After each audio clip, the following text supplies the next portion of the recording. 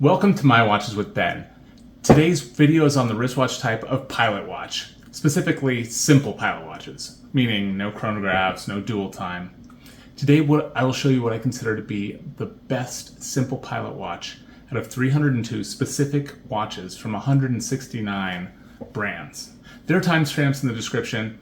If you only have 15 minutes and just want the top 10 list, please skip ahead right now using the timestamps in the description. The top 10 is very close to the end of the video, and I'm literally going to talk about 302 watches first. The time is well worth it if you want to get to the bottom of what makes the best simple pilot watch. You want to see a ton of pilot watches. So why did I do this? Why did I make a video that's so long? Well, as with the field watch video and the dive watch video series that I made previously, I had a strong suspicion that there were hidden gems in the pilot watch market. The pilot watch videos I've seen on YouTube typically have the same kind of cast of characters. They talk about the Flieger Type A and the Flieger Type B. That's good information. There are 4/5 original suppliers of Flieger watches to the Luftwaffe. We've got Lange Sohne, Laco, Stowa, and Wempe. And then number 5, if you include it, is IWC, International Watch Company. Those are the 5. You know, it'll have brands like Laco, IWC, Oris. You know, for some reason they include Orient. It seems like they always want to include Orient. You know, I just suspected that there's other good stuff out there. If you know about Laco, you know about IWC, you know about their shortcomings. Neither one is the perfect pilot watch brand. So it's like, are there other good ones? And the answer is yes. My suspicions were correct. There are a lot of other awesome brands that just do not get nearly enough attention. For example, my top 10 at the end, about half the watches are rarely, if ever, talked about.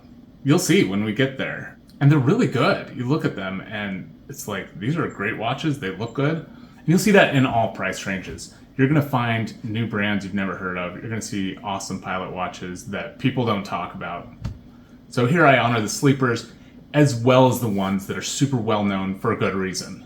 For example, Sinn 556A. That pilot watch is famous among collectors for a good reason. It's a great pilot watch. So in this video, I will rate watches you've probably heard of, such as the IWC Big Pilot's Watch 43, the Cartier Santos, the Stowa Type A, the Sinn 556A that I already mentioned, and the Bell & Ross BR03. There's plenty of other famous pilot watches. They'll all be in here. But in addition to that, there's a bunch of watches you probably haven't heard of, such as the Dekla 44, the Junkers Power Reserve, the Tourby Pilot 10th Anniversary, the Delma Commander Big Date, the Whitby Arrow, the Tutama Grand Flieger, and tons more. In this video, each of the 302 watches has a score. I divided them into 4 price categories, each of which will start off with a top 5. It'll be like the top 5 in this price range. The first price category I cover is budget. And that's anything under $250. Examples include Xanto, Jack Mason, and a bunch of Chinese watches like Steel Flyer and Escapement Time, those sorts of things.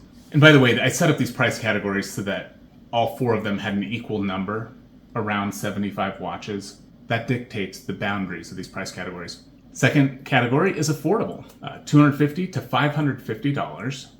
And examples in this price category include Devosa, Hamilton, Vario, and Laco, and others obviously. The next category I'm calling fine, and I forgot that the word fine has kind of had like a I'm fine connotation recently. When I was thinking of fine, I'm like, it's the finest wine in all the nation, or, you know, I was thinking of fine as being like really, really nice. So anyway, I'm calling it fine. I'm not going to change it. Fine category is $550 to $1,350. And this has some of the major players. It has Stowa, it has Sinn, that 556A I already mentioned. It also includes micro brands, a ton of micro brands like Bearer and Christopher Ward, stuff like that. And the final category is called top tier. And this price range is over $1,350. It includes the big boys like IWC, Zenith, Bremont, Longines, Oris, Lange Sohne, and Mula Glashütte. Yeah, I didn't call it luxury because, you know, a $1,400 watch isn't really luxury necessarily. I just wanted to do 4 price categories, and this is the top one. IWCs are like 8 G's. An IWC is luxury, but a $1,400 watch, is it? I mean, it's out of my price range. I kind of stick to those bottom two ones, the budget and the affordable. So those were the price ranges. After I do all the price ranges, which it's going to take a while, at the very end of this video, after the price ranges, is a runoff round, which culminates in my top 10 of all price ranges. Again, timestamps are your friend if you just want to cut to the chase. If you don't see your favorite simple pilot watch in this video, or you disagree with my take, please let me know in the comments. Also, let me know if there's any mistakes or errors or oversights. If I missed something, let me know in the comments. I will have a pinned comment where I just let everybody know, somebody brought up this mistake I made, or somebody brought up this pilot watch I didn't get. I did 302 watches, I should have done 303. That sort of thing. Put it in the comments. With this many watches, I'm sure I made some oversights and mistakes, so I'd love to put that in the pinned comment. Now for a pilot watch overview.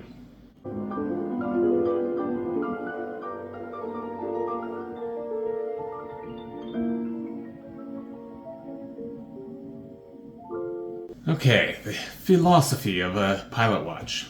So I scoured the world, read 1,000 books.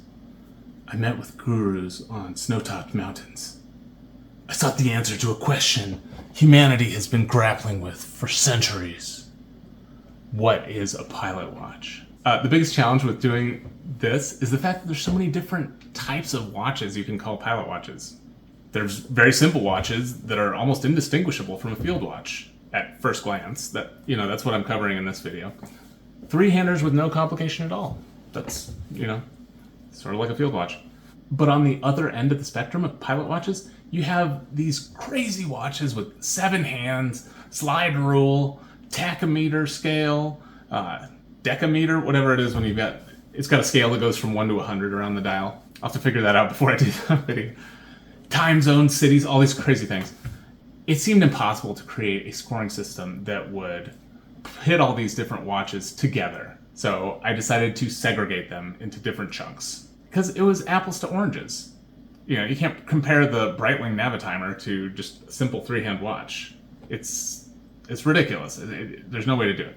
I'm going to do 3 videos. This is the first video. This is on simple pilot watches. The next one will be on traveler pilot watches, so dual time, world time. Yeah, just dual time and world time.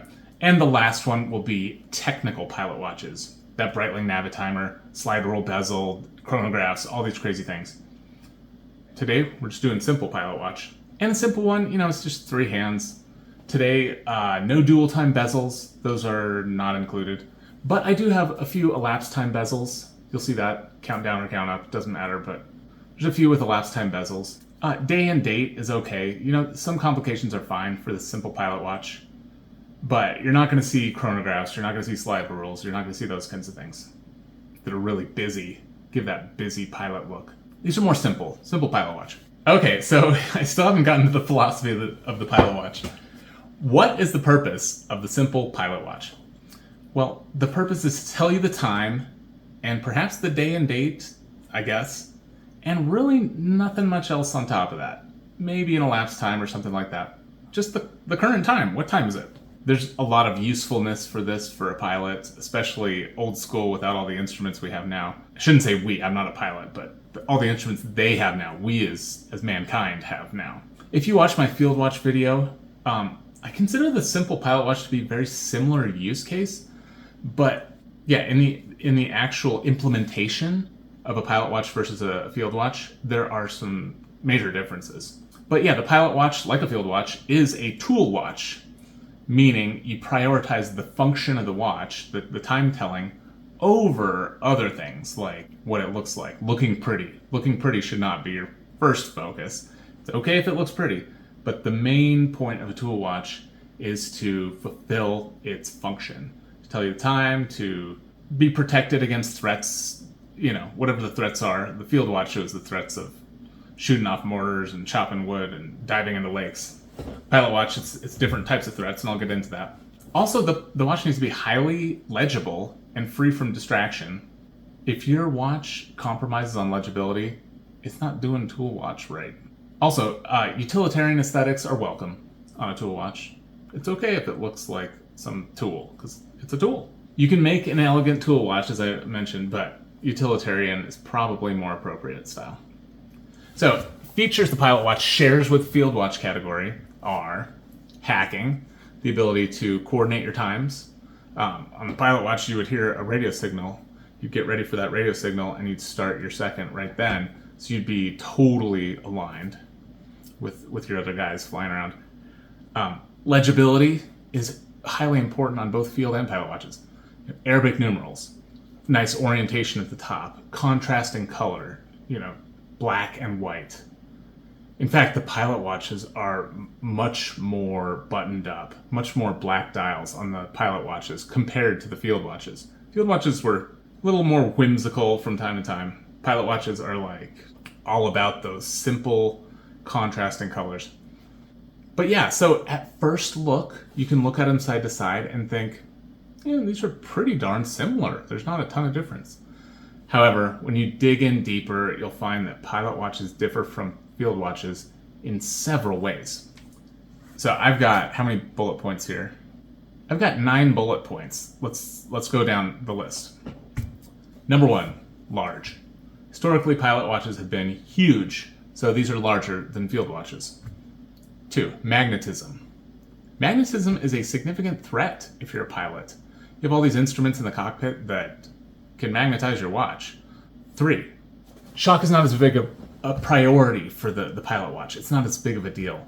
In the Field Watch video, shock was so important that I was like, quartz is far superior. Yeah, it's not necessarily the case with the Pilot Watch, because I don't think the Pilot Watch is subject to as much abuse as the Field Watch. And continuing in that vein, case material. So the tensile strength of your case it's not as important with the Pilot Watch because it's subject to less physical abuse. For example, you see a couple very, very expensive Pilot Watches that are ceramic. It would be really bad for a Field Watch. It would really lower the score to have a ceramic case because ceramic is not as resilient as like steel. On a Pilot Watch, it's okay. Ceramic is okay. There's a watch with a ceramic case in the top 10. You'll see.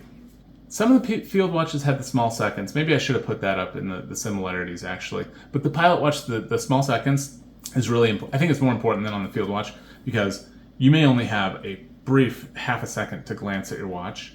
It's absolutely critical that you not confuse the minute hand and the second hand with each other. So they took the second hand totally off the central pinion. And that does make a lot more sense to me for a Pilot Watch than the Field Watch one. Another difference is water resistance. It was much more important on the Field Watch. Much more important to have that 100 meters water resistance. Not nearly as critical in the Pilot Watch. If the pilot's in the water, it's probably just splashing around a little bit, surface level sort of thing. In the Field Watch, I think there's a lot more potential exposure to water. I think 50's okay though. 50's not a big deal on the Pilot Watch. Strap. It's just different. On a Pilot Watch, leather is really nice. Leather feels good against the skin. It's not going to react as much to the cold and the hot that you may experience. NATO strap was so critical for the Field Watch, due to the higher levels of physical abuse that the watch is subject to, rather than Pilot Watch. But on a Pilot Watch, the leather's fine. The bracelet is actually not what you want on a Pilot Watch because that metal's going to transfer the cold, that sort of thing. It's going to be heavier for no apparent helpful reason. I mean, leather's really nice.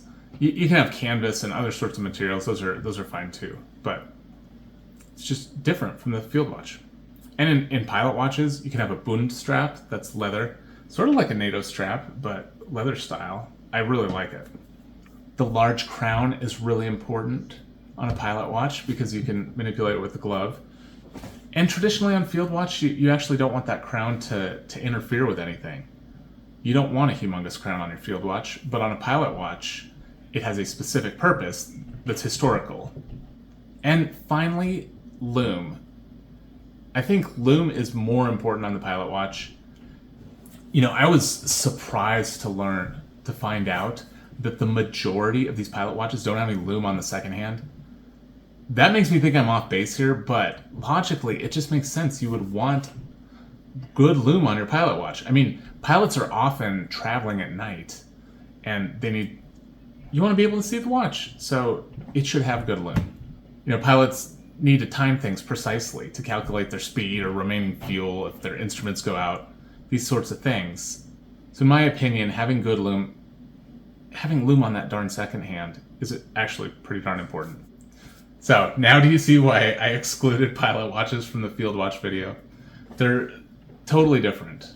You know, when you list out all these different functional requirements, it's thing after thing after thing that's just different. For example, a good pilot watch can be like 43 millimeters in size, 50 meters water resistance with a humongous crown on a leather strap.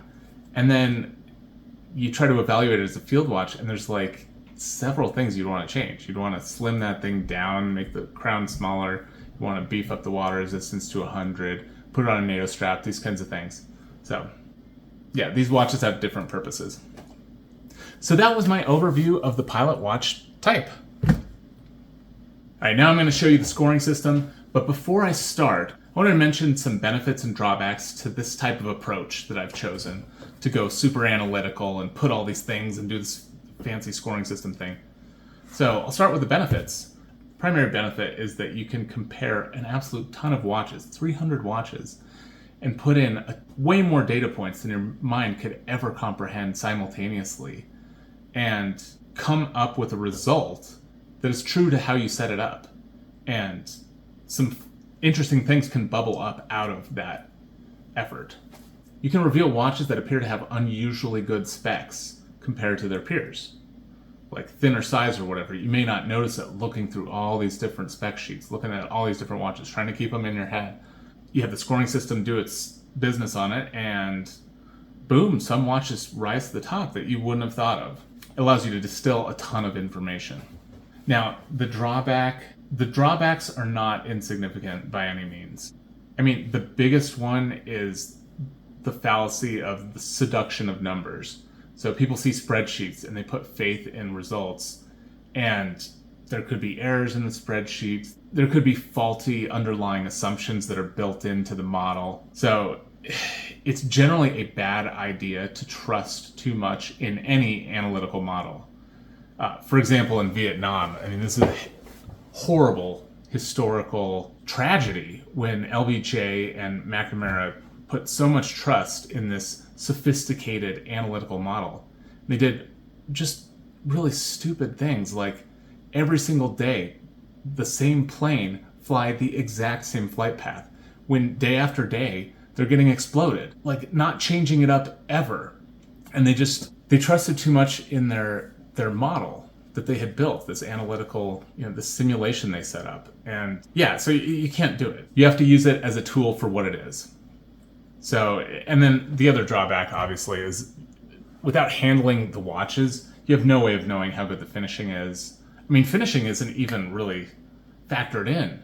It sort of is, because I try to do brand heritage and like aesthetics, what it looks like, but I don't really know the finishing. So those are some drawbacks. So why did I conclude it's still worth it, even with these drawbacks? Well, it's all on how you use the data. I suggest you use the results of my analysis to identify new brands you haven't heard of, and just look into them deeper. Watch actual reviews of them. This isn't a review. This is a scoring exercise. If you like a watch that you already have, and you see on my scoring system it gets a really good score, well, I mean, that should make you more confident. Like, it's got great specs. It is superior to its peers in a lot of ways. It's got a lot of good things going for it. On the other hand, if you have a watch with a really low score and you really like the watch, don't be discouraged, okay? You probably like it for some other reasons, and maybe whatever its drawbacks are, it's really thick, whatever the thing, maybe you're just like, okay, yeah, I know the watch is really thick and I don't care. This watch I have on right now, this watch is really thick and I don't care. I really like it. I know on paper there are other watches that are superior and I don't care. I like this one. That is totally fine. So all this is to say, don't take the results of this too seriously. Just enjoy the watches. There's going to be a ton of watches. Enjoy the watches. And hopefully you'll see some really cool ones that you didn't know about. Now on to the scoring system.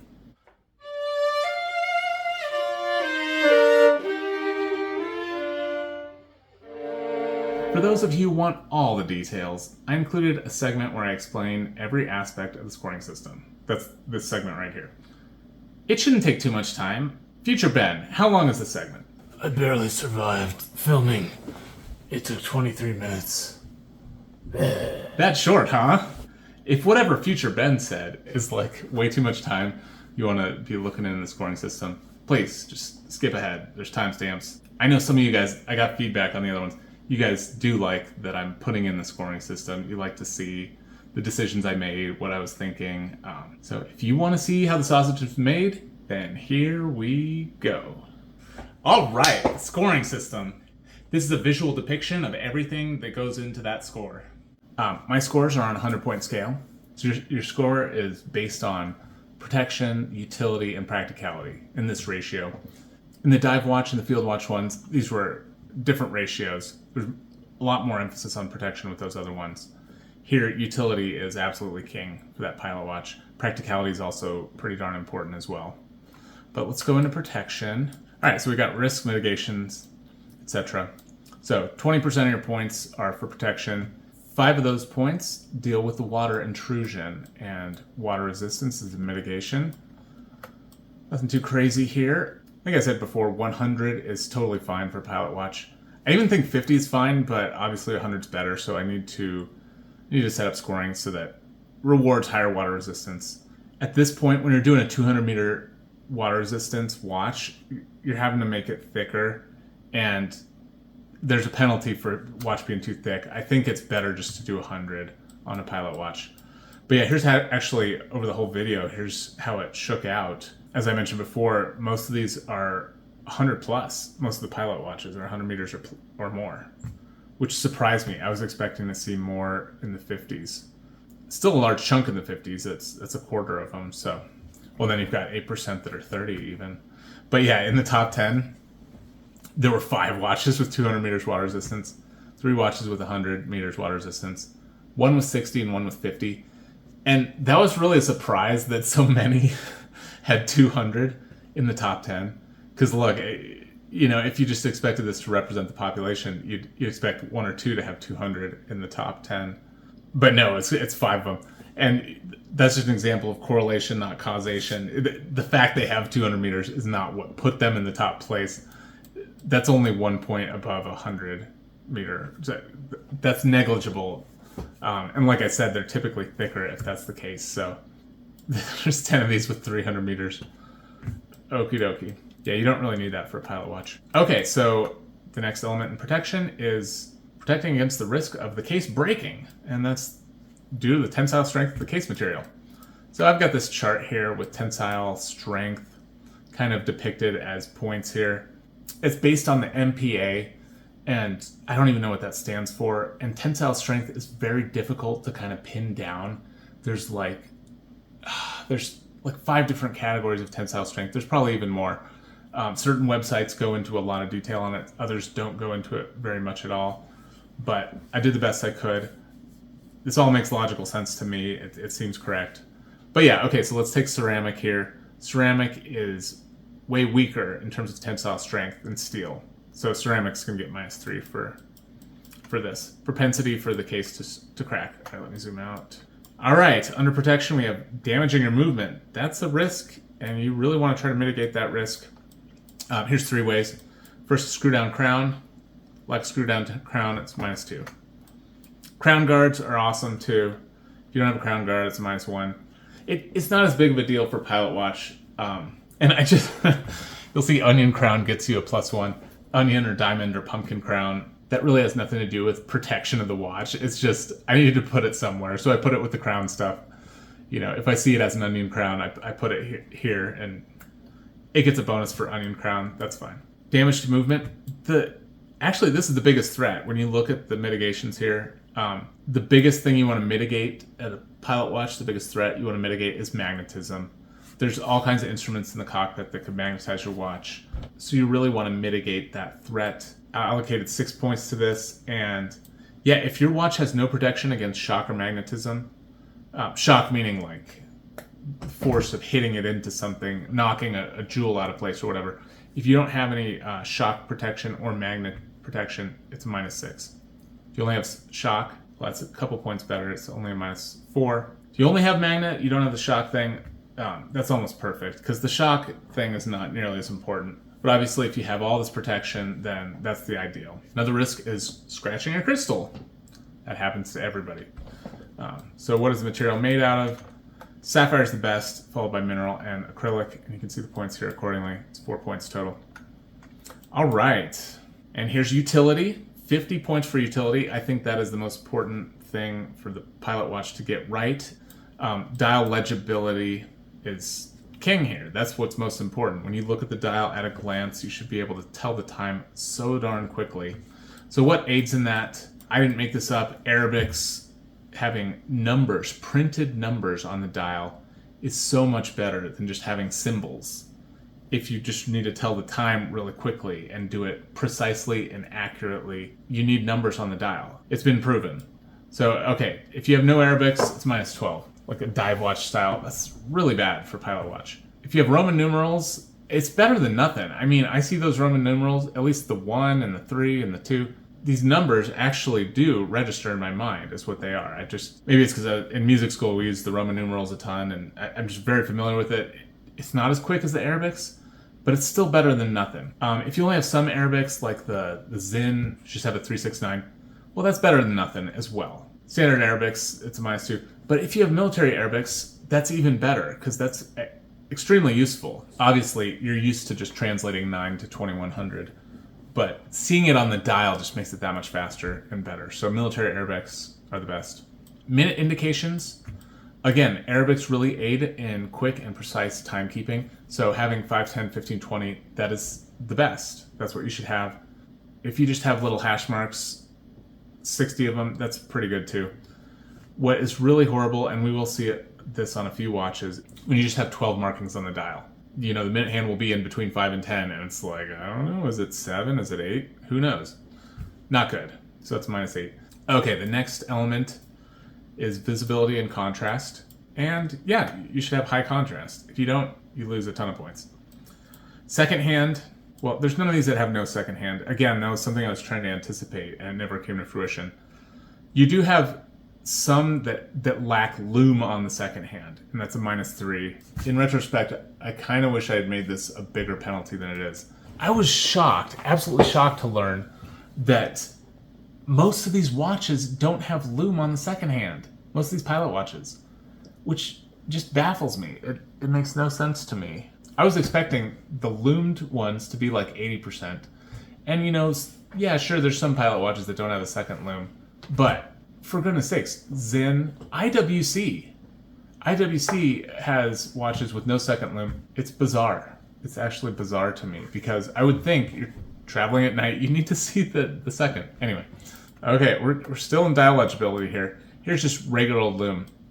Ton of options here. If you have no lume, you lose 10 points. That's pretty darn bad on a Pilot watch. If only the hands are lumed, that's also horrible. -7. It's just, these are all bad, but they get better. Like, if I had it my way, you'd have everything lumed. But that's not how it works. Sometimes you only have lumed Arabics or something. Okay, that's on -1. That's not too bad. Less than 15 tritium. That means there's no tritium on the second hand, usually, or they'll do other weird things, but it's non-ideal tritium. Tritium being these tubes of gas, radioactive gas that glows in the dark. Perpetually. You never have to charge it. That's sweet. Tritium is awesome. As you see, that's the highest score here. If you have a watch with 60 tubes of tritium, that's the best. I have a watch with 60 tubes of tritium, and I love this darn thing. It is so cool. I mean, the watch itself has a lot of shortcomings to it, but that tritium glow is just breathtaking. It's beautiful. And I think that's the ideal in low light. You never have to charge it. It's always there. You see absolutely everything. Full lume dial's really good too here. You get a +2. Backlight, that's like a Timex Indiglow or something like that. There's a few of these that have that bonus. Okay, we're still at dial legibility. If your indexes fall off, that's a problem. So, as always, printed indices or a sandwich dial is the best. So there's nothing to fall off. If you have stuff that can fall off, you get some penalties here. Date versus no date. I think no date is the best for a tool watch, but it's okay if you have the date. Actually, on the dive one, didn't I gave a bonus for date, but that's because it's not really so much of a tool watch. It's an amalgam. Dive watch is a little looser, but here you go. It's a small penalty. And then at the bottom, I just put miscellaneous. Bezel / miscellaneous, 4 points. So let me just talk about the bezel first. Pilot watch doesn't need a bezel. Sometimes they have the compass bezel. I don't think that adds a ton, I'll be honest. It's okay. It's okay if you have a compass bezel. It's not a problem. It's not a penalty. I don't think you need it though, so it's not really a bonus. Timing bezel. I know the compass bezel can be useful, so maybe I should have given it a bonus. It didn't get a bonus in the scoring system. Timing bezel is actually quite useful, so you get a +1. Okay, these other two are the miscellaneous here. Day-night indicator. Sometimes they'll have, it's a 24-hour deal, but it's slave to the hour hand. It's not a dual time thing. It just tells you if it's PM or AM. And that could be useful, so that's a +1. The other one is kind of out of the blue. I just had to put it somewhere. But there are watches that can withstand extremely low pressures. So, yeah, so atmospheric pressure that is less than the sea level, which when you're flying, yeah, it's, as you get higher and higher, it's less atmospheric pressure. So if you have to eject out of your F-18, there are watches where the crystal won't pop out. IWC, those sorts of things, they often have this. It's some sort of lip on top. Maybe they install the crystal from underneath. The crystal's not going to pop out the front. That's really good. Get a +3. All right, practicality. This is 30% of the score. Okay, so the first thing is the watch actually not being too big or too small, like diameter-wise. So let me show you the chart over here. This is all the 302 watches. This is how the diameter shaped out, how many there are at different diameters. The ideal window is here, 41 millimeters to 46 millimeters. That's what IWC has in their catalog of like serious pilot watches. This is the size range they have. I think that's good. I think that's appropriate. I think 41 is kind of new for them.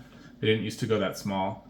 Pilot watches are big, traditionally. If you deviate outside of this, you get smaller, you get bigger. The farther you go, the bigger the penalty you get. It's actually not that big a deal, though. It's like a -1 for 40, -2 for 39. In the top 10 at the end of the video, look, more than half of them are sub 41. There's 4 watches that are 40 millimeters. There's 2 watches that are 39 millimeters. So there's a penalty. They're getting that penalty. It's not enough to actually really change a ton. I mean, if you have a 36 millimeter watch, yeah, that's affecting the score, definitely. If it's a 40 or something, like, you'll see. It doesn't make that big a difference. But it's here nonetheless. I wanted to reward the ones that are more traditional pilot size, and that's what this did. So here it is, so you can see, if you're interested. 47 millimeter gets a -1. 38 millimeter gets a -3. Here they are. Case thickness, this is a big deal. In my opinion, 10 millimeters thick is perfect. That's what I want on the pilot watch. When you get bigger, you get more and more penalties. If it's thinner than 10 millimeters, you start to get bonuses. Let me show you how this turned out. Here it is. This is the thickness of all 302 pilot watches. The average is 12. That kind of surprised me. I was expecting the average to be more like 11. Not as thin as I thought it'd be. In the top 10, actually 3 of the watches are 13 millimeters. And then 4 of them are 12, and 2 of them are 11, and 1 is 10. That actually kind of matches this. It matches this perfectly. That's exactly how you'd expect it to see it. Anyway, so that was normal. There you go. There's thickness. Here, it's really just the size of it that's annoying. Okay, this next one's a doozy. Watch weight. It's only 4 points here. I tried so hard in the past, in the prior videos, to like back into this somehow. I was looking at the densities of different materials, you know, platinum, silver, steel. Where's steel on here? Steel is 7.9 grams per centimeters cubed. Trying to use these numbers in a meaningful way to affect the score. But it's a lot more difficult of a math problem than just taking density to figure out weight. So this time I decided I'm going to do this thing. We're going to try to approximate how much these darn watches weigh. Because the limitation was always, they just don't put this information on their website. You just can't find it. Like maybe 5% of the watches tell you how much they weigh. And sometimes there are obvious errors. You'll see a 47 millimeter bronze pilot watch that is 15 millimeters thick. And they tell you that it's 80 grams. And you're like, no, it's not 80 grams. No, it said it was 69 grams. This is a known watch. What is that watch? It was a Xeno watch or something. It said it was 69 grams. I was like, no, it's not 69 grams. It's probably think it was like 110 based on my estimate. But anyway, how do you calculate the approximate weight? Case weight plus strap weight. Simple, right? How do you determine case weight? Volume times density. Again, simple. How do you calculate volume? Okay, we get the approximate volume by using our friend we learned in school, pi r squared. So r being half of the diameter. 40 millimeter watch, your r is 20 millimeters. Pi times 20, whatever that is, again, multiply by pi times 20. Okay, that's your volume. Now what did I have here that's extra? Minus pi half r squared. So your watch case, I'm just going to hold one up. Your watch case has a lot of, it's not a solid disc of bronze that's perfect. You know, you've got lugs, you've got this hole in the middle where you put all the movement and everything, and the movement's in there. So this is never going to be perfect, this approximation, but I wanted to subtract like a hollow space. So I just took, you know, took the disc of metal minus a disc of metal that's half the radius. Okay, so that's my volume. I've got my volume, density. Multiply your volume by the density. And here's where that grams per centimeters cubed comes in. We've got density for all these different materials. You multiply that by the volume. You've got an approximate case weight. Now you just need to add strap weight. It's so much better than what I was doing before. Because before I would say like bronze you get a -1, steel you get a 0. And then platinum you get a -7 or something, like for weight. That's not how it actually works out. Because you'll see right here, strap weight. Bracelet is 80 grams. The bracelet weighs as much as the watch head. Bracelet is a significant weight. So if you're not factoring that into the weight calculation, you're not getting great results. So I wish I had done this earlier with the other videos, but here it is now. Total score, here's how it works out. So here's an average watch weight, 80 grams. You know, it's a pretty common weight. You get a -1. So that's the weight of the watch. I'm approximating the weight of the watches. It's coming out well. Movement accuracy is a element of practicality, and atomic quartz is the most accurate movement you can have. Quartz, spring drive mecha quartz, it's also very accurate. Automatic, whatever type you have, is extremely way less accurate than the quartz. And there you go. It's a small thing. I don't think accuracy is that huge a deal. It's only 2 points. Movement quality, another 2 points here. Plain old quartz has the lowest quality of a movement. We all know that. Your regular Seiko NH35 automatic movement that's unadjusted, it's -2. Solar quartz, I put that better. Here too, it's a little better than a regular quartz. What's next best is a Swiss mechanical movement that is unadjusted. So that's only -1. Mecha quartz is also here. Mechanical movement that has been adjusted in like 4 positions, 5 positions, whatever they say. That is awesome. Atomic quartz, the quality, we're talking about movement quality here. The quality is higher when it's been adjusted like that. And chronometer, if it's officially certified, that is the highest quality of movement that you can have in a watch. And again, we're not talking huge point numbers here, but I did want to reward the movement in some way. That was something that was missing in prior videos. I tried to account for it here in movement quality. Complications. This is sort of like just a bucket to toss stuff. There's 1 or 2 watches that said on their product listing that they did not hack. And so that gets a huge penalty, -5. If it has no complications, that's fine. It's a simple pilot watch after all. I think power reserve is actually pretty cool, so you know that gets a +1. Dehumidification. I probably should have made this a bigger bonus. Watches like Sinn have this. There's others that do it as well. But it's a capsule inside the watch case that when you have extreme temperature variations, it will prevent fogging underneath the crystal. Every single watch, no matter how dry the conditions it's assembled, will have a very small amount of water inside of it. Normally this is no problem. It doesn't hurt the watch in any way. You've got lubricants in there and stuff. It's fine. But when you have very sudden, strong changes in temperature, it can cause fogging. Sinn has these capsules you can put in. You can actually change them out. Other watches do too, but this dehumidification technology, it's +1. Bezel lock for whatever reason. There's a few that have those. Okay, the last bit, strap, bracelet. So strap was already an element of the case weight, but this is like how appropriate is the strap with this watch?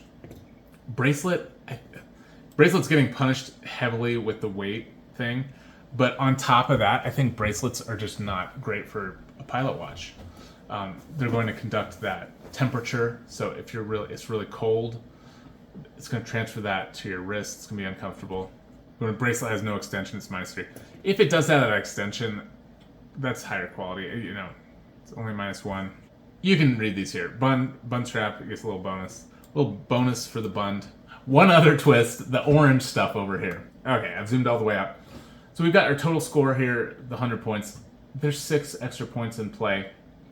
And again, this was just trying to dial everything in with the bell curve and stuff. I had this great idea. Why not add some bonuses? And at first, I was only giving it 4 points. Decided to boost that up a little bit. These are subjective bonuses. In the dive watch, yes, I'm evaluating only on specs, but there's some ugly watches that got at the top. So I wanted to add a little bit here. And so, okay, here's the first one. Vibe and Beauty gets you 3 points. I just rated it out of 1 through 10. How much am I feeling the vibe of the pilot watch? And it looks good. So, for example, if it was like a standard Flieger and it had kind of average finishing, it would get like a 5 or a 6 out of 10, and then get the corresponding bonus here. If it was like exceptional style, just so good looking and amazing finish, like IWCs, for example, you get 10 out of 10 and get a +3. You know, if it was just, it looked so ugly and the finishing was horrible, you get a 1 out of 10 or a 2 out of 10, these sorts of things. So I actually had, for each one of these, I kind of had a description, and I would follow that to make sure I was consistent in scoring these things. Brand heritage, I tried to sort brands from 1 to 10 in terms of brand heritage. And you see the chart here. I can't believe I'm letting you see this because, yeah, people are going to have issues with it. Orient is a 4 out of 10. Citizen is a 5 out of 10. Seiko is a 6 out of 10. We're only talking about 3 points here. I did this the best I could. If you strongly disagree with something like this, let me know. The next video I do, Traveler Pilot Watch, you know, I'll take that into account for sure. If you think that momentum, no, momentum's definitely a 2 or a 1. But okay, you think Casio's like a 7. No, I wouldn't change it. I think Casio's a 3. I feel pretty good about most of these. There's a few of them, like, okay, some of these ones like Hanhart, it's a 7. You may say, oh no, Hanhart's an 8 or something like that. I don't know. And obviously there's no Patek pilot watch in this video, so that's silly that that's there. I put some kind of just as reference. There's a few in here that, like, there's no Omega simple pilot watch. There's that Omega Speedmaster, but that's like a technical pilot watch. You'll see that in the 3rd pilot watch video. Okay, wow, wowie zowie. That's it. That's it for the scoring system, and my voice is shot. I'm gonna go to bed. It's nice talking to you all. Enjoy the rest of the video.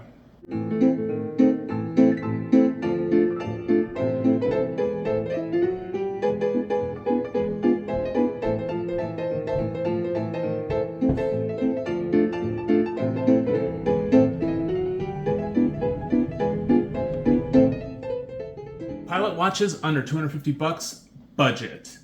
Here are the top 5. In 5th place is the Ratio Sky Server RTS 316. This watch has a price of $145. It's a 40mm diameter, and it has 200 meters water resistance. Very high for a pilot watch. It's got a full lume dial. You know, maybe not the best finishing in the world. I'm sorry about the rough edges here on the outside. I try not to show the watches with a white background because it looks cheesy, especially the silver case blends in with the white. It's better to have the contrast. This one I didn't do a great job. Sorry about that. But yeah, very nice full lume dial. You're going to be able to read that so well. It looks like a Type B format, but Type B, you normally have hours on the inside circle here, and then you have minutes on the outer track. Here you get military on the inside. It has that Type B look, but it's not a Type B. Yeah, it's not very thick at all. It's only 11.5. For the subjective bonuses, I didn't really give it any bonuses here. Vibe and Beauty, I thought, you know, it's kind of a standard pilot watch, okay finishing, so you get a point. But yeah, total score of 86. In 4th place is the Huadland Bronze Flieger Type B, with a PT 5000 movement. Price of 229 bucks, 42 millimeters across, and 100 meters water resistance. They offer this watch in black and green dials. I've got the green one on here. Very striking how they mix the looms here. I really like that. You can see this loom shot is amazing. On a traditional type B Flieger, you only have the minutes loomed in 10-minute intervals. That's how they did it. The 5, 15, 25, those would just, you wouldn't have any loom at all. So this is like harkening back to that sort of thing. Just beautiful loom on this deal. And for those of you who don't know, the PT 5000 movement is a clone of the ETA 2824, I think. It's a clone of a Swiss movement. Yeah, so it's a step up from like your Seiko NH35. At least some people think so. It's certainly a thinner movement. As I mentioned, the scoring system, I'm approximating the weight of the watch. And so I'm estimating it to be 95 grams. So it gets a couple points off. It's a little bit heavier than your average watch. Well, it's probably about average, but you know, I like the look of this one a lot. So it got a couple points for vibe/beauty. Total score of 86. In third place is the Escapement Time Mecha Quartz. I don't have any like number that goes with it. Price is low price of 64 bucks. 42 millimeters in diameter and 100 meters water resistance. Yeah, I think Mecha Quartz is a great way to go. The second hand is going to tick smoothly. It's unlike most quartz, you're not going to see it moving once every second. It's going to have a smooth sweep. Those look really good. It's a step up for sure. Very thin, 10.5 thin is excellent for a pilot watch. I love to see that. And you know, it's under the average. The average is 12 millimeters across all pilot watches. The loom is looking fantastic on this. You're going to be pleased with this loom from what I can tell. Yeah, sterile dial.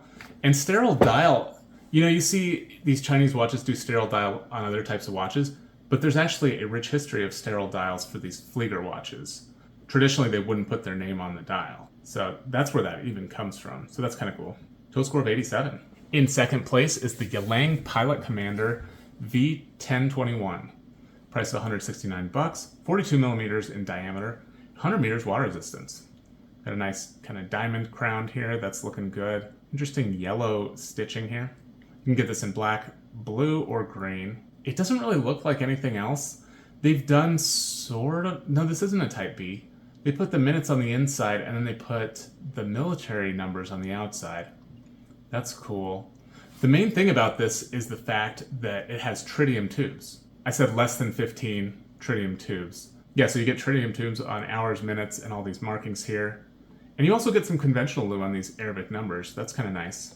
This is the first one we've seen with a date window. Dates are fine. I'm not opposed to a date. This is a quartz movement, just a standard quartz. I think Yalang does solar quartz sometimes, but this is just a regular quartz. Yeah, you factor all this stuff in. It's got a high score. It's got a B+ here, 89. Doing really well. It could improve. And you'll see here, I didn't mention this yet, anti-shock. Quartz movements, by their very nature, are already shock resistant, so they get this bonus here. It's only a couple points, but they get a bonus for anti-shock. You know, you don't have all these jewels that are going to pop out if you bang it into something. Fewer moving parts, just makes it more robust of a movement. Total score of 89. And in first place, the #1 pilot watch in the budget price category, in my opinion, is the Redwood Pilot Type B. It's got a price of 189 bucks, size of 40 millimeters, and water resistance of 100. Nice water resistance. You get a screw down crown. You get a solar quartz movement. That's really cool on this thing. Let's take a look at the loom. Okay, loom is decent. They didn't turn the lights off, so it makes it look like these hour numbers are illuminated, but they are not. All you get is these outside, you know, the minute Arabics, and then hour, minute, second are illuminated. It looks good though. The challenge with these loom shots is you don't know about the longevity, but it looks like a good loom pattern. Better than a lot of really major watches. Yep, there's no date on this thing. Leather strap, you can get it on a leather strap. It's shown here on a NATO. There's really not much brand heritage. I mean, we're going to see that throughout this budget category, is that most of these watches don't have a ton of brand heritage. But yeah, I think this is the best one you can get for under 250 bucks. All right, let's take a look at the overview. All right, and here's that overview of the total category. There's going to be 74 watches in this price range. You see there's kind of a high spike at the B-. 36% of these are green, meaning it's a good grade. I think it's a good watch. 27% are okay. I think it's okay. It's an okay pilot watch, but it's not top of the class. And then 36% again are red. C- or lower, meaning in Professor Ben's class, you fail the class. I do the cutoff at C-. I think C- is a failing grade for this purpose. So we covered the first 5. Now let's do the remaining 69 ones. Oh, and here's the overview. If you wanted to see all 74 on the same screen, well, here they are. So like I said, 36% of these are green, 27% are yellow, and then 36 again are these reds here. All right, in 6th place is the Gavox Curtis P40. It has a price of $228, size of 40 millimeters, and 50 meters water resistance. I've heard people call this a pebble case because it's kind of rounded in at the top. It's very interesting looking. It looks more technical than it is. It's just a regular 3-hander, but due to how they did this bezel out here, it almost looks like a rotating bezel sort of thing. So you've got the hashes repeated. You've got a small seconds. That looks really cool. It's actually a quartz movement on this, which I'm sure is one of the reasons it's only $228. But look at the thinness, 8 millimeters. Man, this is thin. That's one of the thinnest watches in this whole video. That's really excellent. I thought it looked amazing. I gave it an 8 out of 10 for looks. You know, even though the finishing is a little bit rough here, I think it's a really nice design. The finishing is okay from what I can tell looking at the picture, but it's a really original design. I haven't seen one like this. So Gavox gets a high vibe score from me. And the brand heritage, it's just a touch above, like, this is like above San Martin. In the scoring system segment, which I know is extremely long, I did show the different brands, kind of how they fare. But yeah, because it's so thin, that case weight is actually pretty low too. 63 here. 63 grams. That's going to feel really nice. This actually has anti-magnetism in it too. You know, it may be the cheapest watch that has anti-magnetism protection. Very cool. And the 50 meters water resistance is totally, that's fine. You even get a lume secondhand. This is very nice. Total score of 85. In 7th place, we have the Bertucci A4T Aero Pilot. Price of $245, 44 millimeters across, and 200 meters water resistance. You get crown guard, screw down crown. It is a quartz movement, so that's very reliable and robust. Very cool looking strap here. I love how that looks. It's kind of soft, dark brown leather. Reminds me of like Indiana Jones's leather jacket. It looks so good. The titanium goes well with it too, this kind of dull color. Lume is a weak point on Bertucci's. I would prefer if they would tighten that up. You'll notice I have this little mark here. It says WC. That stands for wild card. In the last video, I take the top 5s of all the price categories, and then I have 30 wild cards that are also included. I really like this one enough to put it in the final showdown. I think it has a chance, so I gave it a wild card here. It's also only 11 thick. Great pilot watch. Only $245. Total score of 84. In 8th place is the Islander ISL 47. It's a Type A. Price of $199, size of 42 millimeters, and 100 meters water resistance. And it's got a screw down crown. That's nice. It's just kind of a generic crown, not really a pilot style crown. 60 hash marks around the dial. Did they lume the hands? They did. I don't think that was necessary. I think these should have been solid black. Yeah, look, there's black lume on these hands. Strange. Islander doesn't have huge brand heritage, but I think this looks really nice. It's got a couple points, 2 out of 3 points for vibe here. I think that looks great. It's got a standard like Seiko NH35, so automatic unadjusted movement inside. So the quality is not the highest in the world on that. Leather strap may leave something to be desired. Total score of 84. In 9th place is the Momentum Flatline. It is $229, size of 42 millimeters, and 100 meters water resistance. It's got a screw down crown at this 4 o'clock position. That's nice. Recessed crown, meaning the case kind of goes around it a little bit to protect it. So that's good. It is just a regular quartz movement. Sapphire crystal. Most of these have sapphire crystal. It's got this date window that's like cut out to show you the neighboring dates. For some reason, people think this is like a pilot thing. I've seen it on a ton of watches. It's okay. It does give it a little bit of a pilot feel. You've got this little arrow pointing to the one that's today. It's kind of cool.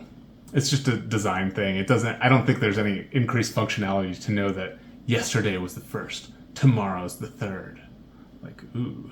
Again, this one's nice and thin, 9 millimeters thick, so it's getting a bonus point for that. I don't think it's the greatest looker in the world, but it's a decent pilot watch.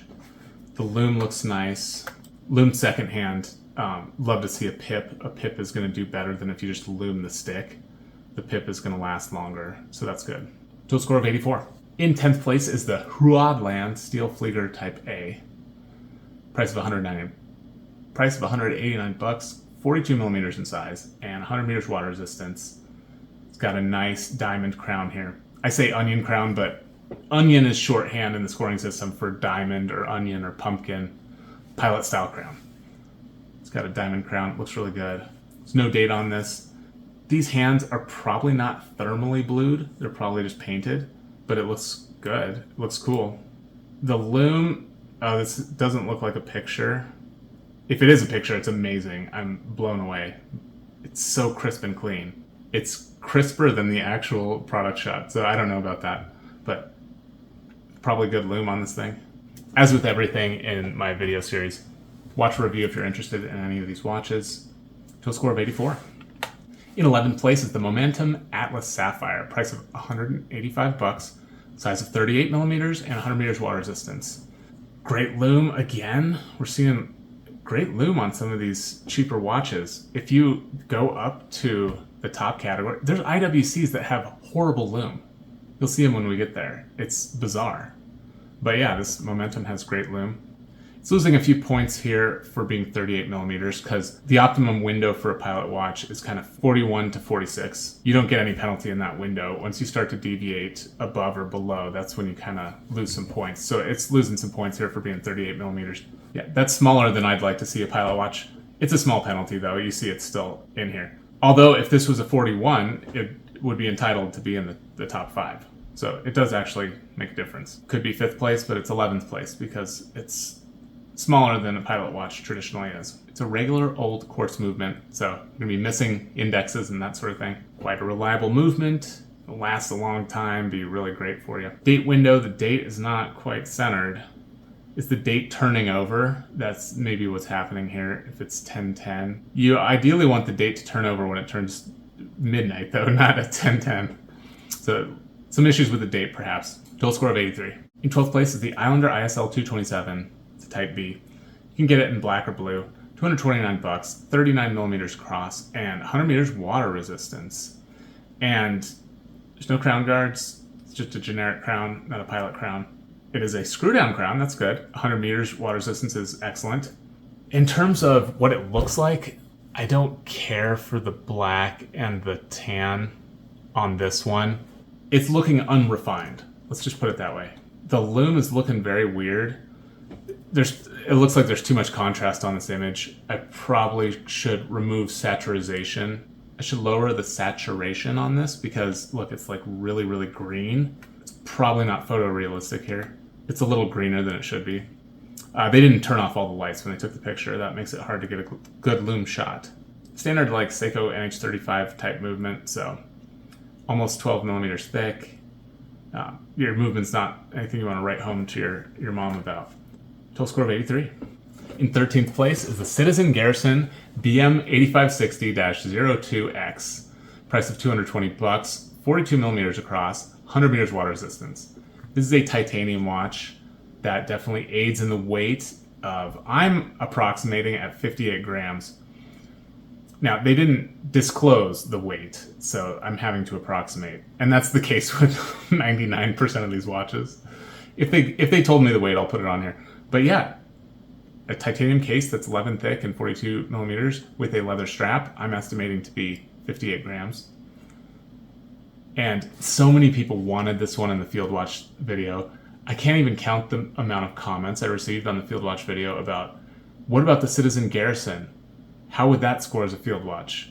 I can tell you how it scores the Pilot Watch because look at that triangle. It's a Pilot Watch. It's 42 millimeters. It scored pretty well as a Pilot Watch. 82 is the score. As I talked about in the intro, there's a lot of differences between the two types. So it makes a great Pilot Watch though. I think this is a good watch. I consider it a Pilot Watch, but you can make an argument it's kind of a Field Watch too. Citizen lately is making some really nice looking watches. It looks really fresh. I love the color here. You can also get a black. There's other variants of this too. This is the only one that I put in the video, but there's other watches Citizen makes that are kind of like this. And they make GMTs and stuff too. They have other stuff that is outside of the scope of what we're doing today. But it's 11 thick. That's a great thickness. I think it looks really nice. Total score of 82. In 14th place, we have the Xanto Heritage Aviator. It is $225. It's 41 millimeters across, and it's 100 meters water resistance. And finally, we see an actual onion crown. Look at that. That looks like an onion. A lot of the onion crowns have been diamond crowns, but this is an onion crown for sure. Really nice here. I don't know if the dial actually goes from dark to light like this, but the picture looks amazing. It's quite thin. It's under 10 millimeters thick. That's really nice. It is a quartz movement, but the second hand being in the small seconds area, it's going to be less noticeable that it's a quartz movement. You're not going to have these issues where you're seeing it not exactly hit every second mark on the outside. People get bothered by. It's a type B, but I like that the hours are pushed out a little bit. Sometimes you get these type Bs where it's a really tiny ring in the center and it just looks strange. It looks off balance. And I know that's how some of them were originally. It's sort of a vintage look. This is more updated of a type B. It looks better. It looks really good. I like that it's 05 and it's not just 5. It's very balanced. It's a wonderfully balanced watch. There's no date window on this thing. Unfortunately, the loom is disappointing. Look at these tiny little bits of loom on the hour index marks. I think you're going to be disappointed with this. There's no second loom. Yeah, I doubt this lasts very long. That is one thing that's not really Pilot about this, is these really thin hands. Typically with a Pilot watch, you want kind of a chunky hour hand to really tell that that's different. The sword style hands really make it easier to tell hour and minute apart. These are looking the same. That's not ideal. Total score of 82. In 15th place is the Svalbard Isbjornen 24-hour AA23B. Price of $145, 41 millimeters across, and 50 meters water resistance. And I couldn't find a loom shot, so you'll see from description. I've done this with other ones. You'll see throughout the video. This company makes a ton of really cool watches. They're changing all the time. They make them in low numbers. They're pretty much all quartz, and they do a ton of these 24-hour style dials. I like it when they do it this way with the 12 at the top. Noon is up, midnight is down. That kind of follows the sun. When the sun's straight up, it's noon. When the sun is straight down on the other side of the planet, then it's midnight. I like that. You get your minute Arabics on the outer bit. You get a date. You get a cool bear here. Yeah, they make a ton of watches. I would check them out. It's a Pilot style crown. It's not really a diamond. I'll call this a cone crown. I like it. Very cool watch. Strap looks not great. Score of 82. In 16th place is the Wenger Attitude, or maybe Altitude. Could be a typo here. A bunch of numbers I'm not going to read. It's on the screen if you want it. Price is $200. Size is 42 millimeters, and water resistance of 100 meters. And this one's got a push-pull crown. Not a huge penalty yet for that, actually. It's not the worst thing in the world for a Pilot watch. Loom is actually looking pretty solid on this, although there is no second loom, so that's disappointing. It's nice that you get the military time here. You get a day date, border date window, minute Arabics around the outside. They fit it all on the dial really nicely. I like this little internal ring here.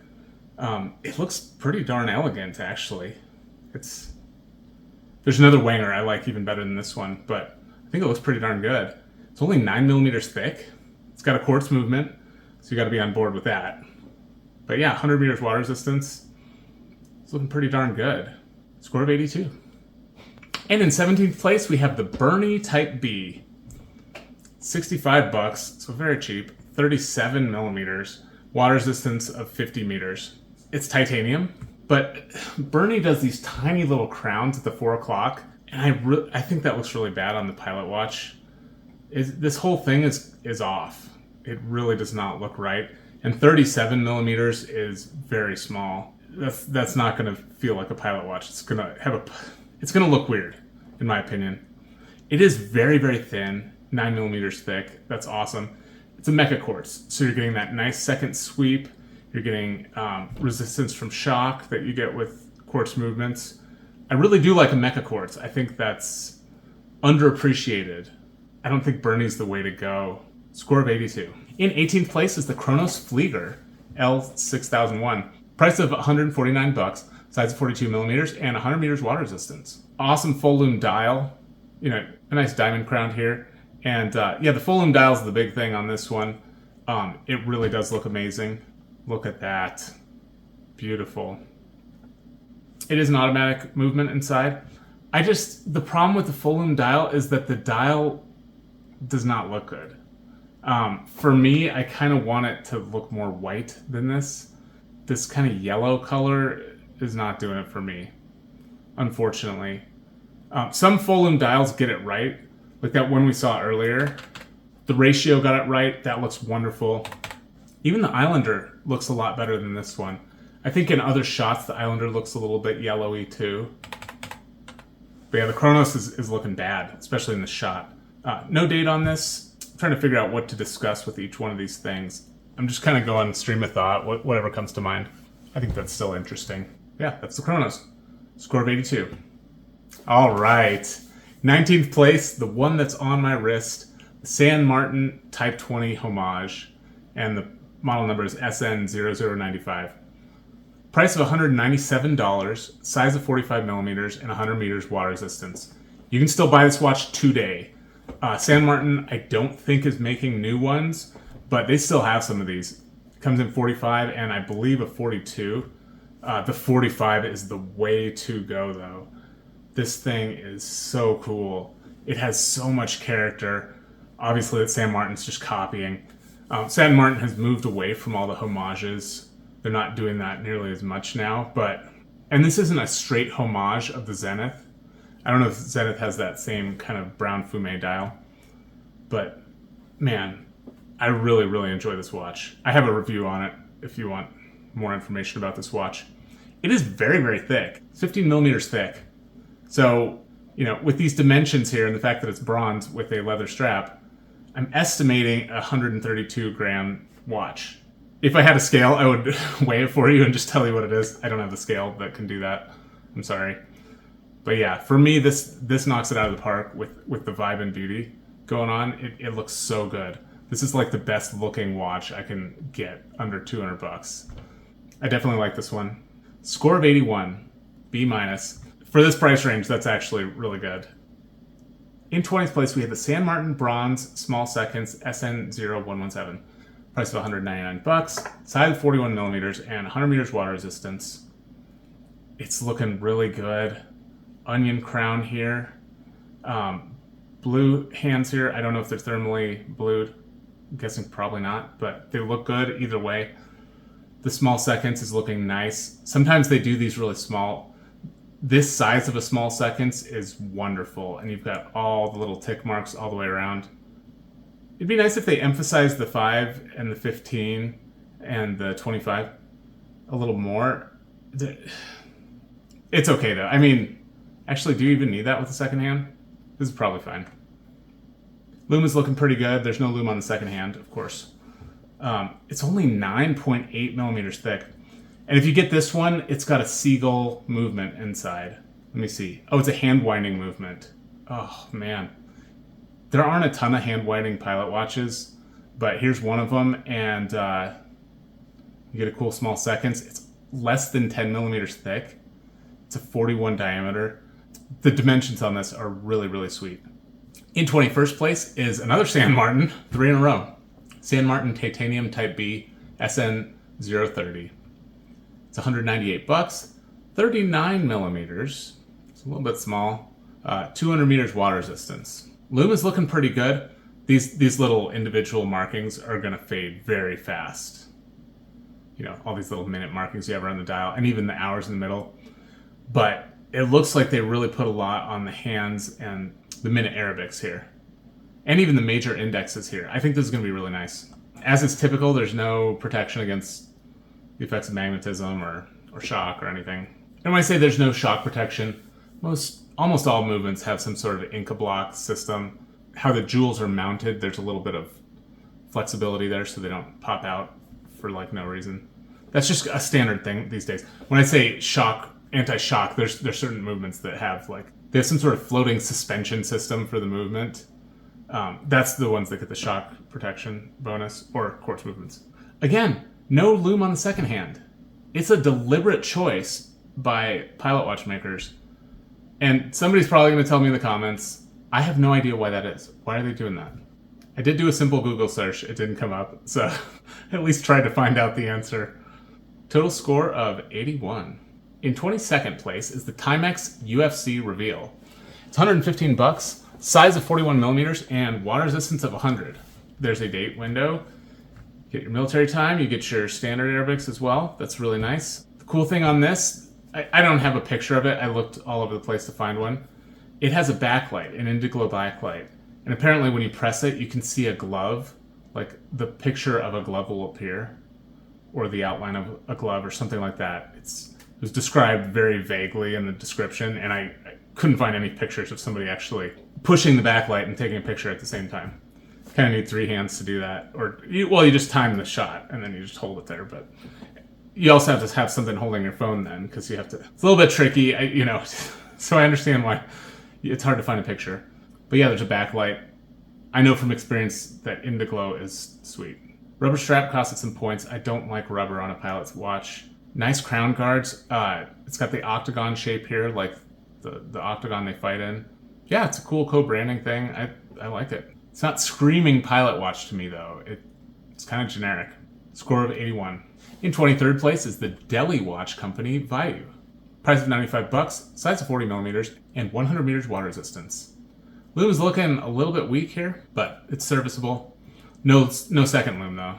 Yeah, it's weird. Only the Arabics appear to be lume. Oh, no, you've got major markings that are lume, too. Interestingly, this is a solar quartz movement. Looking at it, for whatever reason, it doesn't look like a solar quartz. So that's kind of cool. Kind of average thickness here. Brand heritage, I know nothing about this watch, DWC. There's a Detroit watch company as well that goes by DWC. That's why I specified Delhi. In fact, we have a Detroit watch company watch in this video series. It looks so sweet. It's a lot more expensive than this thing. Total score of 81. In 24th place is the Xeno Watch Navigator NATO Quartz. Price of $217, size of 44 millimeters, and 50 meters water resistance.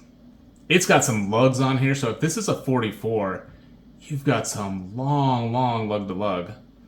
It looks like it's a silicone NATO strap. In this video, I have a bunch of watches from Xeno Watch Basel, and most of them are really bad. Most of them have 30 meters water resistance. This one has 50, so that's high for this company. Piloty sorta crown. I said onion crown. It's not really, but I guess it's okay. I think it needs to be a little thicker. And then you'll see this a lot throughout my video from description, and it just says this. In the description, it said there's loomed indices and hour and minute hands. So that kind of shows you what that would look like. Just these tiny little squares here. It's not going to look so great. But it says pilot on the dial. It says Swiss made. It's a quartz though. Swiss quartz. A lot of times cheaper watches, if they're Swiss made, it's because they put a Ronda in there. Ronda quartz. Very thin though.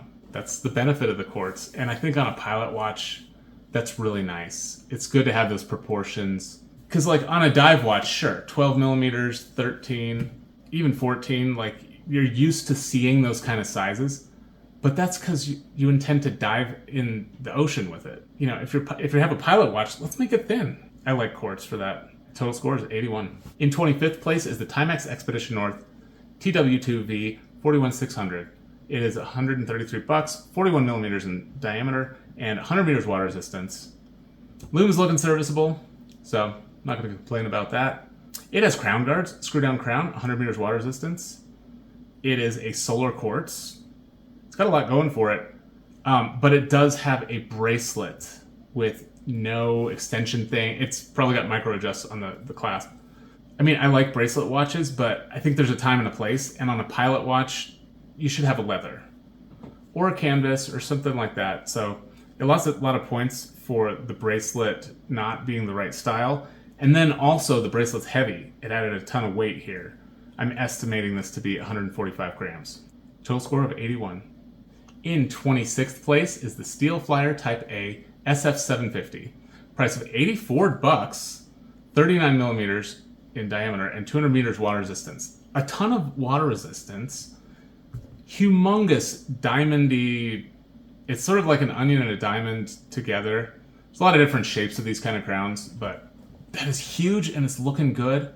I'm disappointed with the 39, so my hype train is coming to a halt here. This is looking really cool. I love how the little, let me zoom in. I love how the paint color is a very pale green. That looks really nice to me. It looks like it's white on the in-between hashes here, but the major index marks are this pale green, and as are the Arabics. I really like how that looks. Hands are looking cheapo, though. It is a cheap watch. It's $84. It is an automatic. It is 12 thick, so this proportion, 39 millimeters in diameter and 12 thick, I don't think that's the right shape of a pilot watch. The leather strap actually looks better than a lot more expensive watches. And you can get black, blue, or green. Total score of 80, B-. In 27th place is a very cool watch that I found. It's called the Thorn 24-hour A11 watch. It's $149. It's 36 millimeters across and 150 meters water resistance. That's more than it needs. It's 14 millimeters thick. Well, this says 13.9. Crazy thick.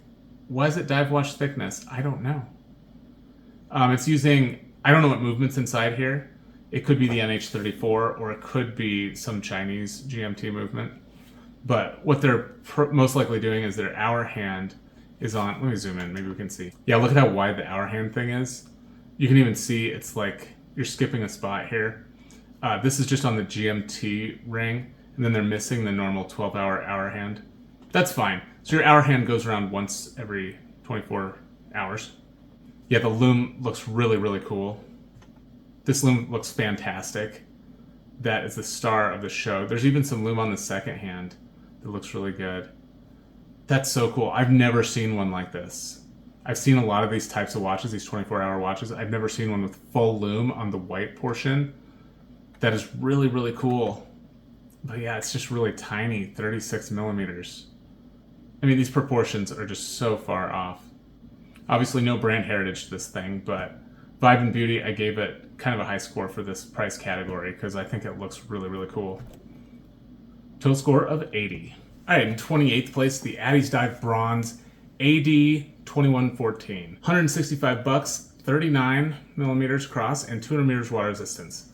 Again, very deep depth rating on these. I wonder if these Chinese watches are driving up the average because they've got all these watches with dive watch rating.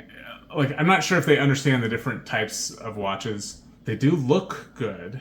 It's kind of a small one, though. It's another 39. And I do have a 39. I do have a 39 millimeter pilot watch.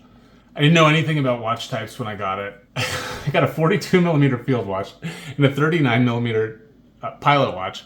I would really like to do the exact opposite now. Hamilton Khaki Field, I wish I had the 38 millimeter. This pilot watch, I wish I had the 42. Don't be like me.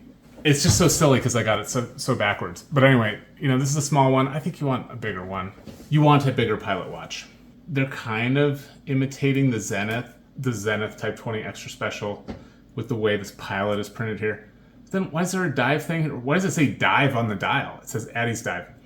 You know, Steel Dive started calling it Steel Flyer and putting the British broad arrow on their dials. Addy's Dive needs to do like Addy's Flyer or Addy's Plane or something. They need to change it up because Addy's Dive is not great. This is the first one that just has a passing grade. It gets a C+.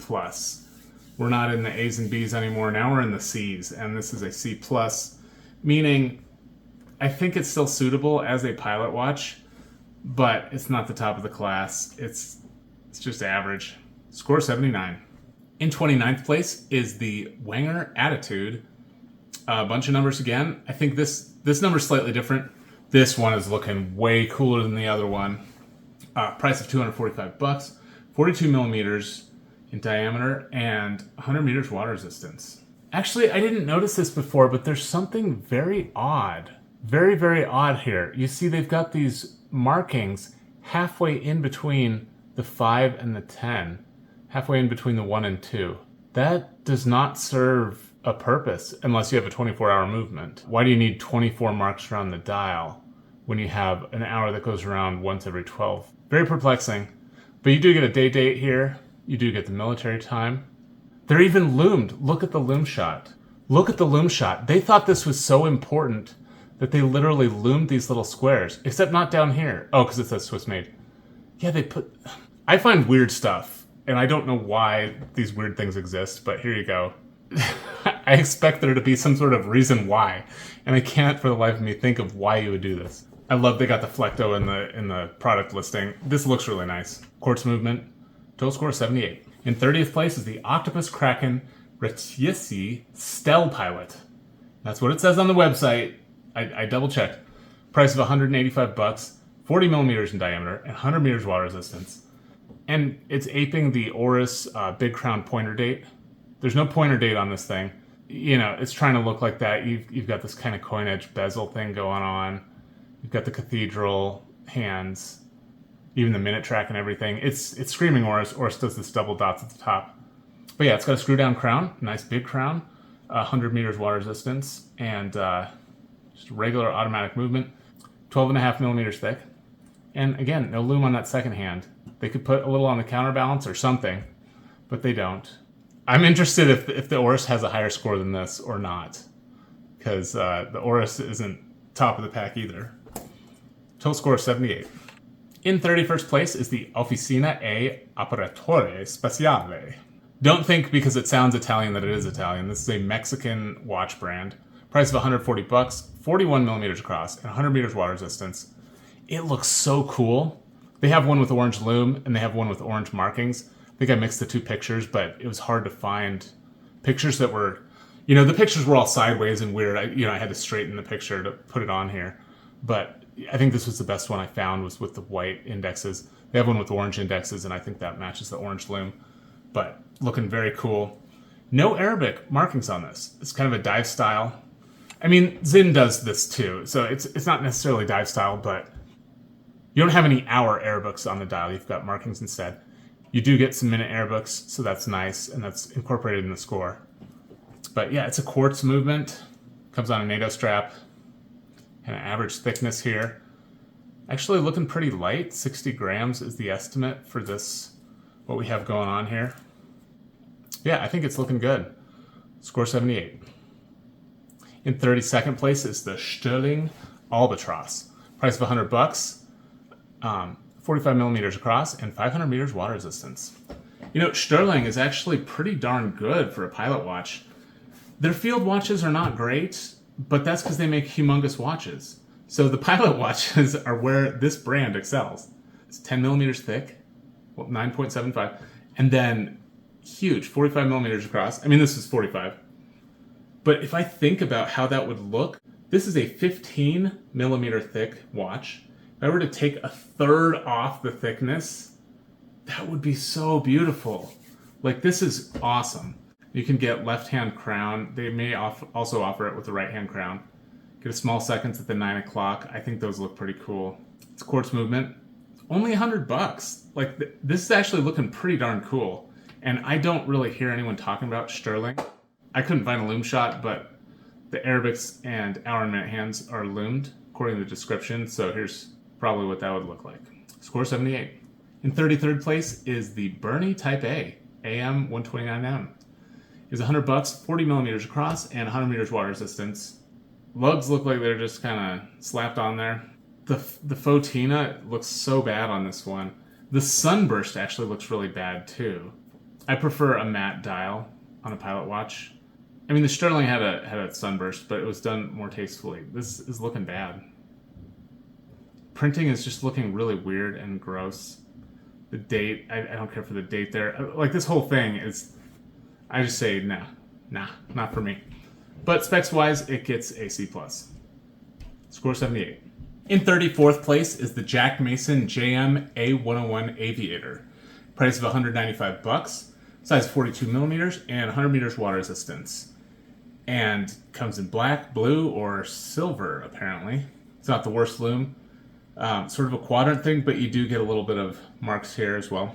I like that there's minute Arabics around the outside. The date window is actually kind of nice here at 6 o'clock. Very symmetrical stuff going on here. It's a fresh look. Love the red on the back of that second hand. Sword hands are looking really good on this one. Really nice, like a cone crown here. An abbreviated diamond, a cone, we'll call it a cone. Relatively high brand heritage for this price range. Jack Mason actually makes a lot of really cool watches, so yeah, this is good at 100 meters. It's only a push-pull crown, but all in all, I think this is a really cool choice. Score 77. In 35th place is the San Martin Military Pilot SN034. It is 138 bucks, 37 millimeters across, and 100 meters water resistance. And it's kind of doing like the Rolex Air King thing. You got minutes and then the 369 hour marks on the same track all mixed together. I think it looks weird. I prefer not to do that. I think they can be on different tracks. Yeah, it does have a screw down crown and 100 meters water resistance. Good protection there. Let's zoom in on this loom shot. Okay, so it looks like everything's loomed. Well, not the second hand. The numbers and the indexes are loomed, but it's going to be pretty weak sauce on the minute ones. And so you kind of just have loomed quadrants. Loom is looking weak by this shot here. It's not particularly thick. It's red here, and you're losing 5 points because 37, as I mentioned in the scoring part, a really small watch loses a lot of points. 37 is way too small, in my opinion, for a pilot watch. Total score 77, though.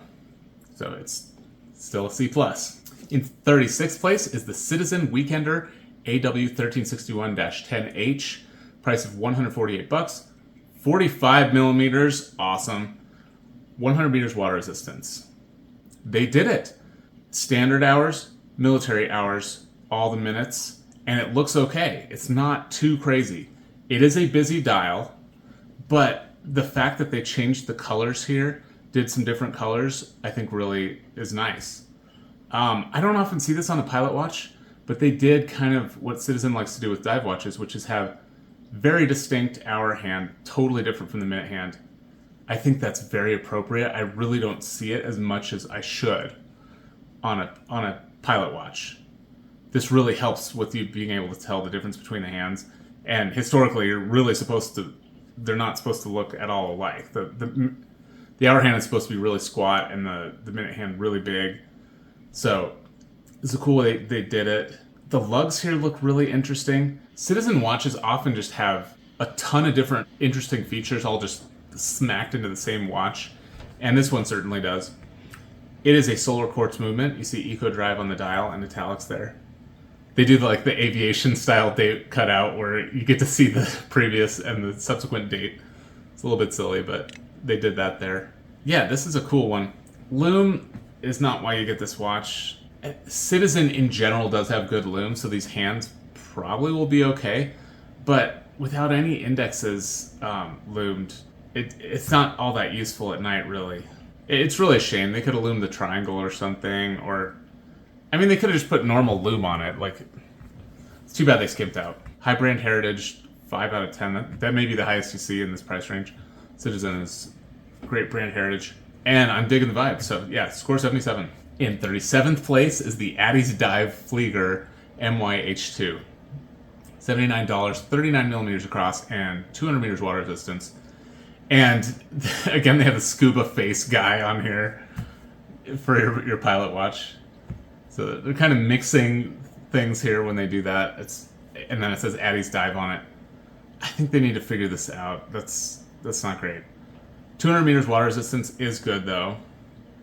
Sometimes with Chinese watches, you take the weird stuff with them. If you actually get it, you're like, okay, I know it's a little weird, but look at the bargain. And it is probably a pretty good deal here.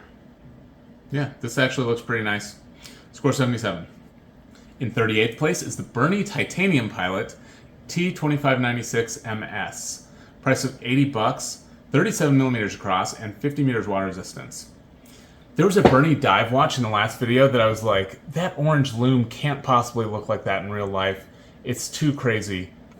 I've actually seen some pictures from people, and the orange loom actually does look like this. They've got some bright orange loom that they put on their watches. I don't know what they did. So that's cool. That's really cool. This is a mecha quartz movement. It says quartz on the dial, but you're going to have the smooth sweep of an automatic with the accuracy and shock resistance of a quartz movement. So mecha quartz, heck yeah. It's only 10 millimeters thick. Again, I really do not like these burny, tiny little crowns there.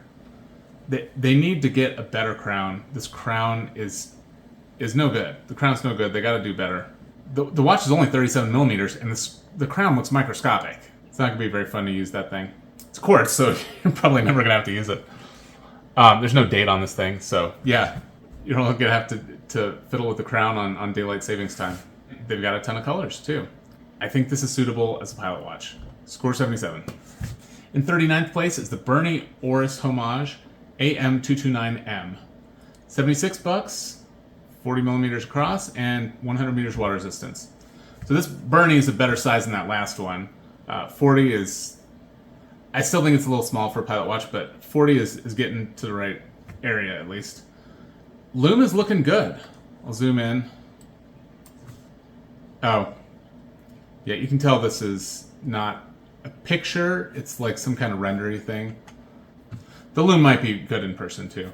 But yeah, you get a push-pull crown. You do get an onion, you get like a diamond crown sort of thing. Comes on a canvas strap. Or nylon strap. Actually, nylon is what it looks like. It's actually really thick, though. 13.5 is way thicker than it should be. Total score 77. In 40th place is the Gavox Spitfire 226.0. Price 228 bucks. 36 millimeters. You don't want that. And 30 meters water resistance. This might be the first 30 meter we've seen. It's not the end of the world for pilot watch, but you know, each type kind of... So field watch, you want 100 plus. Dive watch, you want 200 plus. Pilot, you want 50 plus. So 50 is okay. You're not going to complain about having more than 50. So 30 is less than what you want, for sure. I think it is still a tool watch. It's not a dress watch. It should have 50. And it's weird. A lot of dress watches actually do have 100 now. The different watch types should sort of meet the purpose they're designed for. Like, a dress watch shouldn't have to have 100 meters water resistance, but people demand it. A pilot watch also shouldn't have to have 100 meters.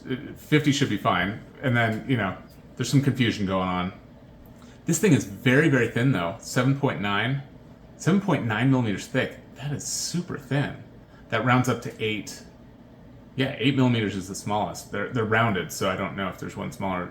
You know, there could be a 7.5 or something that rounds up to 8, but very thin pilot watch. That's nice. But the 36 is not great. 36 millimeters is not great. It's going to be nice and light, though. 55 grams is what's estimated here.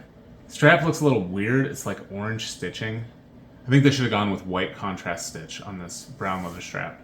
Really digging the vibe and beauty, though. The small seconds is looking good. Cool watch. Score 76. In 41st place is the Tandorio Bronze Aviator Type B TD031. 130 bucks, 39 millimeters across, and 200 meters water resistance. Again, the 200 is kind of excessive. It's got a push-pull crown, and I'll mention it here. Why not? This is the first time I'm mentioning it. The information on the scorecards came from the product listings. So the product listing did not say there was a screw-down crown. If it doesn't say screw-down, I'm not just going to speculate, okay? And some watches, I watched reviews for a lot of these watches, but not all of them. And this Tandorio, I don't know. Maybe it's a screw-down crown. It didn't say so in the product listing, so I'm going to assume push-pull unless they tell me otherwise. Finishing looks rough on this thing. It's not looking good. It looks very rough. Yeah, it didn't get any bonus points at all. I don't like the look of it either. I think it looks bad. To this loom shot. The loom shot is actually very interesting. They really did the Type B cool here. They put these index marks on the inner ring as well. And that looks cool. And the numbers are angled. You don't always see that. Yeah, like compared to this AV8 over here, the numbers are all vertical. Usually the numbers are all vertical, so when you have them turned like this, at one point you have to flip. So after the 15, they flip it over for the 20. It's a different look. But on this one, I think it's too busy. There's just too much stuff. There's not enough space on the dial. Not for me. Might be for you, though. No loom second, again and again. Total score is 76. In 42nd place is the Caravelle Pilot Watch, 45C118. This is like a Macy's department store watch. But look, it's got a little button here for a backlight. That's pretty darn cool. It's a quartz movement. It looks like there's lume here. I've been fooled though in the past before. It didn't say there's any lume, it just said there's a backlight. I think this is just fake. It's just for the look of it. If you don't need the lume, just a straight up black hand actually does look kind of cool. If you have a light dial. So maybe this was the right choice here. They didn't need the little lollipop though. That could have been bright orange. That would have been fine to stay orange. Anyway, you get your minute Arabics around the outside, hour Arabics on the inside for standard. You get a day and a date. Crown guards are looking pretty good here. It's actually looking like that Nomos Ahoy, the watch that kind of looks like a fish. Like the face of a fish here. Anyway, that's pretty cool.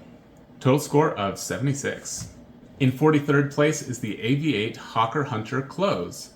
Price of $199, 46 millimeters across, and 50 meters water resistance. Love to see the 46, that's awesome. I didn't realize it was so big. I've looked at a lot of these watches in the past, and you know, it just goes to show you how you just can't absorb all this information mentally. I had no idea this was a 46, and I just didn't know. That makes me like the watch a lot more.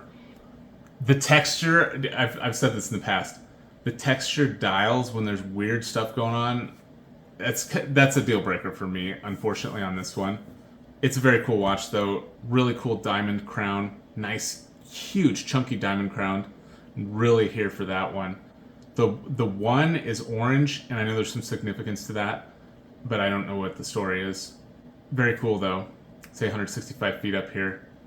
Totally fine for a pilot watch. It's a push-pull crown. That's totally fine, too. You really don't need to worry about the water a ton with these watches. Yeah, apparently a case this big with the leather strap is going to weigh, it's going to weigh more than average here. So yeah, 114 grams is the estimate. I really like that the lume here on the second hand. Well, it's cool that the counterbalance is a little plain here. I think that's the Spitfire, isn't it? AV8 loves that Spitfire. Spitfire was a sweet plane that helped win the World War II. Very complicated plane to make. There's a lot of curves on it and stuff. Yeah, that looks like a Spitfire. I love that they loomed it on the counterbalance. Very cool watch here. I own an AV8. I don't have a simple AV8, so you won't see me wearing it in this video. I'll wear it in the technical pilot watch video. I've got an AV8 chronograph. And they are such cool looking watches. Very cool brand to check out, especially in this price range. Total score is 75. In 44th place is the Sterling Aeronaut 3916. Price of $69, 43 millimeters across, and 100 meters water resistance. Oh man, this is so cool. I've never seen someone do the day this way with the little red dot and then just the vertical line. That's really cool. I mean, this brand makes really cheap watches, like inexpensive watches, $69, and it's a quartz. But they do some really cool, styly things. I mean, you may say that makes it a fashion brand, and maybe it is a fashion brand, but this is cool. This brand has some credibility with me. Hands are looking a little bit weird, though. This tiny, tiny little hour hand is strange. I mean, yeah, they skeletonized it. I think that's to help you be able to see the day more often. I understand why they had to skeletonize it. Maybe there was no way around having this tiny little hour hand, but I don't know, it's kind of cool. I did give it credit for some Arabics, but they have the 12 and the 6. I'm kind of stretching there. Normally you see like a 369 for that. I guess it's fine. Yeah, obviously this isn't going to win the competition here. It's not a great grade. It's only 9 millimeters thick. It's a 43 diameter. Crown guards are good. 100 meters is good. Yeah, this is looking pretty good. There's going to be no second lume. I just have to speculate on what the lume shot is like because they didn't have one on the product listing and I couldn't find one on Reddit or Instagram or anything. So yeah, I'm digging the style of it. I love the rivets on the leather strap. Those are really cool to see. Total score of 75. In 45th place is the Pagani Design Spirit PD1717. I think Pagani Design might even advertise that it's just a Spirit ripoff. Price is $115, 38 millimeters across, 200 meters water resistance. And yet, the Longines Spirit is actually a major player. You'll see it's a very high score. This is not the Longines Spirit. It does not get a very high score. I don't remember all the specifics about the Longines, but yeah, this is not the Longines. But yeah, you can get it in black, blue, green, and white. I think those are the same colors you can get the actual Longines in. Loomed Arabics, and there's some loom on that second hand, which is really nice. The loom is looking good on this thing. It's on a bracelet though. They don't sell it any other way that I could see. If they sell it on a leather or something, I show you the one on the leather because I think that's the most appropriate for a pilot watch, and it gets a better score that way. But yeah, it's only available on this bracelet, and according to the product description, there's no extension on the bracelet, so it's losing all kind of points for the bracelet with the practicality here. You know, less than half the practicality points because it is very heavy, kind of thick, and it's also small diameter for what you want. So it's missing the mark big time here. Score 74, so I still think it's a suitable pilot watch, but I think you can do better. It was 45th out of the 45 with a passing grade, so this is the last one I think is suitable as a pilot watch. And this one's sad. In 46th place is the Timex X Pan Am Day Date. $179, 42 millimeters across, 50 meters water resistance. You've got kind of an onion crown here, pilot-y style crown. It's not that big. The Pan Am thing is so cool. I really like that that's on the dial. It's on the little rivets here. The second hand is really cool. This blue sunburst actually looks really nice and understated. The sunbursts need to be kind of subtle on a pilot watch. You can't have a sunburst that's too crazy. I think they did it right on this one, at least from the image. Loom looks disappointing, to say the least. I think the loom is not going to be good whatsoever. But yeah, it just fell short in so many ways. You know, if they screwed down the crown, if they gave it more water resistance, those would all help. If there's loom on the second hand, that would help. It's just short. I set the cutoff at C-, so 73 would be a regular C, and then it would pass. Too bad. Cool watch. If you love the watch, don't worry about what I have to say about it. Just enjoy your watch. It does have redeeming things about it. It's 12 millimeters thick, though. It doesn't need to be 12. It's a quartz movement. Total score of 72. In 47th place is the Bulova Airship. Price of $208, size of 43 millimeters, and 50 meters water resistance. You can see the Marinome watermarks on the, the two pictures here. It actually looks pretty cool. It got kind of a coin edge bezel here. You've got syringe hands, really stylized numerals here. What does this say on the dial? Dirigible. Bulova Airship, and it says dirigible on the dial. That's very cool. It's a dirigible watch. Cool logo on this thing too. It's like an anchor with a bee or something. Loom actually does look pretty good. When you have so much darn loom, you have these humongous indexes and thick hands, it really helps with the loom longevity. That's what I've found anecdotally. Thick applications of loom just help it to last longer. It's like the luminescent material feeds on itself. If you have this tiny, tiny thin strip, it exhausts all of its light very quickly, but you have a lot of it and it kind of is helping itself stay longer. I know, science, right? I pulled this out of my butt, but it's what I've observed. When there's thicker applications, it lasts longer. Yeah, this is a really cool looking watch. $200 is not even that much money. It's a hand wind movement, so that's really cool. But I think it's a little bit under what you need for a pilot watch. Score 72. In 48th place, we have the Merkur China 304 pilot watch. Price of $105, size of 38 millimeters, and 50 meters water resistance. This brand likes these weird looking straps that look like they'd be really uncomfortable, like burlap straps here. There's some Mandarin here. I assume it's Mandarin. I don't actually know. I don't know what this stands for either.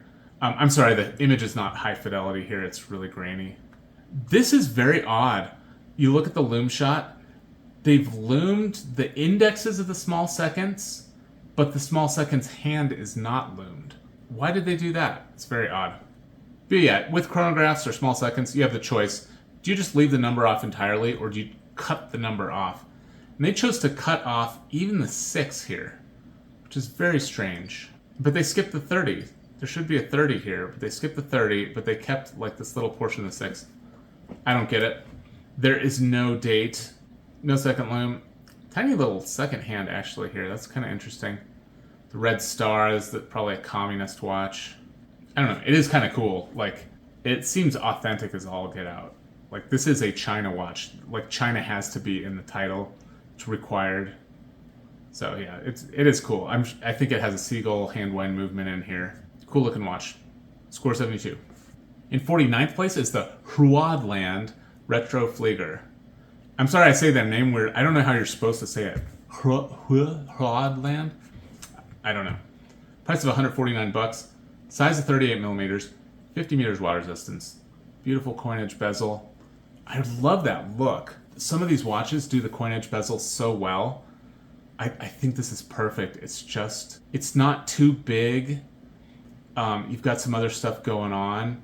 It's not taking up the entire bezel. There's like a little bit of a lip on the outside or something. It looks really good. The numerals are very stylized. You've got this interesting spade tip to the hand. Spade like on playing cards. And then the syringe minute. Very cool. You can easily tell the hour from the minute. It's a funky style. I really like it. And I mentioned oxblood earlier. Here's your oxblood. That is looking sweet. Like, if you want a dark, dark red, go for this one. This is looking good. But yeah, push-pull crown. It's not an onion crown. In fact, if it was an onion crown, this would actually be recommended. Little things like that when you're so close to the arbitrary line I've set. Not particularly thick. It did lose some points for being 38 millimeters. It's a little bit small. Very cool looking watch though. Could not find a loom shot, so here's, based on the description, it'll look something like this. You know, these will be chopped off at the bottom, but this gives you a general idea. Total score is 72, C-. And in 50th place, 2/3 of the way done with the budget category, is the Pilot Flight Watch Automatic. Price of 204 bucks, 44 millimeters in diameter, and 50 meters water resistance. The actual brand name for this watch is Pilot Automat Maschine. Automatic machine, maybe? Machina. Yeah, actually I remember learning Machina. Couldn't find a loom shot. This is what based on the description, this is what I think it is. Not great loom. It's just the green stuff that's loomed per description. Circular date window's looking pretty cool. Nice onion crown here. Very interesting crown architecture. Put a lot of effort into this crown. I like it. This is an example of a coinage that I think is a bit too much. The last one did it better. This coinage is kind of going crazy. Still kind of a cool style. It's a funky watch. It has a style of its own. But yeah, there's no second loom. Just a bit under like all these ones we've been talking about. It's thicker than it should be. 13 millimeters thick is too thick for a pilot watch. Total score of 72. In 51st place is the Kronos Type A L6012. Price of 139 bucks, 39 millimeters in diameter, 100 meters water resistance. And yeah, it's under. Bracelet certainly contributes to that. I think 39 millimeters is not great. Loom looks pretty nice, but there's no second loom on here. So that's unfortunate. Honestly, this bracelet looks pretty bad. There's no like end link thing that's fitted correctly. It's this weird, it looks bad. I would choose a different Chinese brand. Score 72. In 52nd place is the Baltony W10. Price of 158 bucks, 36 millimeters in diameter, and 100 meters water resistance. Again, that's not good. 36 is way too small for a pilot watch. It's really more of a field watch at that point. 13 millimeters thick, so yeah, not really making the cut here. Here is the loom. It looks like it's a mix of different stuff going on. All kinds of weird different stuff. That's pretty good, actually. But they're using the British broad arrow. I've been told you shouldn't be doing that if you're not a British brand. It's kind of like a mark of the crown. In fact, you know, in the colonies, they would do that axe mark on trees to say which trees were the king's trees. And yeah, the colonists didn't take kindly to that, obviously. I guess the Chinese are sticking it to the Brits here. Yeah, so that's a little bit distasteful as well. But I wouldn't go for this one. There's better ones earlier. Score 72. In 53rd place is the Sheffield Sport Loom QL1. Sport Loom, eh? 50 bucks, 42 millimeters, and 50 meters water resistance. This is one of these cool watches that's offset, so when you look at it, if you're driving a car, or I guess flying a plane or something, if your elbow's down and you need to look at your watch, you know, the 12 is where the 2 is going to be. Honestly, for me, I don't see how that's really ergonomic. Maybe if the watch was on the inside of the wrist, That makes a ton of sense for me because when I do that, the 2 o'clock is right at the top when I do that. I think if it's on the inside of the wrist, that makes a ton of sense. For me personally, trying to rotate the arm without raising the elbow and rotate it around so that the watch is facing me, that's almost impossible. I can't really rotate the arm that way. I need to lift the elbow up. And maybe you don't look at it straight on, maybe you kind of look at it sideways. But yeah, I don't really get it. I don't think I would like a watch like this. If I did, I think I would wear it on the inside of the wrist. It's a sport loom, but the loom is not good. There's no markings on the dial, and the dial is offset. So you're going to look at this thing and you'll be like, is it 10:10? Looks like it's 10:10. But technically, this is 8 o'clock because the numbers are offset here. Not a good choice. It comes in a ton of colors. I would choose something else. Yeah, your case is not made of steel. That's not great. Total score 71. In 54th place is the Tandorio Titanium Aviator TD020. 97 bucks, 39 millimeters across, and 200 meters water resistance. Again, 39 and 200 meters. They're mixing stuff up here in weird ways. And whoever's wrist they put it on, it's looking huge. So they found some tiny lady and they put this watch on her wrist. It looks a lot bigger than it is when it's on this wrist. But yeah, you get a black, blue, brown, green dial. The brown looks pretty cool, I'll be honest. It's not what you want. This darn second hand is just white painted. There's no loom on it. Honestly, that really does bother me. Maybe that's just a quirk of mine, but I would like there to be loom on the second. I won't beat that dead horse throughout the whole video, but it is disappointing. Not the best watch here. Score 71. In 55th place is the WTI Vintage Luftwaffe watch. Price of 149 bucks, size of 47 millimeters, and 100 meters water resistance. You've got a pilot style crown here, nice big chunky crown. It's looking good. 47 is huge. Yeah, the estimate for the weight here is 107 grams. It's probably going to be pretty heavy. It's a quartz movement. There's something about it that's just, it's not looking that great. I know they're doing this kind of like, oh, it got patinaed by the sun and there's radioactivity inside or something. I don't know what they're trying to do here, but it doesn't look good to me. I'd prefer just a plain dial without this kind of burned look to it. If you want it to look like it's super old, maybe this is the one for you. It's not particularly thick, it's only 12, and that 47 millimeter diameter, you know, that's legit. It's really gonna feel like this crazy pilot watch from World War II. But yeah, this one you get a mineral crystal. Score 71. In 56th place is the Messerschmitt Aviator. Price of 129 bucks, 39, again, millimeters, and 100 meters water resistance. You can't doubt that it's an aviation watch because there is an actual plane on the front. Loomed hands only. At that point, it's sort of like, why bother? I don't understand it. I don't know why you bother if you're gonna not do any marks on the dial. And it does get heavily penalized for that. But yeah, it's only 9 millimeters thick. So that's the strong suit on this one for sure. I think 39 is too small for pilot watch. Score 70. In 57th place is the Invicta Aviator 22528. 80 bucks, 44 millimeters, and 100 meters water resistance. From what I can tell from the listing, there's no loom on this. You can kind of see it. Like, look, this is just like a sticker. Put some stickers on here. Yeah, there's no loom here. These are just like plastic. And, you know, the listing never says no loom, but when they don't mention the loom, that's when you think, okay. Because other Invicta listings will list the loom if there actually is some on there. But yeah, very thin. This 6 o'clock small seconds actually looks really cool. I like these little screws. Glued on little things that look like screws. I'm sure they're not screwing anything in there, but I do like that look. Like Aviate does that, and I do really like that. Total score of 70. In 58th place is the Pegud Pilotage Automatic. Price of 192 bucks, 46 millimeters, and 100 meters water resistance. It looks like it would be scored really well. I'm kind of surprised here. Really cool onion crown. This obviously isn't a picture, but the picture does actually look pretty good. I've seen a picture of this, for real. It just wasn't straight on, so I tried to choose ones that were straight on. But it does look good. The real thing looks good. And I did confirm, I actually confirmed with the company that the loom, because their listing didn't say what the loom pattern was, so I asked, and they said hours, minute, second, and indices. So here you go. From the description, here's what the loom might possibly look like. But yeah, you get a 6 o'clock, small seconds. You get a nice power reserve up here. Where is it losing a ton of points? Okay, mineral crystal. is hurting it for sure. Yeah, there's just a lot of little stuff. The thickness. You know, if it wasn't 14.5 millimeters thick, say if it was like 11 millimeters thick, this would have a way higher score because it's losing on the weight. You'd probably save a couple points there. You'd probably save, I don't know, 4 points here. So yeah, you'd have 6 more points or something. It'd be C grade if it wasn't so darn thick. So yeah, thickness is very important. An estimated weight of 132 is very heavy for just a watch with a leather strap. It's gonna be a big heavy watch when it's a 46 that's 14.5 millimeters and it's made of bronze. Score 69. All right, in 59th place is the Seiko SNK 805K2.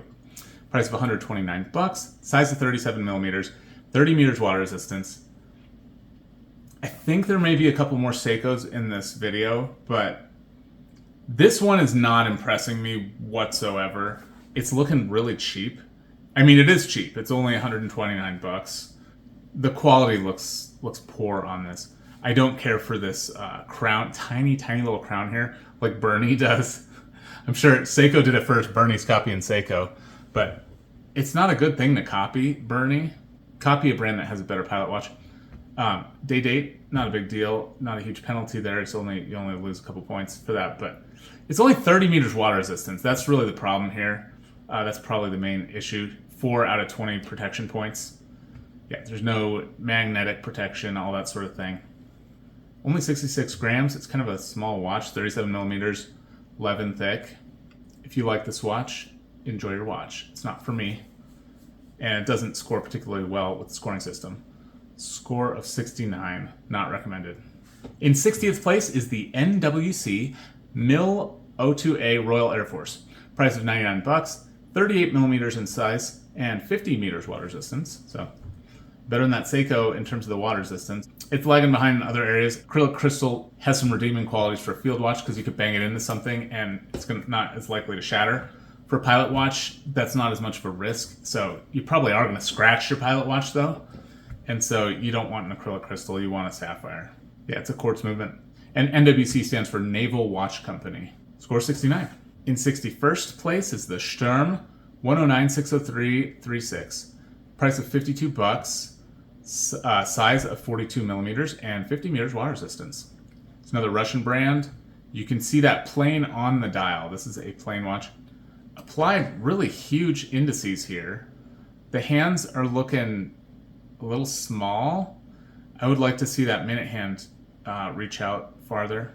Lume is just on the hands, nothing else. Okay, it says quartz here, so that probably means quartz. It is very thin, 8.3 millimeters thick, 42 millimeters diameter. I think the size is good, but yeah, it's losing points in other areas. Lume is no good. Score 69.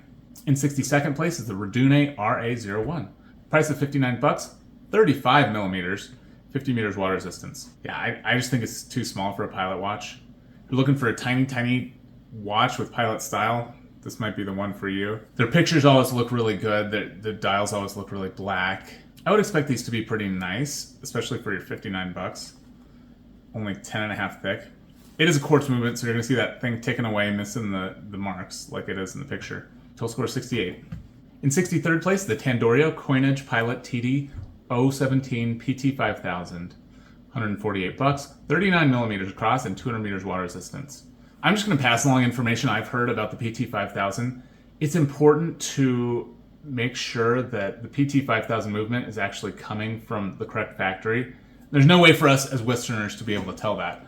Apparently there are knockoffs of this clone movement, so you want the official PT5000, but how do you find that out? It's so difficult to find that kind of stuff with the Chinese watches. So do a little bit of research before you think oh, this is just a super sweet movement, I'm getting a great deal. Maybe you are, maybe you're not. I think this looks all right. Not my first pick. Total score of 68. In 64th place is the Vostok Commander 346790. $157, 42 millimeters across, and 200 meters water resistance. And I love what they did with the dial here. You've got your standard Arabics, you've got minute Arabics, and then you actually have a day-night indicator here that will show you when it's PM. So that's sort of like having the military Arabics and also the utility of you really know is it day or night. So that's kind of cool. You know it's 10 o'clock. But, you know, if it was PM, you'd know it was whatever that is, 2200. So that's really cool. There's no lume on this thing, though. You can tell because the black hands and the black indices and everything. Cool negative display date here. Nice crown guards. Cool stuff about this for sure, but it didn't make the cut. Super thick, 15 millimeters thick, partially because of that 200 meters water resistance rating, which is way higher than you need for a pilot watch. Oh, I should have said Komandierski because it says Komandierski on the dial. Commander. Komandierski means commander, I suppose. Total score is 67. In 65th place is the Sterling Tuskegee 684 Aviator. Price of $100, 44 millimeters across, and 100 meters water resistance. I like what this looks like. But there's no lume. Like the rivets on the strap. No lume is kind of a deal breaker for me in a pilot watch. In a dress watch, sure, no lume. I mean, there's other watches I'll make exceptions for, but this one, no. These hands are looking bad. But yeah, let's compare this for a moment to that Invicta. It is very similar to the Invicta. They're like copying each other's homework. Very, very similar. This one has a humongous 6 o'clock small seconds. It doesn't need to be that big. This is crazy. The hand isn't even that long. Cool looking hand with like this little crescent moon on the counterbalance thing. Looking cool. Score 67. In 66th place is the Seizen World War II pilot watch. It is $74, 38 millimeters in diameter, and 50 meters water resistance. And World War II, I don't think the pilots were using 38 millimeters watches. I really don't think that's historically accurate. Not great lume. Score 66. In 67th place is the Columbia Type B. $75, 42 millimeters across, and 50 meters water resistance. No lume anywhere on this thing. You do get a couple crown guards. It's a quartz watch. It's probably okay. I have a Columbia watch. I like the Columbia brand. It's only $75, but you can do better. Especially for a pilot watch, I think you can definitely do better. I can see the utility of this thing, maybe more as a field watch, but even that, like it's push-pull crown, 50 meters, water resistance, mineral crystal, zinc alloy case. It's not what you want. Score 64. In 68th place is the Loris RXH01IX5. Price of $64, 42 millimeters in diameter, 100 meters water resistance. Some nice crown guards, a crosshatch pattern on its crown. Nice big crown, looks like. Got your military time and your standard time. No lume on this thing though. That's disappointing. But yeah, not looking so great. Score 64. In 69th place is the Smith & Wesson SWW 6063. Price of $34, 43 millimeters in diameter, and 30 meters water resistance. This is one of the ones that people suggested for when I did the field watch. They're like, you didn't look at the Smith & Wesson. Take a look at that. And I appreciate it. I literally ask people, hey, if I miss anything, let me know. So thank you for telling me about that. Smith & Wesson, not a great watch. Not a great watch for $34. On the website, I think Smith & Wesson says like 30 meters means you can dive with it. And then you have all, like, if you look at the feedback, the customer feedback, it's all these customers really upset because they dunked it in some water and it got filled with water. Watch guys know 30 meters means try not to get it wet. I think Smith & Wesson themselves may not know what that means because they say suitable for swimming. And it's like, no, 30 meters is not suitable for swimming. Don't swim with it. But anyway, that was a long tangent. Not a great watch. Score 63. In 70th place is the Timex Waterbury Day Date. Price of $149. Size of 39 millimeters and 100 meters water resistance. Yeah, again, no lume on this thing. It looks okay. It's probably actually fine for a daily watch. What is that on the 7? Very interesting. Look at this under the 7 mark. WW, and there's a third W, and it says wow, and there's a C, and there's a lot of stuff going on there. I actually really love the Timex brand. I own a couple Timexes. I really like the brand.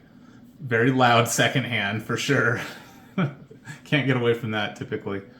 This one's not doing it. This Timex Waterbury is way under my recommendation. I would not recommend this as a pilot watch. Score 62. All right, in 71st place is the Seconda Altitude 30103. Price of 64 bucks, 43 millimeters across and 50 meters water resistance. It's got a bronze case, looking pretty rough, I'll be honest. No lume on this thing. That's a familiar story here. 6 o'clock date actually looks okay. Little second hand, can't make it out as far as it should. I mean, it's only 64 bucks, but yeah, I say, in my opinion, save your money and save up for something a little nicer. Or go Chinese, and I think you can get something with a higher quality, with better specs and looks. Score 62. In 72nd place is the Miltech Luftwaffe ME-109. Price of 106 bucks, 43 millimeters across, 30 meters water resistance. It's looking rough here. Very rough looking case. Like they banged it around and made it all rusty and stuff. Crown looking rough. The whole thing looks rough. It looks fake though. You can tell this isn't like natural discoloration on the dial. It doesn't look quite right. Very, very thick. Almost, yeah. 15.6 millimeters thick is super thick. Score 61. And in 73rd place, here's a swatch for you. 140 bucks, 47 millimeters in diameter and 30 meters water resistance. I just wanted to put a swatch in. This is the one that looks most like a pilot watch. You do, what does it say, centimeters? That's weird. Anyway, you do get standard hours and military time as well. Plastic watch. I'm surprised. I haven't seen many plastic pilot watches. In theory, it should actually be really excellent for pilot watches. But you really just don't see the plastic pilot watches. You'd obviously have to give it better water resistance and all that kind of stuff. You have to give it like an onion crown instead of just this weird crown with no grip on it whatsoever. You have to have more lume than just the hour and minute. Like you could have a viable plastic pilot watch, but... And this is the first price category, so I can't remember if in higher price categories there's a viable plastic pilot watch. We'll keep a lookout for that though. That would be interesting. Total score of 60. And in last place is the Seconda Pilot 1663. 58 bucks, 40 millimeters across, 30 meters water resistance. In protection, it's only getting 4 out of 20. There's no lume on this thing. You can see the hands are just solid metal. There's no paint on them. Not recommended. Total score of 53. So that was the whole budget category. Obviously in the top 5 we saw some really cool looking watches. I like this ratio. The Herwadland looks the best. It's got a bizarre name, but fortunately the dial's sterile, so you don't have to worry about that. You could just say, yeah, it's a Chinese pilot watch. Redwood was sweet. The Gavox, this is the cheapest watch with anti-magnetism protection. They have like a Faraday cage thing in here to protect that movement. Very cool. It's only 228 bucks. So it's cool to see that protection at such a low price range. If you're actually a pilot, you probably want to choose a watch like this. And I'll try to summarize what were the cheapest ones with magnetic protection at the end. I'll do a top 10 or something like that. A lot of cool stuff. This Santo looked really good. In this category, let me go back to the overview. Well, actually, there's a lot of B minuses here. But yeah, we got to the yellows pretty quick, and then there was actually a lot of reds. But yeah, now let's move on to the affordable category.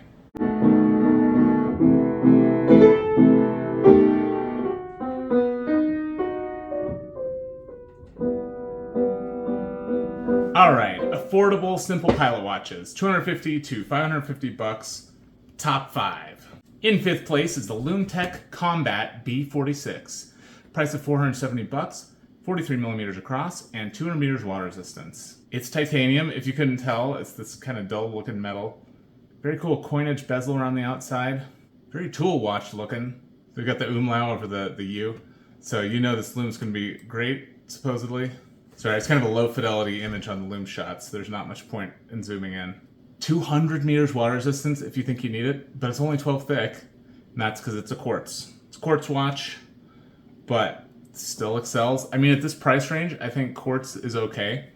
I mentioned before, the scoring system, I mentioned that quartz has low quality, so it loses some points here for low quality, but it gains some points for accuracy. So all that stuff's kind of mixed together. You know, it's an accurate movement, but it's also low quality. So it ends up being like a -5 when you combine those two elements.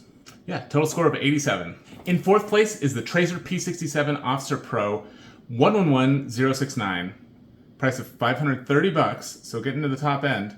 42 millimeters across and 100 meters water resistance.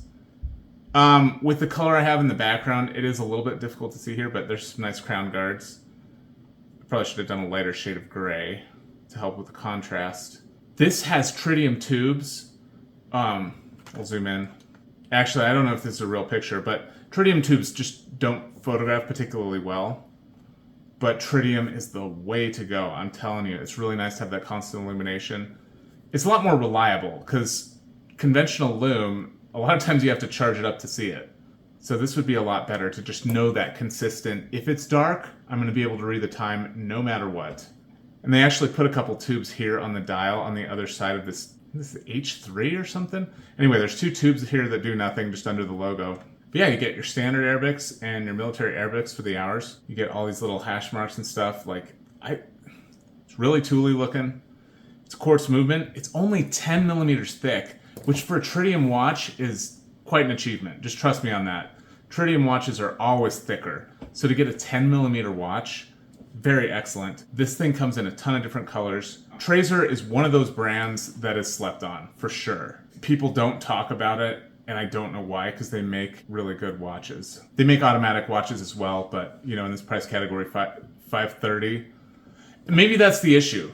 $530 for a quartz watch. Maybe that's when people say, it's a little too rich for my blood. Yeah, personally, I don't know if I would drop $530 on this thing. But if you do drop $530, I think you'll have a good pilot watch. You'll have a B+ pilot watch. Score of 89. In third place is the Rotary RW 1895 Pilot.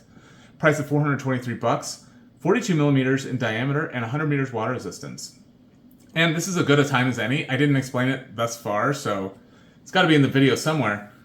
Anytime 2 or more watches have the same score, I apply a simple kind of thought experiment to determine determine the ranking. So I imagine they're on the table and I can take whichever one I want. Whichever one I take, that gets the highest place. And then I continue that experiment until it's all gone, in my imagination, obviously. And so the one I like the most ends up on the top. The one I personally like the least, if I got to just take them, no money out of my pocket whatsoever. In this experiment between the Rotary and the Trazer, I guess I would have gone Rotary. And yeah, I would. For a pilot watch, this leather strap is looking good. I prefer leather to that NATO, so absolutely I take this one. But actually that tritium's pretty nice too. That was a tough one. It says Commando on the Pilot. Maybe that should have been in the title. I do like these half railroad tracks here where they just look like little staple things. That's cool. And then they've got these little pointy triangles, 12 of them all around the dial. It looks nice. It kind of looks a little bit fresh. The case looks really nice to me. Just looks solid and simple and nice. It's reminding me a little bit of the Hamilton khaki field automatic, the case. But I kind of like this one better. Looks really good. Lume is nice. You've got a nice big amount of lume on that second hand, so it's going to last. When they just paint a little stick, yes, technically the second hand has lume, but how long is that going to last when it's just a thin strip? Here with this big triangle, I think that is going to last a lot longer and be a lot more useful. Yeah, you can get this in black, blue, green, or white. I don't know what the lume is like on the white one. Very thin. Look at that. Here's another benefit. This is an automatic watch with 8.5 millimeters thick. What did they do? How did they do that? That is exceptionally thin for an automatic watch. So yeah, this is one to look at. Rotary RW 1895 Pilot. Total score of 89. In second place is the SWC Bunker. Price of $495. Size of 41 millimeters and 100 meters water resistance. And you've got a lot of fun colors here. Yellow, purple, silver, brown, blue, black. You get a 6 o'clock date, you get standard time interrupted by some batons, and you get all your military Arabics here. And you get your minute Arabics on the outer track. So that's good. 49 points for utility, practically perfect score for utility as a pilot watch. So I think that's really good. For vibe, it's not a 9 or a 10 out of 10 because I think it's missing the mark a little bit on the pilot thing. It's looking a little bit field watch with these syringe hands. But yeah, I think it's capable. It's a 41. Only 10 thick. We're getting thinner watch cases already. Under $500, you're already getting 10 millimeter thick, and it's an automatic, and it's a Swiss movement. I think they're doing some really good things at Swiss Watch Company. Great watch. A- grade, score of 92. In first place, the watch I thought that was the best in the affordable category under the scoring system is the Junkers Baumuster B. Price of $378, 42 millimeters in diameter, 100 meters water resistance. It's got a great look to it, just standard type B, but it's looking a little bit fresh here. The numbers are a little bit thinner, but really classic looking strap here with the rivets and the contrast stitching. You've got your onion crown that is looking really, really nice. I like these really round ones here. It is a quartz movement, so some may balk at that. Sub 10 millimeters thick, so really excellent thickness. Yeah, and it's not going to weigh all that much. I didn't account for this in my estimate of the weight. It might be less than this because a quartz movement actually is lighter than an automatic movement as well. I suppose that's one more element I could add to the calculation is the movement, because a quartz movement will be lighter. But yeah, very cool option from Junkers. It says made in Germany. Total score of 92. All right, so those were the top 5. And here's what we have overall in the affordable pilot watch distribution. Okay, so in this category, you see we've got a very nice looking bell curve here with a C average. This is actually looking a lot better than the overall distribution from all price categories. This is making a lot of sense here. This is what I wanted for all the categories, is to have a C spike. Yeah, it ended up being a C plus spike overall, but that's okay. But anyway, in this category, for green, good grades, we have 29% of these are in this green category. 47, almost half, are either C plus or C. So there's going to be almost half of this segment is just going to be C pluses and Cs. You know, okay watches. And then the last little bit, there's 24% in the reds. So about a quarter of these are not recommended. Let's get into it. Oh, and here's the overview.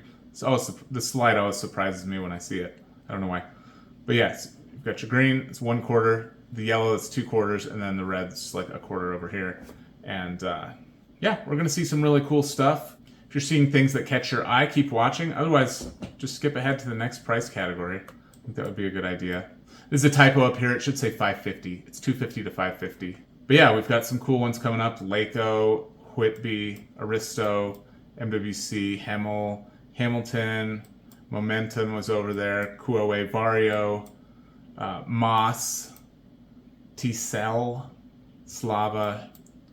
These are the things you can expect if you keep watching. Chronologia, that looks so sick, but yeah. A lot of C's and C pluses. Smith's over here. Oh, here's another Seiko. This Seiko looks like it did way better than the other Seiko we saw. Keep watching if you want to see the details on some of these watches or just hear my opinion on them. Otherwise, skip ahead to the next category. In 6th place is the Aquatico Horizon Hawk Bronze. Price of $508, 42 millimeters across, and 300 meters water resistance. They also make this in dark dials with white lume. But I chose the full lume version.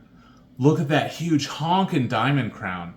That diamond crown goes out to Timbuktu here. It is huge. Very cool. It's a type B, but they've chosen to have a much larger difference in size between the minutes and the hours. Normally they're kind of the same size, and we'll see that on the next watch. Here, the hours are teeny tiny, and you have these honkin' big minutes. That's very cool. I do also like this kind of sector dial thing they have going on with the lines here. Yeah, this is looking cool. The strap is looking good. 300 meters is way more than you need. Aquatico makes dive watches. So, I mean, their name is Aquatico, but this is absolutely a pilot watch. They named it the Hawk, the Horizon Hawk. So yeah, it's definitely supposed to be a pilot watch, but 300 meters. They're really good at making watches with deep water resistance that has like smaller than average thickness. This 13 thick is, I mean, it's okay, I guess, but you just don't need the 300. They should have made a thinner watch with a lower water resistance rating, in my opinion. Still awesome though. Like, you account for all this stuff, whatever problems I have with it, and it's still scoring B plus here, 87. Good grade. In 7th place is the Laco Aachen. And I had to put mine on for this. The price is $410, size of 42 millimeters, and 50 meters water resistance. I foolishly got the 39 millimeter version of it, and it does look a little bit silly, a little bit dainty. I think the 42 would have been much, much better for this. I really wish I had gone with the 42. Yeah, so I wish I had gotten the 42. I also wish I had gotten the black one. Don't get the gray. The gray has poor contrast. The blue one that I got is just a little bit too weird with the sunburst. The sunburst is doing it like too much fancy stuff. And with Laco, you can get extras like AR coating and stuff. AR coating would be nice on this. I bought this gray market, so I didn't have the chance to do any of those sort of things. And it came on a NATO strap, which is not good either. Like, I think you should get it from Laco and just deck it out with the best of what they have to offer if you're going to get this one. Because they do a lot of cool stuff. They can, like I said, the AR coating, they can engrave it, they can do all kinds of cool stuff. But yeah, the loom is actually really nice. My baby was just fussing, so I had to run upstairs. In the basement, I had to go up to the second floor to help out the baby. And in her room, I looked down at this thing. I just grabbed this thing. It's just been in the light. It was blasting my eyes with loom. You know, just from sitting in a bright room. I didn't charge it up or anything. So it definitely charges up very easily. Longevity is kind of average of the watches in my collection. Like, it's not going to last as long as a dive watch, but it's really good loom. It's definitely better than average loom, and you can see that from the shot here. It's nice. Yeah, it's only a 50. It's only push-pull. I actually think that's fine, and you can still get a really high score with 50 meters push-pull. You know, the bigger issue is the fact that it doesn't have any protection from magnetism. I don't know if any Laco watches do. That's something Laco does not seem to care about, is the magnetism. But we'll see later. Again, I shouldn't talk before we get to them, but yeah, I think the vibe and beauty is 9 out of 10, looking awesome. Yeah, you get the sapphire crystal. The bead plastic case is gorgeous. It is so good. The finishing on this thing is top notch. It looks very German. It's a beautiful watch. I highly recommend the Laco. This Aachen and the other ones in this price range, the $400 price range, they're using a Miyota movement. So you really save money with that Miyota movement. If you want to, you can go up in price and get better movements with Laco. But they do offer that cheaper one where someone can get into this historical Flieger watch brand and it's not breaking the bank. It's still affordable. Total score of 85. In 8th place is the Whitby Aero Type B. Price of $318, 39 millimeters across, 100 meters water resistance. Oh, this looks so good. The case is looking really good. I mean, it doesn't look quite as elegant as that Laco we just saw, but it's looking really tooly. The hands here are really nice. I really like the size of these hands. It does look a little weird. There's no kind of border to them. If it had a little black border, I think that would be nice. It does make it look a tiny bit cheaper. Loom is looking really, really good. They loomed their logo even. It's nice to see those 2 dots on the other side of that triangle, and look at how bright that triangle is. That inspires confidence from me. These lines are pretty bright. That usually bodes well, because typically the hands, since they have the most loom on them, they last the longest. So it looks like they may have compensated for that by putting a lot on these major indices. And so it's all speculation here, but I'm guessing if you do a time lapse, you're going to see the indexes for a long time as well. And Whitby makes a Type A as well. I just didn't even include it. I did the Type B. Type B scores a little bit better because of the additional utility of having the minutes. Yeah, I mean, they went to the Type B because it was superior for the purpose they needed it for in the pilots with the navigators, to see the minutes easier. I really like this one. It's jumping out to me. It's so nice. So I did include it in the final showdown at the end. This is a wild card, so that's why we've got the 7-point star here. Beautiful looking strap. Total score of 85. In 9th place is the Ventus Black Kite B02. Price of $499, 42 millimeters across, and 100 meters water resistance.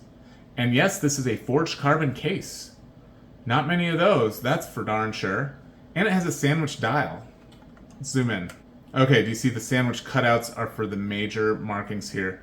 These individual minute marks, 1, 2, 3, 4 here, those are not a sandwich style, but all of this is, and it gives it a cool 3-dimensional element.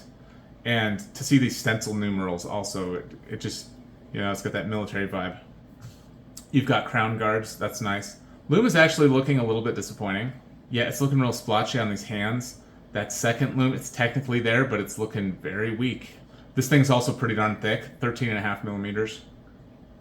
Just got kind of a generic, unadjusted movement in there. Total score of 85. In 10th place is the Aristo Type A. Price of $449, size of 39 millimeters, and 100 meters water resistance. Again, with the 39, not ideal. I know I've heard this watch praised for the fact it has a Swiss movement in it, and it's under 500 bucks. That's not very common to see. Like that Laco, they had to use the Miyota to get it down to below 500 bucks. Here, with the Aristo, you're getting a Swiss movement. There was the Swiss watch company, Bunker, that we saw earlier that had the Swiss movement as well. So Aristo's not alone with the Swiss movement at this price point, but that is nice to see. And it is 10 millimeters thick. Again, yeah, 39 is too small. That titanium case, it's going to be very light wearing experience. I'm estimating it at 50 grams, but could be plus or minus, obviously. The possibility of me getting this exactly right is very remote, but it's in the neighborhood. And it's fairly applied across all the watches, so it's a consistent way to kind of score it on weight. It's a more consistent way than in the past of me trying to estimate the weight. Loom's looking pretty darn good. Again, I thought this one was interesting enough to include as a wild card at the end. Score of 85. In 11th place is the Attaché Watch Pilot 24-hour. Price of 310 bucks, size of 46 millimeters, and 100 meters water resistance. Oh, the style on this is so cool. The orange and the white and the black, looking good. The logo at what we normally think of as the 3 o'clock, on this one's it's a 6 o'clock because it's a 24-hour movement. So cool. It has a timing bezel on the outside. You see that little tiny strip of red? This is the first one we've seen like that. Brands like Hanhart are famous for this type of a timing bezel. This thing is just dripping with character. It looks so good. Full loom dial is looking amazing. Look at that. Yeah, when you have the full loom dial, you see absolutely everything. It is beautiful. Off the Podzavod. Stellano Rossi. So it's made in Russia, which you'd expect with all this Russian stuff on there. But look at that at night. This is, give me a break. This thing looks so cool. It comes on a Bund strap as well, which is really nice. But yeah, you've got your even hours on the outside and then your odds on the inside. And they kind of cut it off. Very cool. One downside with Attaché is, I mean, good luck trying to find any information about this watch brand. But yeah, for 310 bucks, man, maybe you just go for it because it's so unique. I mean, that's the thought process of someone like me who has really bizarre, obscure Russian watches that other people would never have. Others would be like, yeah, nobody knows who this brand is. I'm not going to buy it. And I'm like, nobody knows who this crazy watch brand is. I think that's the one for me. Very, very thick, 15.2 thick. I don't know if they're including the Bund strap. If they are, then it's actually not that bad. It would probably get more points if they're not, because the thickness is factored into the weight. If the case is 15.2 thick and it's 46 millimeters in diameter, then yes, and with the Bund strap, it does come out to be pretty darn heavy, much heavier than average. But yeah, it would be less for sure if it's including the Bund strap in this thickness measurement. No way to know. It was just what it said on the page. Very sweet watch. Total score of 84. In 12th place is that Junkers Flieger Automatic. Price of 523 bucks, 42 millimeters across, and 100 meters water resistance. I put this as an example in the intro. Cool looking watch. Junkers got first place in the segment, so Junkers is doing something right for sure. This does have an automatic movement. It says automatic on the dial with a K and no C. Let's look at the loom. Loom shot's looking a little fake, but yeah, this is looking good. Made in Germany, has one of those standard pilot straps we're used to seeing that I like to see. Beautiful diamond crown. Yeah, I don't think you can go wrong with this one. It's looking pretty darn good. As with all the watches, watch a review if any of these catch your eye. Recommend that you take a screenshot or something, watch a review later, see what you think when someone has it in hand. Total score of 83. In 13th place is the Unimatic UT1. Price of 461 bucks, 40 millimeters across, and 300 meters water resistance. Is it a dive watch or a pilot watch? It's looking like a pilot watch to me, but also a dive watch.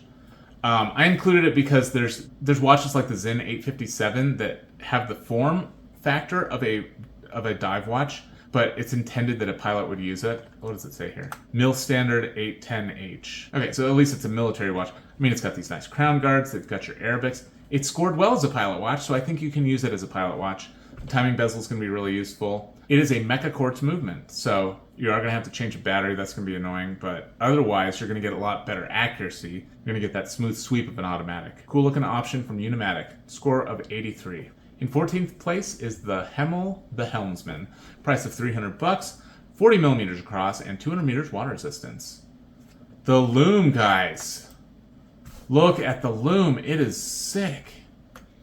I have a Hemel watch, and the loom is a high point for sure. Hemel pretty much just does pilot watches. This one is looking really, really nice. Did they spray paint it black? Look, it's blue here, and then it turns black? I might need to see more pictures of this to understand what's happening here. If it's what it appears to be, that's really cool. If it's just a trick of the light, then it's a lot less cool, and I'm wondering what's going on here. But yeah, if you change the colors of the hands, why not? I think I said that earlier with a Citizen where they made the hour hand orange on a pilot watch. Why not? Yeah, mix it up. It'll be a lot easier to tell which one's the hour, which one's the minute if they're different colors and you're used to your own watch. You're probably not going to mix those two things up. That's sweet. Yeah, it's kind of taking an element of the dive watch and applying it to the pilot watch format, but why not? It looks cool. It's going to weigh a lot with that bracelet. I don't think bracelets are ideal. It's losing points for the bracelet, a ton of points. It would score a lot higher if they just put it on a leather. If they offered it on a leather strap, I would have scored it as if it had a leather. But even on the bracelet, I think it's a viable pilot watch. It's actually a really good pilot watch. It's a good grade. Score of 82. In 15th place is the MWC G10 Tritium. Price of $439, 40 millimeters across, and 300 meters water resistance. Now, don't judge it too harshly based on this loom shot. It is hard to get a good loom picture of tritium. Even the thin hands like this do look really nice in the dark. There's something very pleasing about it, and it is consistent. Every time you look at it, it's going to be glowing. You're not going to have to worry about that. Now, the second hand is going to be disappointing because there's no tritium on the second hand. But it's an okay compromise. I mean, I would prefer to have a tube on that second hand, but that's going to make it thicker. Tritium tubes, they lengthen the hand stack and thus increase the thickness of the watch overall. This has a titanium case. It's going to be really lightweight, especially on a NATO. It does have a quartz movement. That might disappoint you. For $439 to have a quartz. Yeah, that's the biggest penalty I got was for quartz, for the quality of the quartz movement. Total score of 82. In 16th place is the Momentum Atlas Automatic. Price of $529. 38 millimeters across and 100 meters water resistance. Momentum did really well in field watches and dive watches. In their respective price categories, I think Momentums were at the top. Here, it's not as good as a pilot watch, 16th place. And I think the reason why is because of the 38 millimeters. I don't know, this is a cool watch. Only 11.5 thick, even though it's an automatic movement. Nice crosshatch crown here. Cool crown guards. Yeah, Momentum does have some street cred as a field watch. I think this pilot watch is pretty cool. Again, 38 I think that's a field watch size. This is more of a field watch, even though it has the little triangle at the top. It can still, I mean, it's still a viable pilot watch. And with that full loom, you're going to see the second hand, all that kind of stuff. So it's really nice. Total score of 82. In 17th place is the Hemel the Gallant USAF Air Force. Price of $300. Size of 40 millimeters, 200 meters water resistance. Again, we have to talk about this sweet loom. They loomed everything on here. And I have, again, I mentioned I have a Hemel watch. The loom is great on it. This has the Air Force logo. Very cool. Yeah, God bless our Air Force. 200 meters water resistance is more than you need. But who's going to turn it down? Well, I guess my point is I would turn it down if they could make it a little thinner. Makes it a little thinner and then give us 100. That's a better trade-off in my opinion. You can shave a couple millimeters off. Yeah, there's no date. You get military time and standard time. Totally serviceable pilot watch, even with the bracelet. It'll be way better if you put it on leather, and it's an even better pilot watch. As is, total score of 81. In 18th place is the Unity E2C Hawkeye, price of $445, 42 millimeters, and 100 meters water resistance.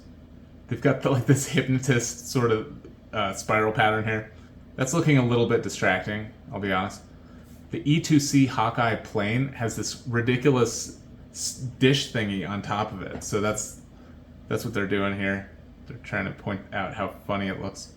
Beautiful diamond crown is sparkling like a diamond. Looks good. I couldn't find a loom shot of this, but per description, only the major markings are loomed, and then this little second hand is loomed, and the other hands too. But yeah, without any markings on the small seconds, it's the only point of it is to see that the watch is running. I mean, I guess you can kind of estimate when it's at the top for hacking purposes. You could still sort of do it. Like, it's better than not having it at all.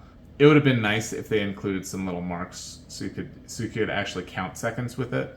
Total score of 81. In 19th place is the Aerotech Ace Mark II. Price of $429, size of 40 millimeters, 200 meters water resistance. I don't know why the bezel here is so huge. Just a ton of metal with no purpose. It's looking off to me. Loom is looking really good on this. You do get second loom. The numbers are very stylized. That's looking cool too. The pattern, the fume pattern thing on here is looking nice. Oh, I think these are applied. I said printed indices. It should lose a couple points. This should be a 79, not an 81. Okay, that's a mistake. I'm not going to change it at this point, but yeah.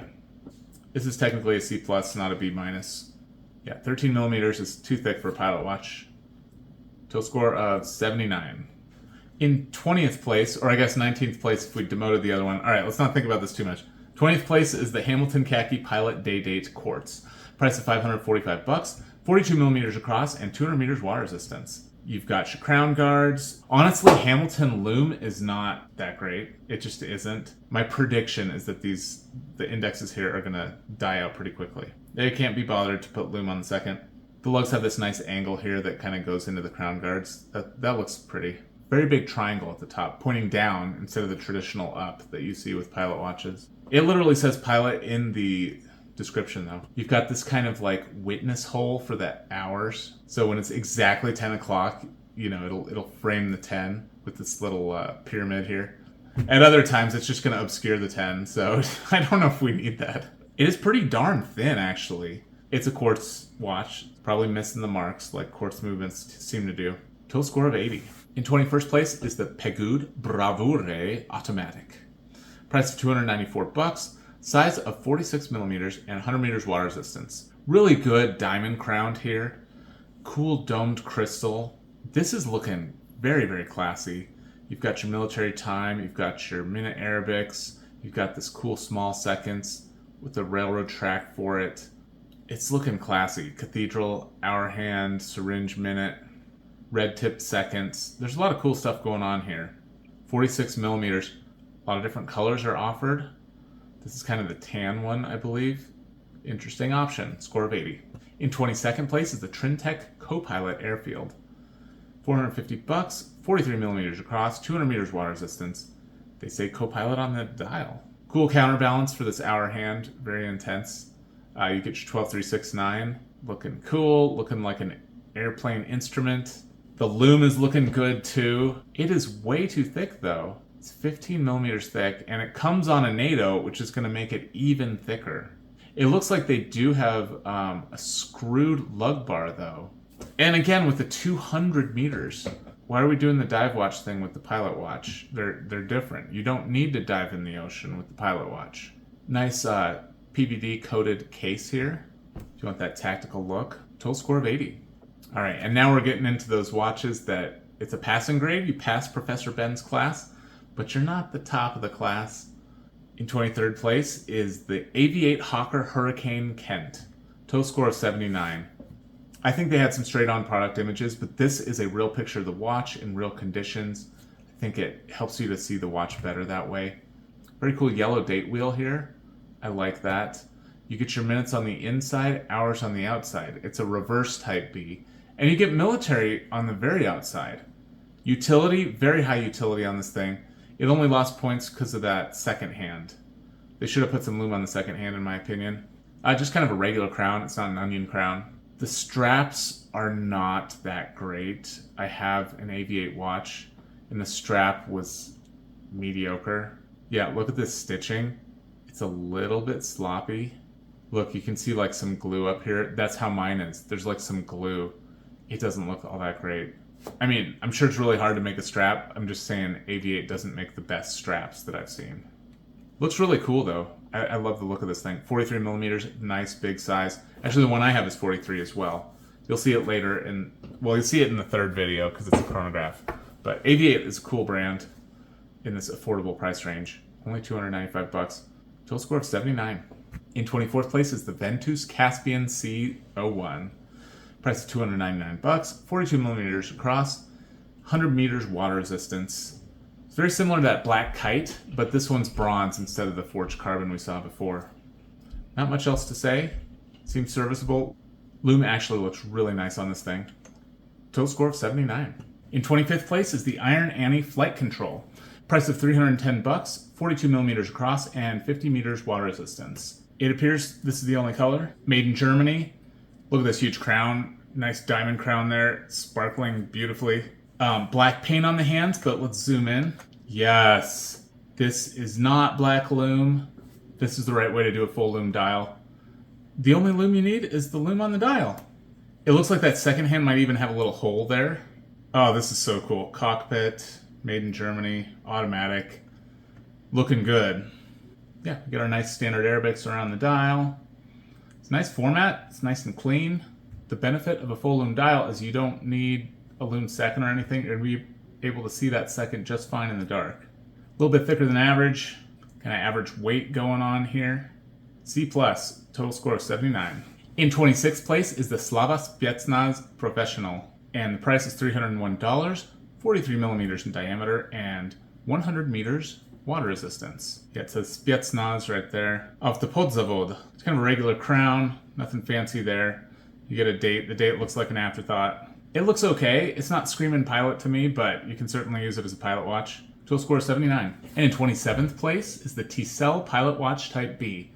Price of 261 bucks, 43 millimeters in diameter, and 50 meters water resistance. The cone crown or diamond crown is looking really good here. I mean, this whole thing really looks classy. It's a classic look. Yeah, it looks like a Laco. Yeah, so the Laco Aachen was 410 bucks. This is a similar look, but it's only 261. So you're saving, 150 bucks, and you're getting a similar look, in my opinion. But it's Tcell. What is Tcell brand heritage? Certainly not the same as Laco or Laco, as some people say. It's probably correct to say Laco. I don't know. Yeah, I apologize for inconsistent pronunciations. Yeah, it's thick. It's rounding up here, so this is 3 millimeters thicker than the ideal, so that's why it's -3 here. Leather strap looks really nice on this one. Cool option, kind of competing with that Laco. Total score of 78.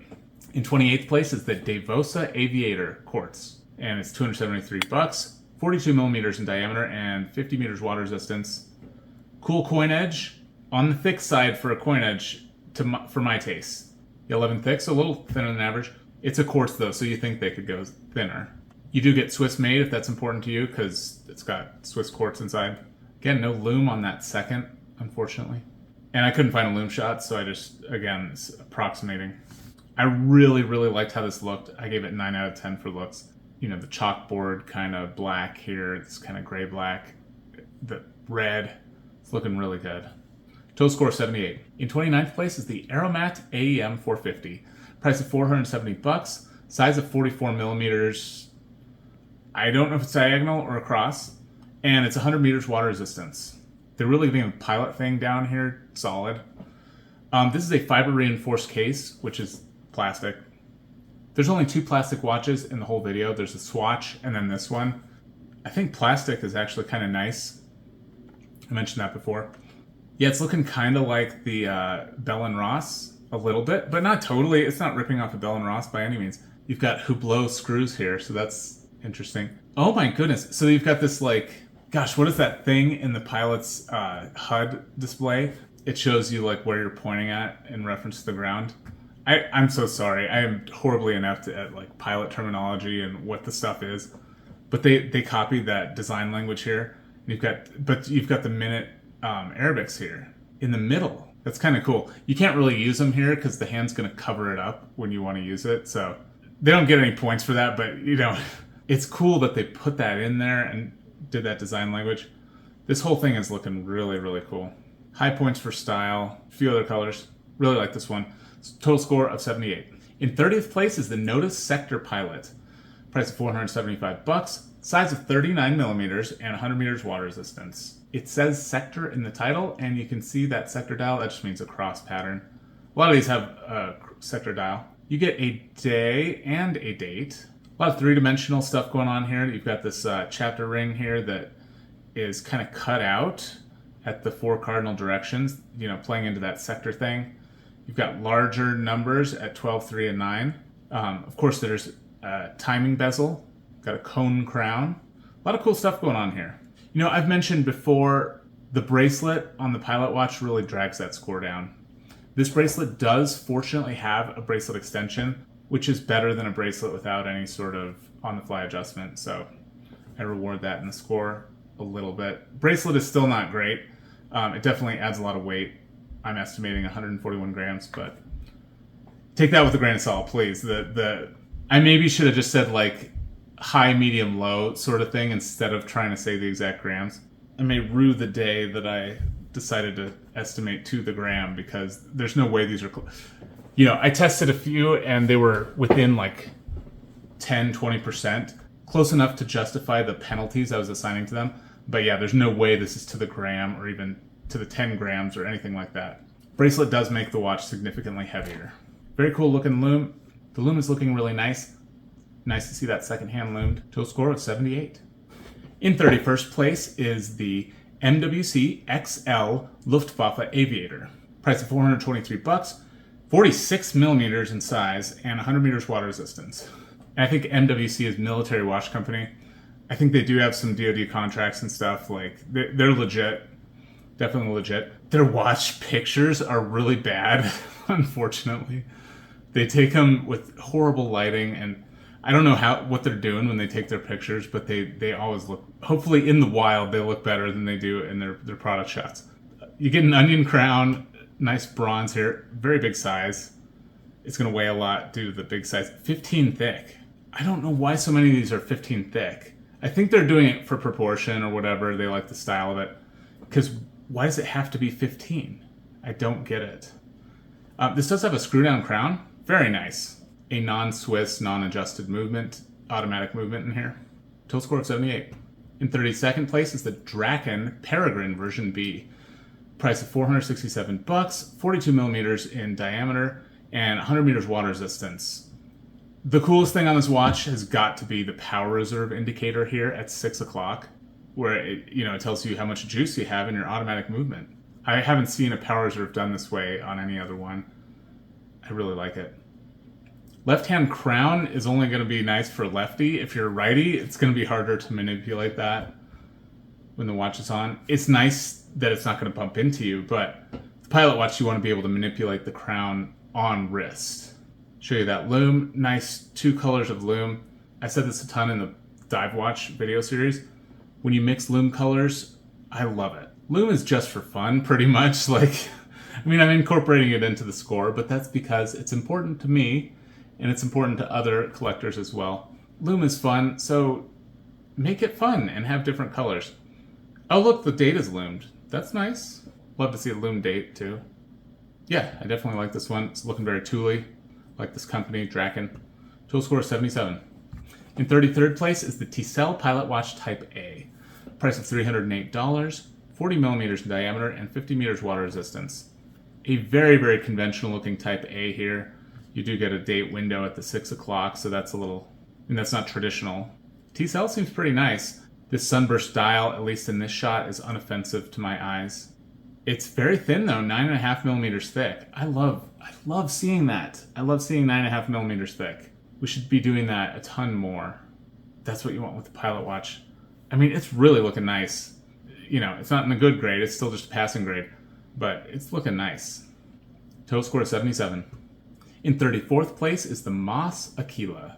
I think it stands for Matthew and Son or something. Price of $319, 40 millimeters in diameter, and 150 meters water resistance. It looks decent. It looks cool, actually. Lume is looking good.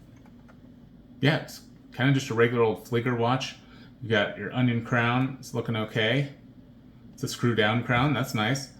11 thick. It's not too crazy. It's thinner than average. If it was on a leather strap, it probably would be green down here. It'd probably be in the 80s instead of the 70s. You just put this on a leather, solid pilot watch. Total score 77. In 35th place is the Smith's Navigator PRS 48. Price of $537, 36 millimeters across, and 100 meters water resistance.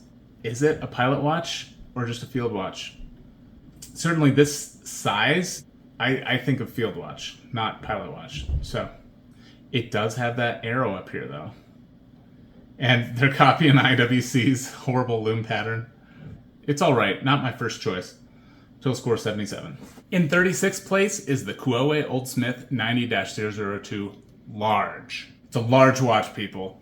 Price of $541, size of 38 millimeters, and it's got 100 meters water resistance on this thing. 38 is not considered large by most people. Well, it's a Japanese watch, so maybe for Japan. No, I mean, Japan has Citizen. They make humongous 47 millimeter watches. So anyway, I think we saw a Kuoe earlier. This is their large one. It's 38, like I said. Screw down count, that's nice. You know, this could be a field watch. It could also be a pilot watch. It's kind of dipping the toes in both worlds. As a pilot watch, it's kind of just average, not excelling. But I do like that it's got a screw down crown. Lume is passable.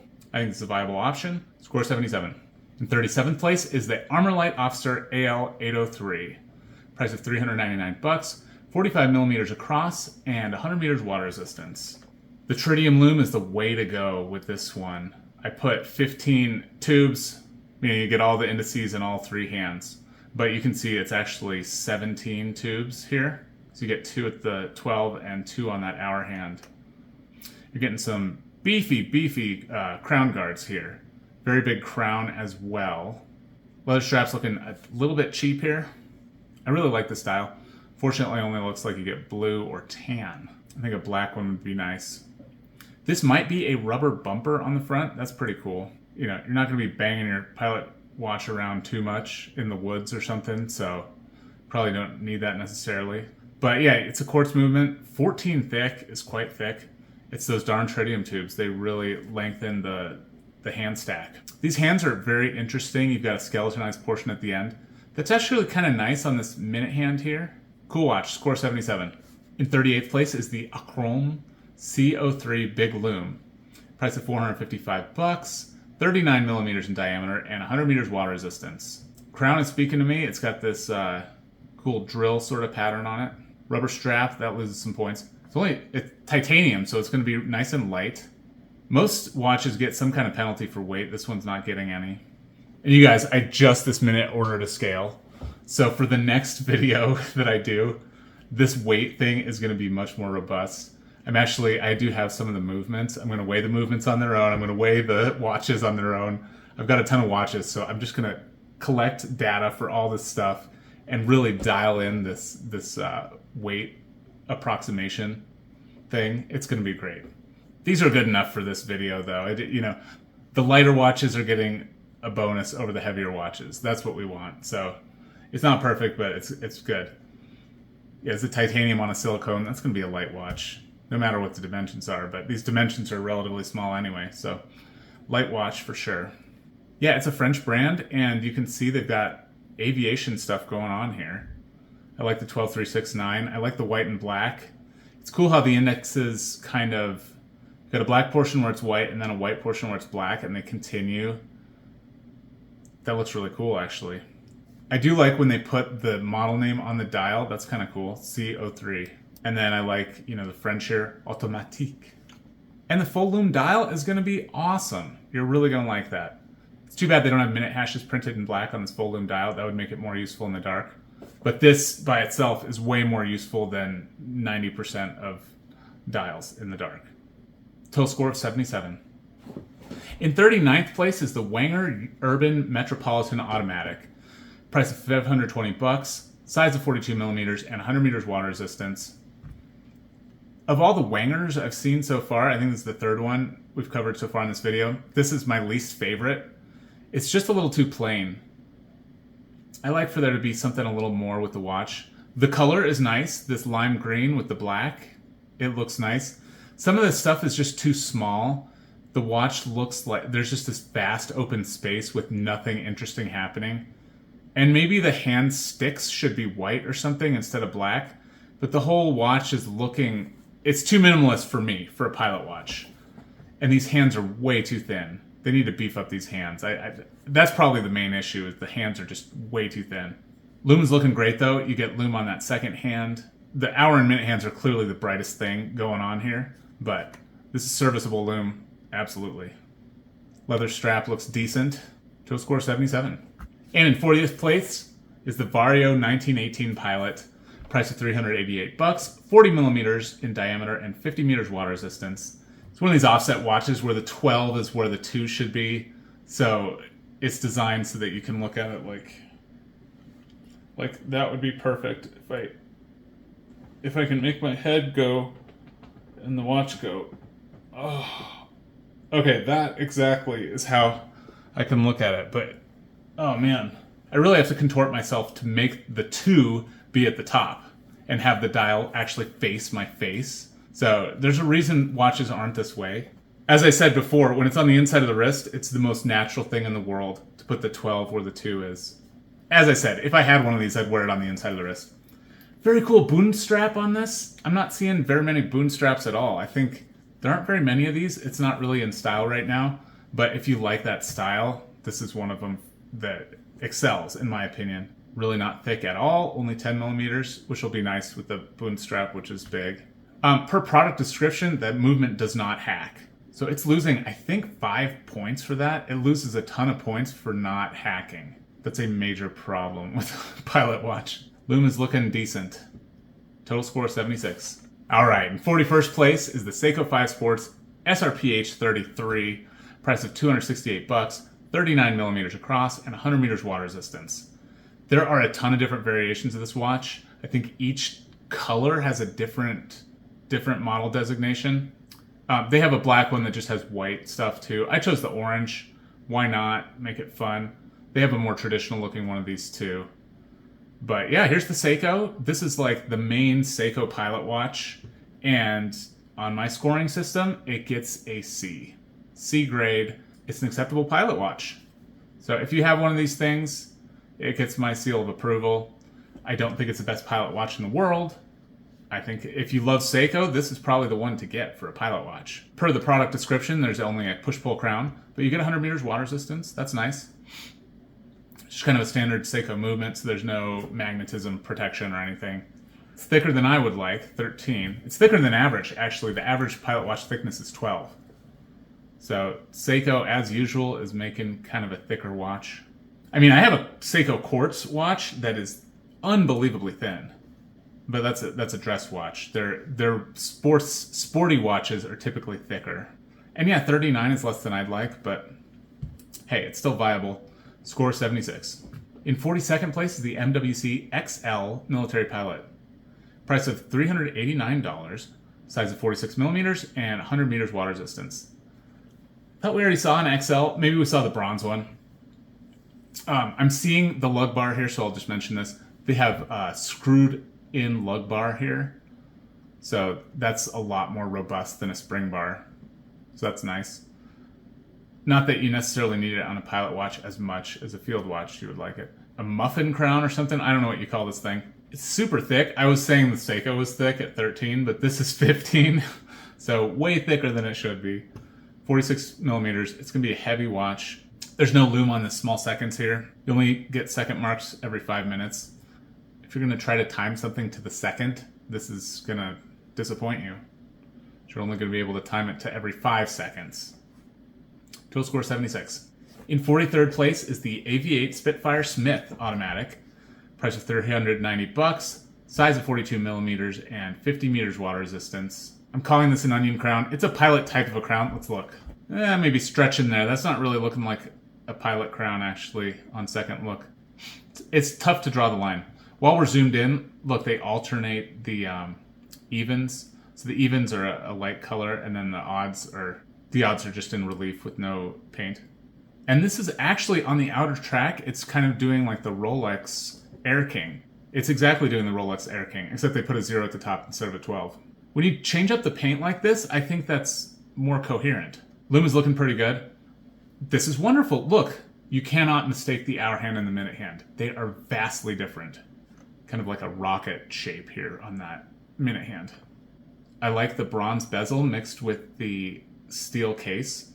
Really cool to see a two-tone watch. You just don't see two-tone very much at all. Strap looks decent. Total score 76. In 44th place is the Sturmansky Open Space 2431-1768-939. And it's $374, 42 millimeters across, and 50 meters water resistant. And beautiful lume here. If you like a 24-hour watch, this is one to consider. It's one of the famous ones. They do it pretty well here too. And here's what I mean. You have clear minute indications on the outside, and then you have these clear hour indications on the inside. Sometimes with watches like the Vostok Komandierski, I actually have it right here. I was wearing it earlier today. This Vostok Komandierski mixes the hours and the minutes on the same track, and it is very confusing to try to... You see a bold hash, and you have to ignore it, because the bold hash is for the hours, and then the fainter hash is for the minutes, and it's very confusing. This is the way to do it. Just have them on totally separate tracks. Get a date window. This is PVD steel. It is not bronze. It's just a brown coating. Don't see brown very often. Sturmansky, written right here, and then Automat, Stilana Verisi. So yeah, great utility. Not great protection though. No magnetism. 50 meters push-pull, and mineral crystal.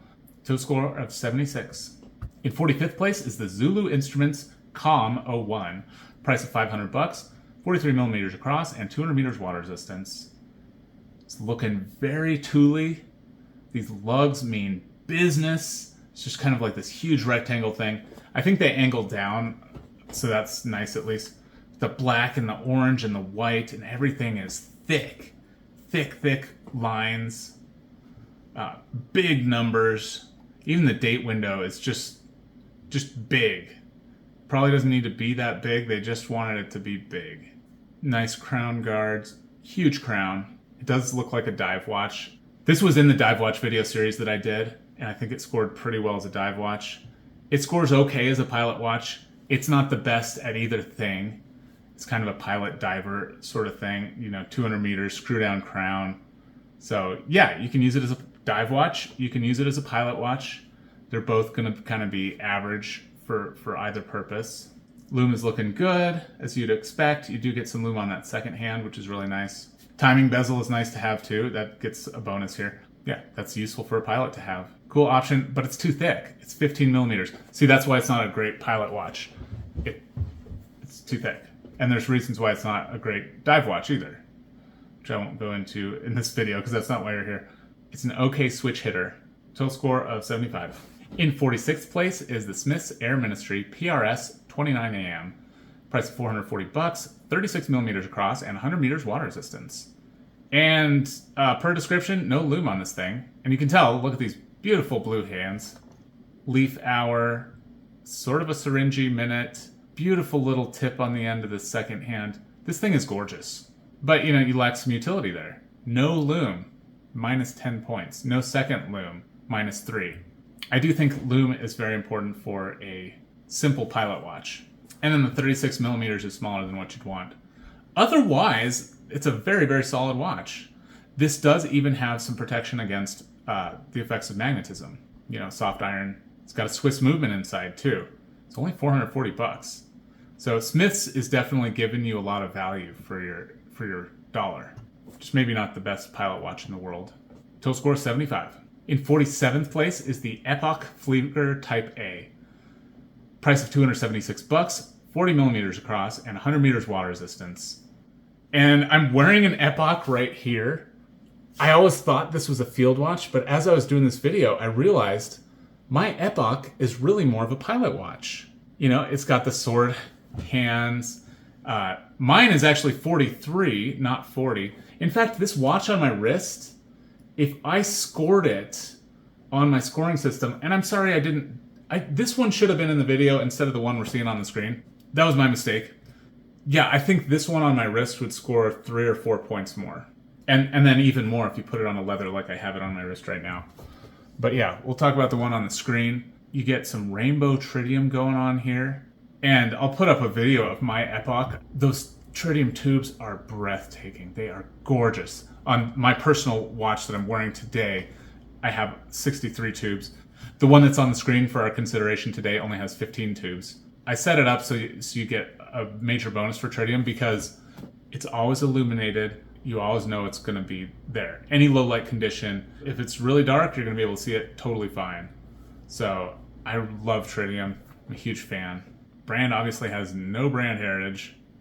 Slightly more than some other brands. And yeah, movement is nothing to write home about, especially on this one. Total score 75. In 48th place, here's an MWC 1940s Aviator. Price of $267, 46 millimeters, and 100 meters water resistance. You know, I'm getting deja vu with this thing, so I'm just going to tell you the score and move on. It is a score of 75. In 49th place is the KHS Air Leader. Price of $266, 47 millimeters across, and 100 meters water resistance.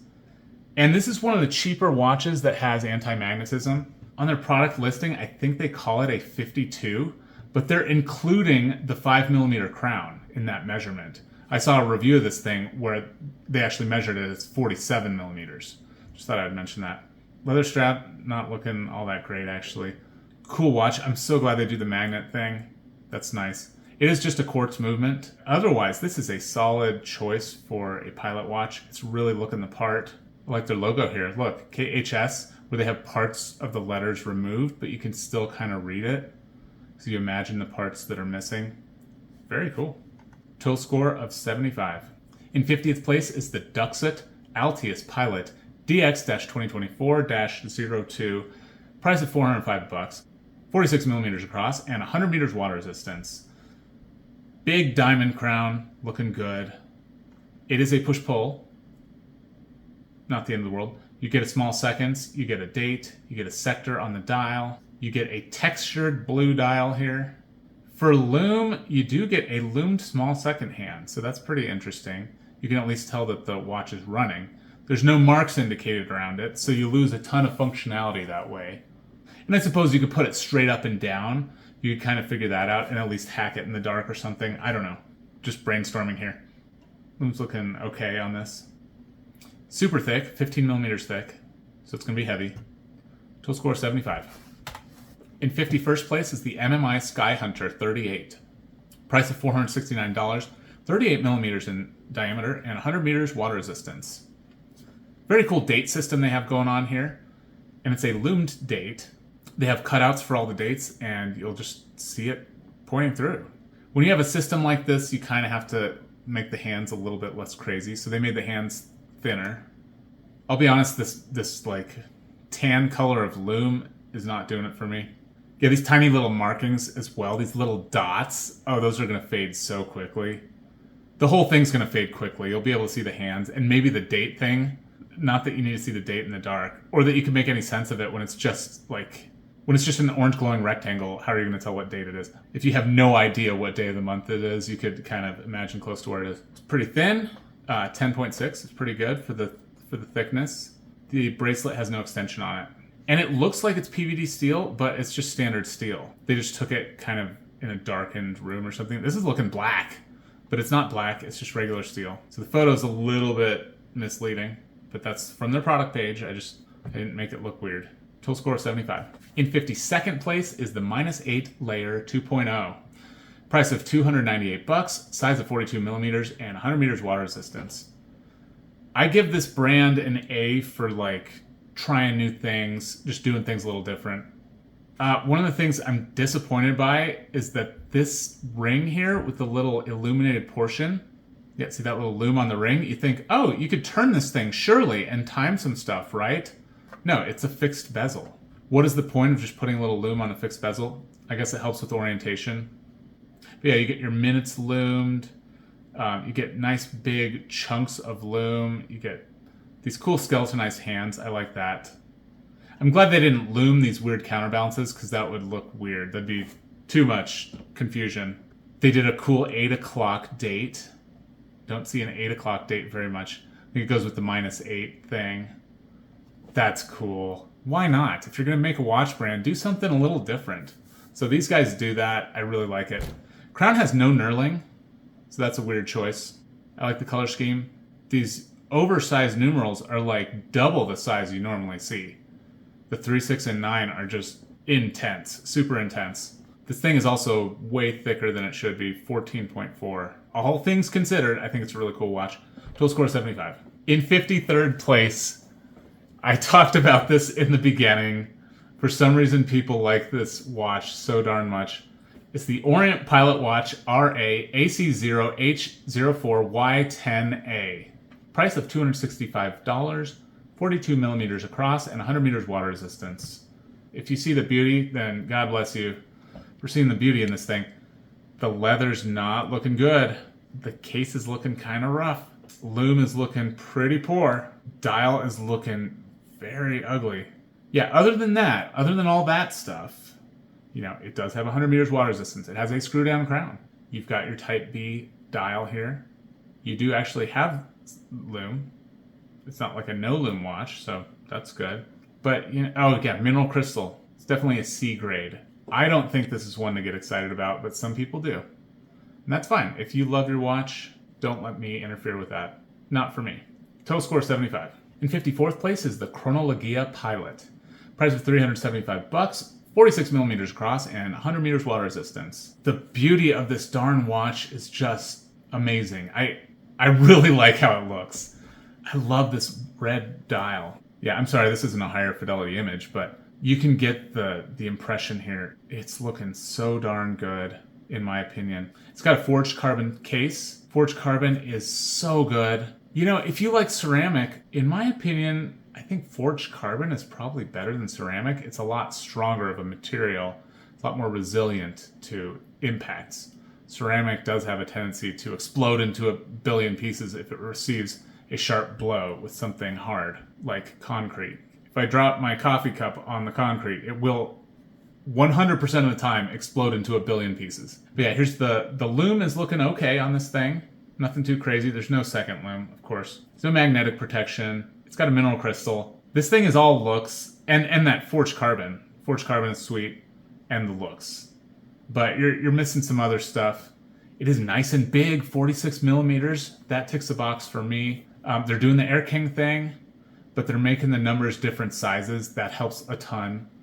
The way the Air King does it is like, it twists the mind, and at least my mind. When you make them different sizes like this, it's a lot easier to digest. Yeah, this thing is going to be super light. But yeah, no second lume. There's definitely trade-offs. And there's always trade-offs at this like C grade and below. There's going to be some significant trade-offs. This one definitely has them. Total score 74. In 55th place is the Zeppelin Eurofighter 72685. Price of $325, 43 millimeters in diameter, 200 meters water resistance. Zeppelin is an interesting watchmaker we don't see all that much in the US. Made in Germany, cool timing bezel, full lume dial, a lot of really cool stuff going on here. I think the italics is a little bit cheesy. Yeah, this is cheesy here. There's a countdown to 8 seconds, so they want you to take off once 8 seconds have passed. Okay. I'm not doubting that that's a real thing. It's interesting to me, that's all. 200 meters water resistance, so it's sort of a dive pilot thing going on, but it's only 12 thick, so that's good. The Rolex Submariner, probably the most famous dive watch there is also 12 millimeters thick. So 12 millimeters it's considered to be a little bit thin for a dive watch, but it's nothing crazy. We did see much thinner dive watches than just 12. You don't get any hour markings though, that's the downside. Total score 74. In 56th place is the Unity Fly Pilot Bronze. Price of $531, 42 millimeters across, and 100 meters water resistance. I couldn't find a lume shot, but you can see where the lume is. Bronze is looking a little bit rough. I'm not a fan of this Unity logo, and it looks a little bit low. I think it should be up just a little bit. It's off balance. And I generally dislike bronze hands on a white dial. I think they should be black or blue, something a little darker. The diamond crown sticks out very far. It'll be easy to use. Kind of long lugs. Total score 74. In 57th place is the Merkur Bronze Pilot Watch. Price of $256, size of 40 millimeters, and 100 meters water resistance. They made the bold move of using a steel crown on a bronze watch. I think this should be bronze. Hands are looking a little bit weird too. From the description, there's no lume on the second hand. It's okay, C grade. Total score 74. In 58th place is the Aviator Flight Watch Molnia 3603. $319, 43 millimeters in diameter, and 100 meters water resistance. So it says Molnia on it, and it says Aviator on it. I honestly don't know with these Russian watch brands. There seems to be a lot of overlap, sort of with the Chinese brands, the same sort of thing, where they put a brand name on the dial, but is Aviator the name of a watch company? Or is it like a line within Molnia? There's a lot of these brands that kind of, you're not really sure where one brand ends and the other begins, and so I don't know about that. In terms of style, not really doing it for me. Total score 74. And in 59th place, I'm no longer recommending these as pilot watches. It's the Shermansky Volmax Arctic. Price of $319, 42 millimeters across, and 30 meters water resistance. I love the looks. I do not love the 30 meters water resistance. Shermansky does these 30 meters, and I wish they'd give it a little bit more water resistance. The 50 would be fine. Acrylic crystal. I think acrylic is not great because you're going to scratch it. There's no lume on the second hand. I did call this an onion crown, but this is more of a cone crown. It's a pilot style crown. Total score 72. In 60th place is a Zeppelin LZ-127 Graf Zeppelin. 86563, $255, 40 millimeters across, and 50 meters water resistance. Cool lugs, kind of Art Deco-y. Like the italicized numbers. That's a good look. The brown dial is looking really cool. They put this little silver thing here. The other Zeppelin one had that too on the opposite of the date window. I like the little minute Arabics and the railroad track with lines sticking out from it. I like the Zeppelin logo, the Z, all this kind of stuff. Style-wise, this is great. They found their little niche, and I think it's a neat looking watch. Yeah, specs-wise, it's just falling under. Lume looks bad. Total score 72. In 61st place is the Undone Aero Commando. Price of $365, 40 millimeters across, and 100 meters water resistance. And they say Aero in it. It's supposed to be a pilot watch. You see the little triangle with the dots. That's what they intend it to be. I think this is the only one we have with a bezel lock. Bezel lock is a sweet feature on any timing bezel because you're not going to knock it out of place. Whatever you read at the end of that, there's no possibility that it moved. So I really like a bezel lock. It's way too thick though. It's dive watch thickness. I mean, it's thicker than average dive watch thickness by a lot. Yeah, it's 15 millimeters thick. Crazy. Yeah, I think I remember the average thickness for a 100 meter dive watch was like 13.7. So this is more than a millimeter thick than average, even for a dive watch. So it's way too thick. And that's why it's not recommended. Yeah, if they tightened that up, it would be recommended. Lume is looking okay. They loomed their logo at the 6 o'clock. That's cool. These guys do things a little differently. I do like that. You've got kind of like a hex nut shaped crown. That's pretty cool. Total score 72, not recommended. In 62nd place is the Sturmansky Gagarin 2416. I don't know how to pronounce Gagarin or Gagarin. Gagarin? I don't know. I'm so sorry. I haven't heard an actual Russian say his name. I've heard Westerners like myself say Gagarin. I'm sure that's not how you pronounce his name in Russian. So Gagarin is the first man to space, and he was wearing a watch that is supposedly the Sturmansky. At least these guys claim that, and nobody has really contested it. So it's fine. Let him have it. This is the first space watch. It's got street cred for an aviation watch because there's a historical event that this one was involved in. Maybe not a 42 millimeter version, but it's cool to have that connection. It is only a push-pull crown. There's no lume on the seconds. There are a lot of different colors to this thing. Very charming look to it. It's 12 millimeters thin. The specs just fall short. Score 72. In 63rd place is the Svalbard Tracer 24-hour GH55. Price of 250 bucks, 40 millimeters in diameter, 100 meters water resistance. Earlier I said that Svalbard mostly makes quartz watches. Well, here's an automatic for you. They have a lot of designs that are playful and weird. This one looks very utilitarian. There is no lume on it, unfortunately, but the look of it is like very functional. It's easy to see these 24 hours. They even put like the odds in here. Then you get the major markings, you know, midnight, noon, cool T counterbalance. And I mentioned this with another 24-hour watch. It is nice to have the minutes on the outer track and then the hours on a different track entirely. That makes it a lot easier to tell the difference. Unlike this Commandeersky, I think you're going to be able to tell the time pretty easily with this Svalbard 24-hour. It's thicker than you want though, 12.9. And yeah, no lume, so I mean there's a reason it's not recommended, but it is just under. Total score 72.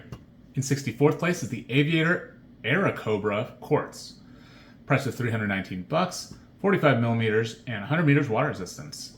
It's like an opposite type B. You get your hours on the outside, minutes on the inside. Okay, why not? Really? It's Swiss made? Interesting. Okay, it's quartz. All I had to do was put in a Ronda movement and bam, it's Swiss made. No, I'm just kidding. Again, not recommended. Score 72. In 65th place is the Polyot International Kirovsky. Price of 325 bucks, size of 40 millimeters, and 30 meters water resistance. 30 meters is not what you want.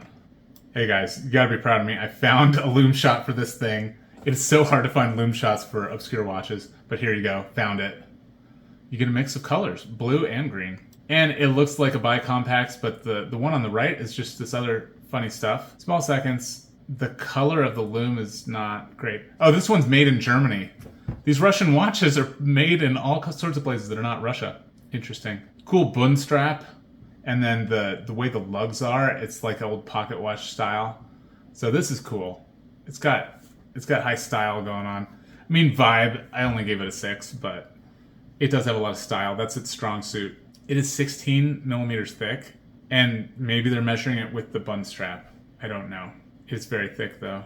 Total score of 72. In 66th place is the Voncha Flügel.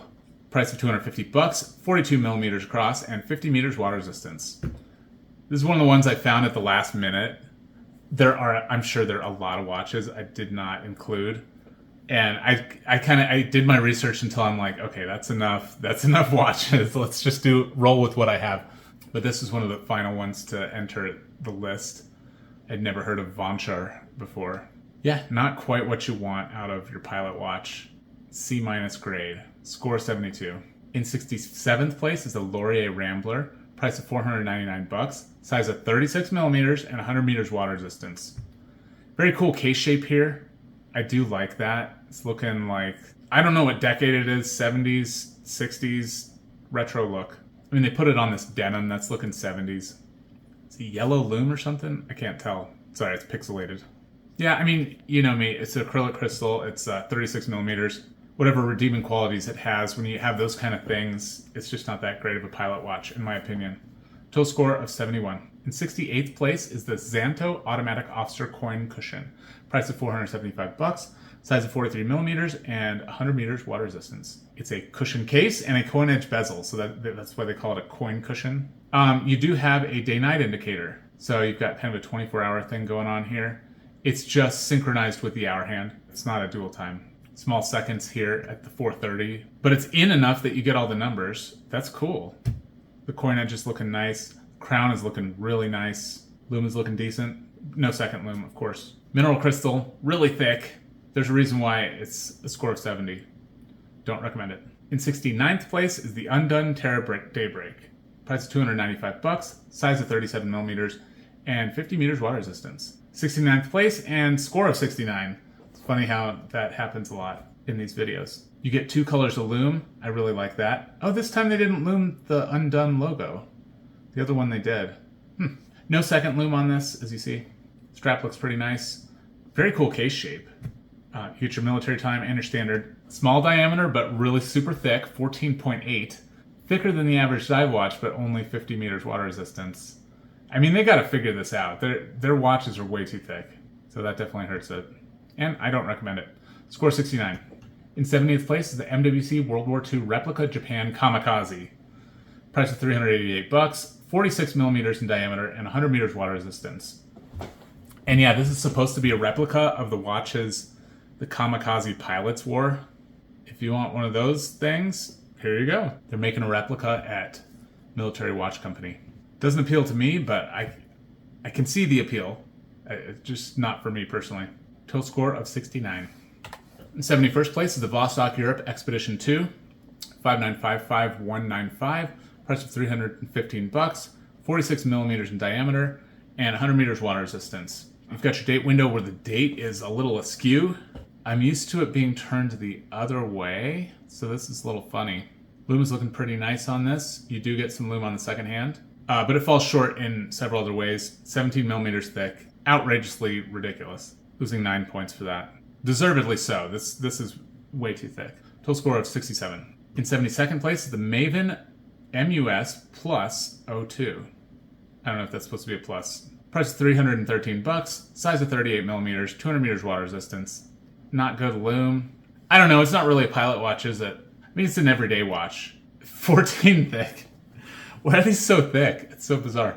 Oh, it has 200 meters water resistance? Okay, I don't know. I don't get these watches. Total score 66. In 73rd place is the Orient RA AK0401L10A. It's $295, 42 millimeters across, 100 meters water resistance. There's no Arabic markings for the hours. That definitely hurts it significantly. It's an important thing on the pilot watch. You do get the minutes though. It's really, perhaps even more important to have the minutes. You get a pointer date over here at the 10 o'clock. You get the date at the 3 o'clock, and then at the 5 o'clock, you get this day-night indicator. Again, it's slave to the hour hand. If you're in the space station, that might be nice. So you lose track of AM and PM. It's also useful on a submarine. Not a great pilot watch. Score 63. 74th place, the Zeppelin Mediterranee Day Date. Price of $324, 40 millimeters across, 50 meters water resistance. I like those lugs. I like the style. Like what I'm seeing here. But there's no lume. The hands look really cool. The bronze and the black and the cream. It's stylish, but it's not a great pilot watch. Score 60. 75th place is the Vague Watch Company Cousin. Price of $308, 32 millimeters in diameter and 50 meters water resistance. No lume, and it's 32 millimeters, and boom, you really don't have much of a chance after that. You could do a lot of other stuff perfectly, and it'd be tough. Does it have an onion crown? It's a quartz. Interesting. Very thin. Total score 60. All right, in last place, 76th place, is the Zeno Watch Basel Super Oversized Big Date. It is $533. It is 55 millimeters in diameter. It's 50 meters water resistance. That's a big one. I think some of the original Fliegers were 55s. They might have had a 65 as well. There's one that you attached to your thigh. I think that was a 65. This one, I don't think you attached to your thigh, but you probably could. It's a 55. It's going to be a clock on your wrist. It is kind of cool. Like, you get points with me for just like being at one extreme or the other. We saw the 32 millimeter. Now we see the 55 millimeter. But it's also really thick, 15 millimeters thick, but it's a quartz. Why is it so thick when it's a quartz movement? Who knows? Fortunately, they did give you these big hands on a 55. You probably can't use these hands on any other watch because it's just so huge. Huge tulip crown right here. I mean, this one would be fun. It'd be hard to say it's the ideal pilot watch, but it would be a fun watch. Total score of 36. All right, so that's it. That was all the pilot watches, $250 to $550. There's a lot of cool stuff. Yeah, we saw the Laco, the Whitby. I mean, the top 5 were nice. They were definitely nice. Probably the most famous one, though, is that Laco. That's probably most of what people would think of. It wasn't the best scoring one. You know, we had 92, a couple with 92, high 80s. This Attaché watch was so cool. The Hemel was nice. The Junkers. So a lot of really cool watches that we saw. This T-Cell looked really nice. You know, C+ grade. Devosa looked really good too. Yeah, I had fun in this category. We saw a few more, I think, with magnetic protection. We're going to see that more in the next one, the fine category. Let's go to the next category up. Fine.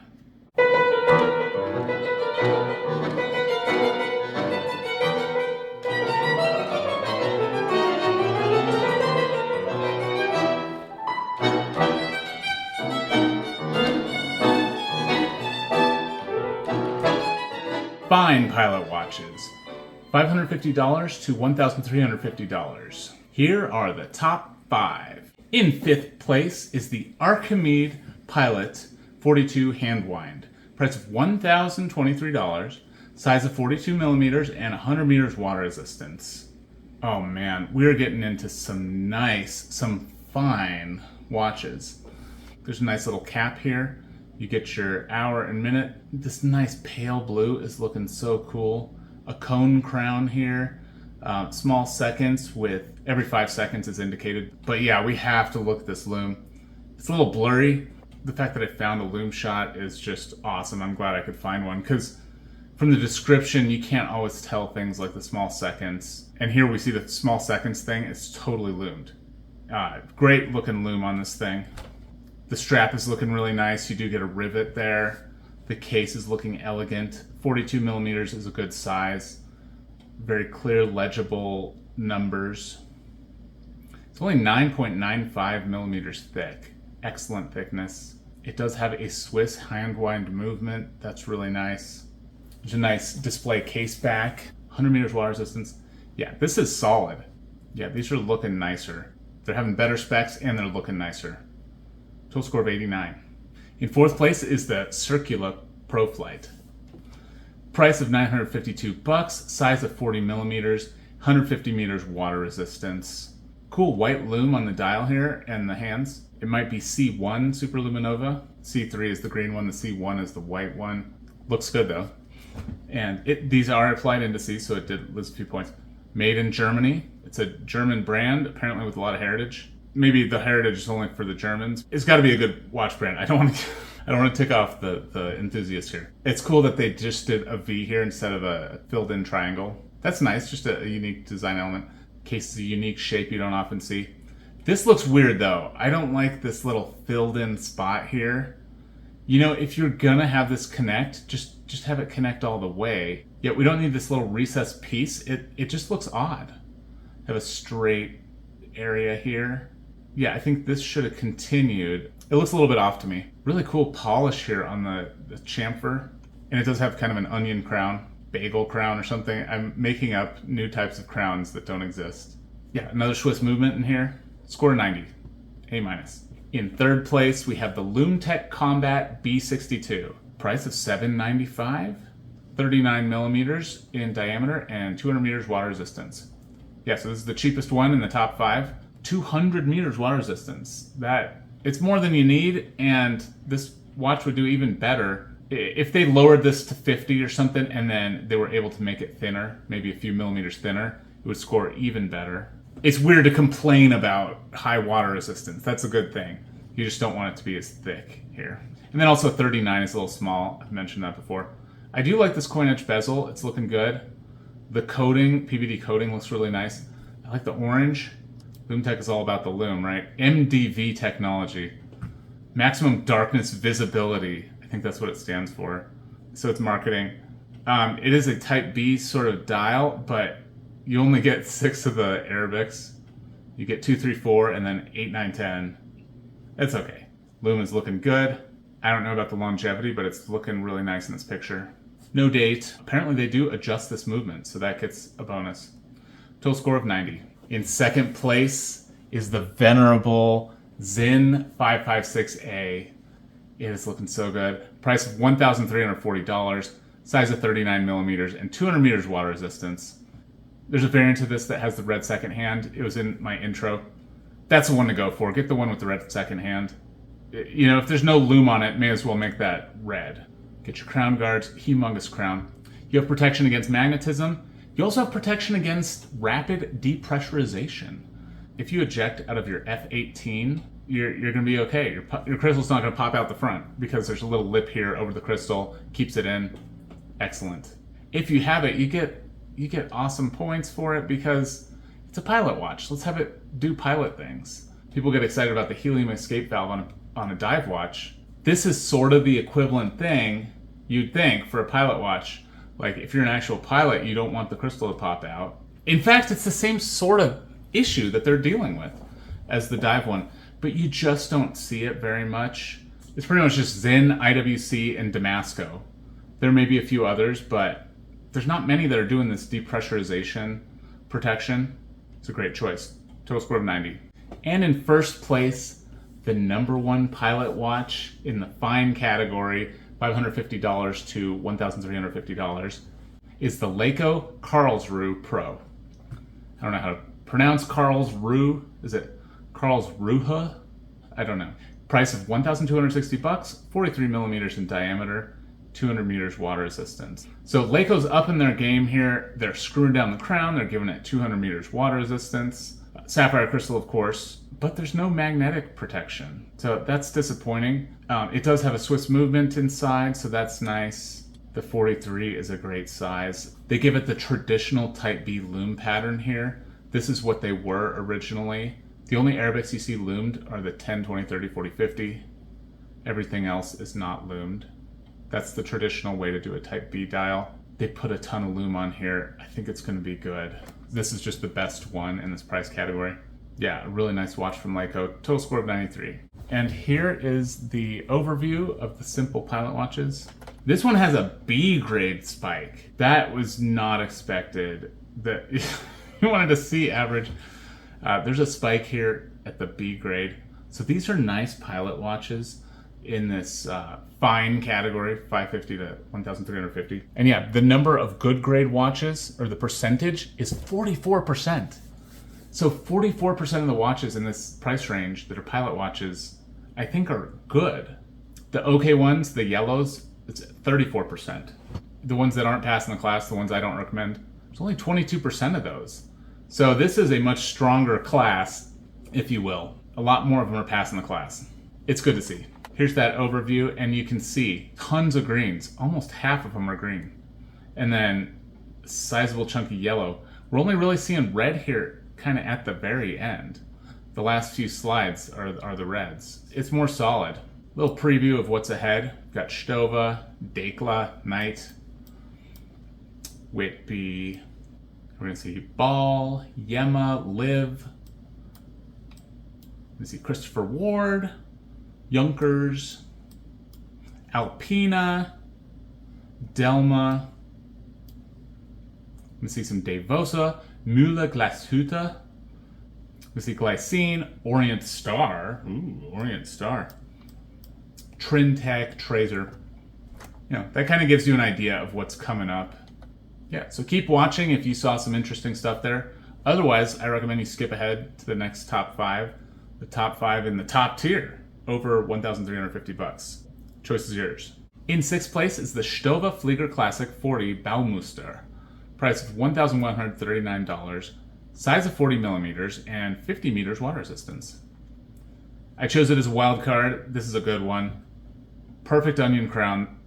We're seeing standard pilot stuff here. It's a classic Flieger. So 50 meters, push-pull crown. Totally fine in my opinion for a classic Flieger. Classic loom shot too. This is what a Flieger is supposed to have on the Type B. It's 10 millimeters thick, so that's awesome. It's hard to see, but there's a couple rivets here on the leather strap. It's looking very plain. Super high brand heritage. This was one of the original 5 Flieger brands. And you'll notice it's a totally sterile dial. That's how it originally was. And so you might be able to get the name on the dial. You may not be able to because it's the classic Flieger style, the Type B. And I think it looks amazing too. I like the shape of the lugs here. They're a little beefier than some of the other brands. It's looking good. Total score of 89. In 7th place is the Stowa Flieger Classic Sport. Price of $1,335, 43 millimeters in diameter, and 200 meters water resistance. So this is a better size. It's a little bigger than that last one we saw. But it's got this chunkier bezel that's a little funny. Yeah, I got to admit, I don't really understand the different Stowa lines. They have a lot of different watches, and I'm not totally understanding why they do it. This one kind of has that tulip crown instead of the onion crown. 12 thick, The other one was 10 thick. So yeah, this one's thicker for some reason. But yeah, unadjusted Swiss movement. Per product description, they did not describe, oh, it's adjusted in 5 movements, or we regulated it. It just says Swiss movement, so did not get the bonus of adjustment. Yeah, it looks nice. Total score of 88. And in 8th place is the Decla 42 Type B. Price of $768, 42 millimeters in diameter, 100 meters water resistance. And what you get with Decla, from what I can tell, is a watch of equal quality to like a Stowa, but it doesn't have that brand heritage. You know, the quality might even be better than the Stowa, but you're going to miss out on that brand heritage. They were not one of the original Flieger makers. It is hard to find reviews on Decla and Tourby. Decla and Tourby. Those are two, like, they make really nice Fliegers, but they're just not, it's hard to find out much about them. A nice blue loom here for the standard Type B pattern. Sterile dial, as the tradition is. You can customize a ton of stuff on these things. You can get gold hands or bronze hands, all kinds of stuff. No second loom. No second loom on this thing. The other two before this did have second loom. Yeah, it'd be in the top 5 if they gave it second loom, but they did not. Total score of 88. In 9th place is the Nite Atlas. Price of $1,150, size of 40 millimeters, and 100 meters water resistance. You've got cool looking crown guards here. The main thing about this watch is the tritium. And the tritium is going to be really nice. They give you 2 ones at the top to help with that orientation. You do get one on the second hand. That's looking good. Look, these are nice little short tritium tubes. You don't see those very often. I think they actually look really good. And the benefit of that is that you get to have the standard Arabics and the military Arabics. There's plenty of room for all of that. The thing is, with tritium, you don't actually need there to be a ton of it. You're going to be able to see it perpetually, even if they're tiny little pieces of it. You're going to be able to see this just fine, especially if it's really dark. It's always illuminated. They exploited that about the tritium, and they used it to their advantage to fill up this dial with good stuff. And it doesn't feel crowded, especially because they made the military Arabics a little bit darker. This is a really good looking watch. Love the red on the second hand. Again, that's something that's hard to do with traditional loom, because normally they want just to smack as much loom on the end as they possibly can. Here you can do this kind of thing. So yeah, this is definitely a wild card. This will be in the runoff. Only 11 thick. It's got a Swiss movement. Total score of 88. In 10th place is the Stowa Verus 42. Price of $1,139, 42 millimeters in diameter, and 100 meters water resistance. Great loom on this. Fantastic loom. This looks better than on the Stowa Flieger Classic. Look at those thick marks for the minutes. That's really nice. Very strong second hand loom there. Just kind of average thickness. Yeah, it's a little bit of a different look. You've got kind of a tulip crown again. Rounded numerals, like the ends are rounded. That's interesting. Certainly not the classic Flieger look. It's a good look. I like it. It's like $200 cheaper than the Stowa Flieger Classic. Total score of 87. In 11th place is the Ferrer Bradfield. Price of $895. Size of 40 millimeters and 50 meters water resistance. Nice diamond crown. I actually had this as a wild card and I had to replace it with something else. This almost made it to the runoffs. In the runoff round, yeah, I incorporate a little bit more subjective stuff about the looks.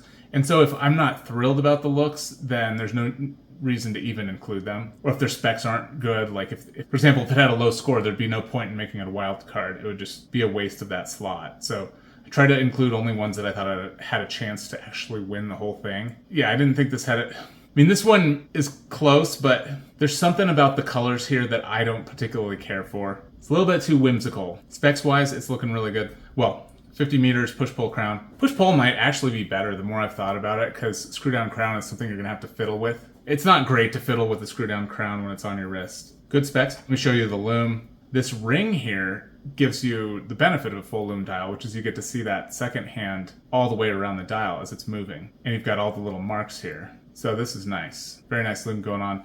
I wonder how long these, the hour Arabics here are illuminated from the back. I wonder how long that lasts. It looks really cool though.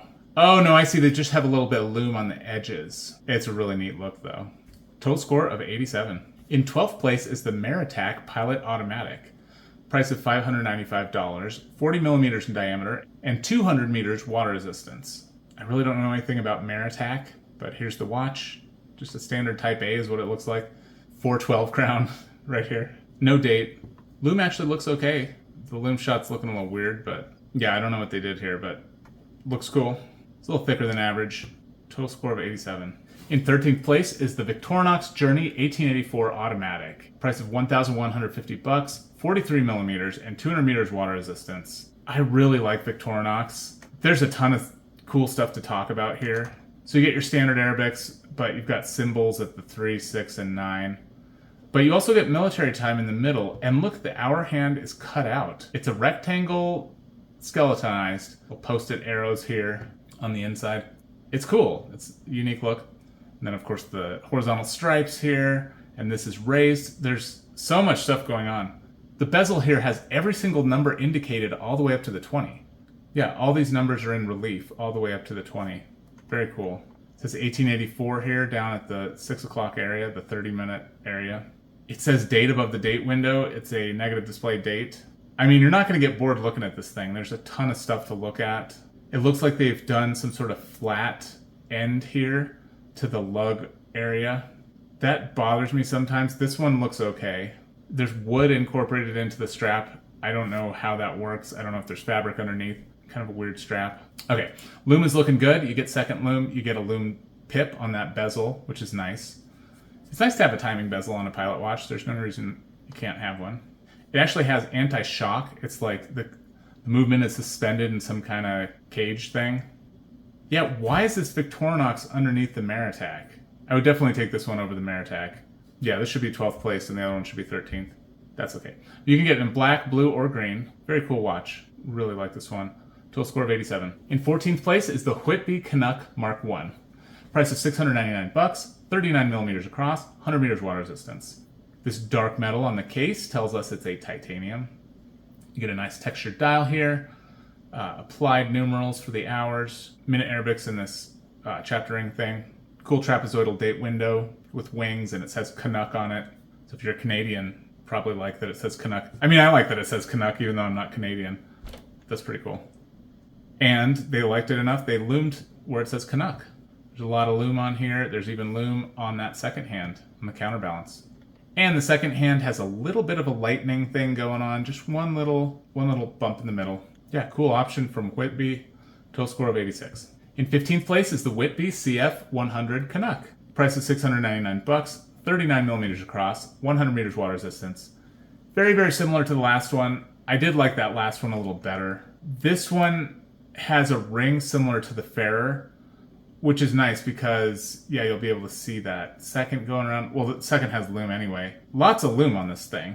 There's this turbine-looking thing in the middle. I think that's one of the reasons I'm actually not as fond of this one as the last one, because that's a bit much for me. The dial is just a little bit too busy for me. I don't like that these yellows don't match each other. That's not great. Very, very cool watch with a unique look, though, so I like seeing that. Total score of 86. In 16th place is the Isotope Old Radium Bronze Pilot. Price of $1,054, size of 40 millimeters, and 100 meters water resistance. I emphasize the 1,000 because I think the pricing is off on this thing. Get a cone crown. The colors here are looking bad to me. The green, it's not looking good. I don't care for this. I do like a British racing green, but what's going on here with these colors and the texture and the mustard, I say no, not for me. All these little dashes are just busyness for the sake of busyness. It's not helpful whatsoever to have all these little lines, and I think it gives it a weird energy to the watch. The crown is gorgeous. The case appears to be gorgeous. I just think the dial is a hot mess. I think if you just swapped out this dial for something a little bit less in your face, that would be good. They make a red, and the black one is like a smoke. The smoke probably looks better than the green, but I couldn't find a shot of it straight on. It is a Swiss movement. It says Great Britain at the bottom. That's cool. Loom is okay. There's a tiny bit of loom on that second hand, but it's going to fade very, very quickly. Yeah, see it there? Not for me, but it appears to be pretty good quality. Total score of 86. In 17th place is the Dekla 42 Bronze Type A. Price of $814, size of 44 millimeters, and 100 meters water resistance. 11 millimeters thick, so it's a little thinner than average. With the 44, I think that's going to be great dimensions for pilot watch. The loom is looking really nice. Although, as you can see, there is no loom on that second hand. Yeah, standard Type A. I have it shown here with bronze hands. You can get gold hands You can get blued hands, you can get black hands, you can do a blue dial or a black dial, you can have date or no date, you can change the crown, I think you can change sides, you can change the shape of the crown, it's the diamond crown. They do offer an onion crown, if you prefer. So yeah, a lot of customization available with Dekla. Stuttgart. And apparently they'll turn it around pretty quickly too. Leather's looking a little bit weird to me. But yeah, I'd love to learn more about Dekla, but there's very few videos on them on YouTube. Great looking watches. Total score of 85. In 18th place is the Polyot Polar Bear 24 hour. Price of $613, size of 43 millimeters and 50 meters water resistance. This is a great looking pilot watch. Polyot means pilot in Russian. They did not use the Cyrillic for this though. Polyot International. They use like a German. That's the J is a Y in German. Polyot. I think, yeah, in Russian it'd be like Polyot or something. Mechanicals. Very nice looking dial. But here's the show. Here's what you're here for. The full lume dial. It is looking so good. You can see the little printing on the outside. Made in Germany. You can see those minute Arabics. You can see the 24-hour Arabics. Mentioned before, when you have them on a different scale, when you have the hours and minutes on different tracks, it's actually not that bad to read a 24-hour dial. Very cool. I almost included this as a wild card. Its looks are a little bit rough for me, so I didn't think it was going to go that far. Nice onion crown. Total score of 85. In 19th place is the Ferrer Morgan. Price of $895, size of 40 millimeters and 50 meters water resistance. It's in a Type B format. I think if I was going to get a Ferrer, it would probably be this one. You don't often see a 60 at the top though, because usually there's a triangle. So that's kind of neat that they put the 60 there. It gives it a different look. Also, the very pronounced train track around the outside, that's unique as well. Typical Fleeters don't have a train track. This pattern here looks really nice. I like the three-dimensional nature of this. I love when watches have like a different section in the middle. You've got these little lines here for the hour hand too. This is a nice one. Like I said, this is the Ferrer for me if I ever got one. Diamond crown. Lume is looking pretty good. All this stuff is loomed here from what I can tell. Loomed probably with C1 white lume. Some of this might be BGW9, or maybe it's all BGW9. I don't know. This one, actually on the back, it has a little lightning bolt because it has anti-magnetism. So this is a legitimate pilot watch. Totally legitimate. No lume on the second hand, unfortunately. But with that loomed train track, you're actually going to be able to see the second hand moving around. At least while your lume lasts. It would, very nice. Total score of 85. In 20th place is the Sterling Gibson. Price of $856, 40 millimeters across, 100 meters water resistance. And I thought this one had a chance. I chose this for a wild card. Good looking lume here. This one actually has a Swiss movement in it. Sterling makes field watches and pilot watches. Actually, they make dive watches too. They're all kind of marketed towards tactical, like military sort of thing. Very conventional looking Flieger here. You do get minutes on the outer chapter ring, minute Arabics. Only 11 thick, so that's nice. Probably due to that Swiss movement. Total score is 85. In 21st place is the Ball Engineer Master 2 Aviator. Here's the reference number if you need it. Price of $1,100, size of 40 millimeters, 100 meters water resistance. You can buy this one still. It's weird with Ball watches, trying to figure out where you can buy them. I think you can get it from Nomon. They're an authorized dealer in Malaysia or something, but I've actually ordered a watch from them before. They'll ship to the United States. 15 tritium tubes, and these are the tritium tubes you want, the flat ones. They look so good. They look really good in real life. This is a render here, but yeah, they look great in real life. You get one on the second hand, that's really nice. All right, how thick is it? 13 and a half. Could be worse. Tritium watches are always thicker. They're just always thicker. It's thicker than you want. It's getting penalized for it. That's why it's only a B and not an A or something.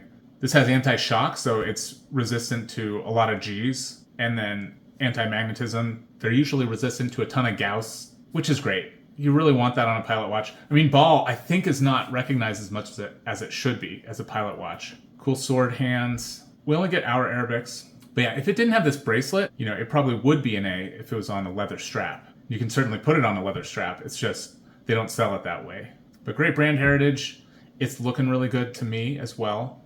From what I've heard, Ball finishing is nice. Total score of 84. In 22nd place is the Duckworth Prestex Varimatic. Price of $659, 39 millimeters across, and 200 meters water resistance. Could not find a straight-on picture of this thing. I only found off angles, so that's what we get here. It's 11 millimeters thin. Can't really tell what the crown looks like. Nice looking leather, kind of a distressed leather here. The fume pattern looks really nice on the dial. And then we get railroad track around the outside. Stylized numerals. It's looking good. I love the gilded hands on the black dial. I like the combination. I love to see some gold. It's only a 39 though, but it might feel a little bigger with this cushion case. Total score of 84. In 23rd place is the Liv GX1A. Price of $750, size of 42 millimeters, and 100 meters water resistance. There's a lot of character going on here. It's a lot to look at. I don't care for silver hands on a white dial. That is a mistake. Nobody should ever do it. Darken these hands up. That's bad. These stencils are totally weird. You don't need to make a stencil out of 2. It's not a problem. Just, you don't need that there. The 4 as well. Why are we doing it? You don't need a stencil there. 6 I understand. 8 I understand. The 0 I understand. They're doing it for symmetry, doing it to be consistent, but it looks weird. It looks off to me. Their logo's kind of cool. I really like this orange thing on the crown. Big chunky crown. This like hobnail bezel thing makes it look really industrial. It's a unique look. Like I said, tons of character. It's a bit much for me though. It's a bit too out there for me for a pilot watch. But Liv pretty much just makes pilot watches from what I could tell. I think they do like chronographs and stuff. We're going to see chronographs in that technical pilot watch video that I'm going to do in several months, however long it'll take. I'll work on it right after this is published, and it'll take several months, I'm sure. I mean, I'm going to do the Traveler one first, the dual time and world time. Why didn't I talk about it? The full loom, and it's a sandwich dial thing they got going on with these stencils. That's kind of cool. But they're applied indices on top of it. The full loom does look really nice. Why did they loom the end of the seconds when you have a full loom dial? Yeah, why is it white here at the end? It should be orange to the end. Maybe they just use the same second hands on the different colors of this. This also comes in black and blue, so maybe they just ordered 1,000 orange second hands and they're just putting them on all the watches. And they didn't think, for the full loom one, you don't need it to be white at the end. You actually want it to be orange all the way to the end. Silly. A lot of watches mess up the white dial. They get some things wrong. And I think Liv missed the mark on that with the white thing here and the silver hands. Powerful lugs here. Cool looking leather strap. Yeah, I dogged on it probably too much. It's a very cool watch. Total score of 84. In 24th place is the Yema Flygraph French Air Force. Price of $990, 40 millimeters in diameter and 100 meters water resistance. This Yema looks so nice, so of course I put it in the end. It's going to be in the runoff round at the end of this whole video where we determine the top 10. So it has a chance. You've got a color match date here. Very big date numeral in that date window with kind of a cream color, so it's color matched to the dial and to the dial paint for the minute track. So that looks beautiful. It looks like there's a sandwich here just for the triangle and the 2 dots. That is cool. Very cool. You've got applied numerals here. Flieger hands are looking good. Minute track is looking really great with these minute Arabics. There's a dome crystal that's looking nice. Even with the dome crystal, only 9.4 millimeters thick. Very thin watch. Yema is good about making thin watches. They seem like a really excellent watch company. I've heard the customer service can be a little bit rough, but the watches themselves are fantastic. Titanium case is going to be quite light. Very light titanium case on this. Paired with the canvas strap, this thing's going to be very pleasant to wear. 40 millimeters is a crowd-pleasing size that tons of people love. Probably the most versatile size for people. Total score of 83. 25th place is the Steinhardt Nav B Ur 42 Vintage. Price of $597. Size of 42 millimeters and 50 meters water resistance. Yeah, what do we call this? Is this still a diamond crown? There's something a little different here, like a flat section in the middle. It's like the buckles in the back here, which is a little bit confusing. But very standard looking Flieger. Just a type B. Standard Flieger loom, too. Steinhardt is doing it old school, the way you're supposed to. 10, 20, 30, 40, 50. That's all you get. That makes sense to me. Very nice. So if you're looking for one of those really traditional ones, Steinhardt fits the bill. With one exception, they do have a date window here above the 30. There's no loom on this second hand. I mean, I think that's traditional as well. It's got a Swiss movement, but it is unadjusted. Average thickness. Total score of 83. In 26th place is the Junkers 100 Years Night Flight.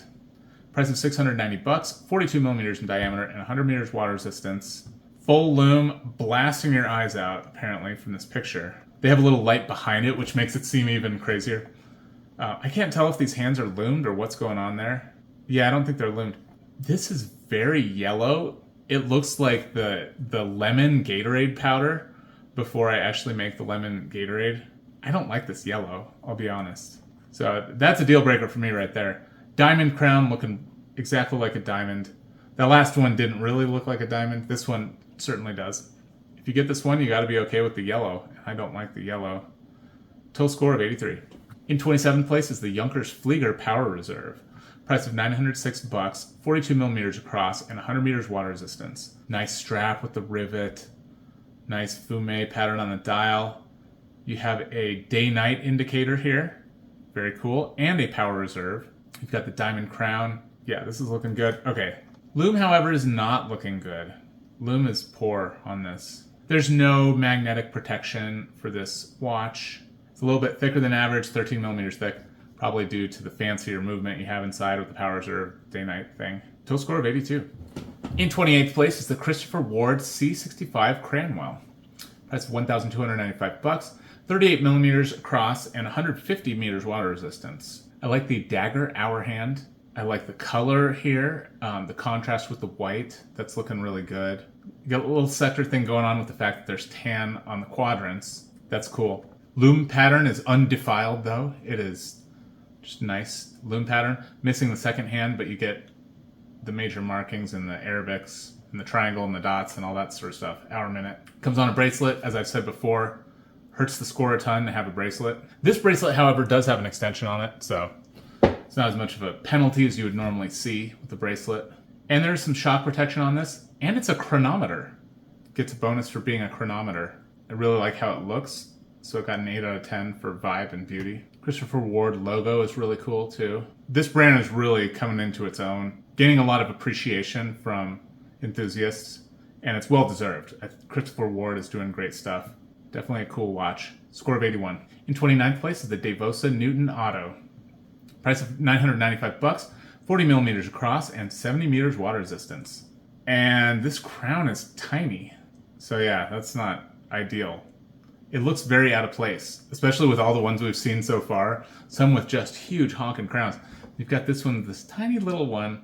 It looks very strange. Nice looking lume. The blue not matching the blue is not ideal.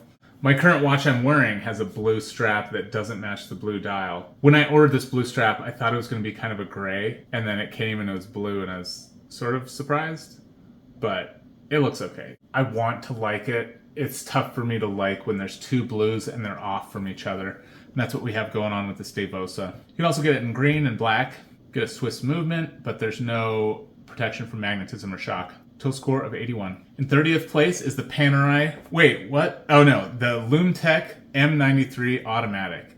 Price of $865, size of 44 millimeters, and 300 meters water resistance. Sorry about that slip there. No, it does. It kind of has a Panerai look going on. You do get little cutouts. Panerai doesn't do cutouts on their dive watches. You see the sword hands. This is supposed to be a pilot watch, but they are leaning heavily into the Panerai aesthetic here with these large 12369s and the sandwich thing and the big lugs and the cushion case. It does differ from Panerai for sure. It's like a pilot take on the Panerai. Huge crown, and crown guards are nice. Strap looks decent. LumeTech is loomed, their logo is loomed, and yeah, looks like good lume. It is unfortunately very thick though, almost 14 thick. Total score of 81. In 31st place is the Zelos Eagle 2 Tie. Tie meaning titanium. Price of $949, size of 39 millimeters, and 100 meters water resistance. The bezel looks just straight up white. Is that correct? Is it like a white plastic bezel or something? The crown looks white too. Maybe it's Cerakote, but it's titanium. I love the black paint here that looks like lume, but go down to the lume shop. Oh, it is lume. I mentioned before, this is weird. Just make it black. These should just be black. All this should just be black letters and stuff. I don't get it. I don't get why we're doing black lume mixed with the white lume. Maybe you really like it that way. It is a Type B format with the hours on an inner ring and the minutes prominently displayed on the outside. 13 thick is too thick, and then 39 wide is too narrow. It comes on a silicone strap, which I also penalize. I mean, Zelos makes quality watches. There's no denying that. It's just a lot of times the style is not jiving for me. Total score of 81. In 32nd place is the Fair Kale Verde. Price of $895, 40 millimeters in diameter and 50 meters water resistance. And I think the blue one might be called Azul or something. But yeah, you get a blue or a green. This one does have a loomed second hand. The other Fair, one of the other ones didn't have a loomed second hand. It's got that canary yellow again for the hands. Oh, this is cool. It's like orange up here and then it's like white down here on the lower half. Kind of with that California theme. You've got Romans on the top, Arabics on the bottom. And you've got the colors changing as well for these different sections. There is a cross right through the center all the way through. I do like that. Segmented dial. And instead of an arrow and 2 dots, they have a long line and 2 dots.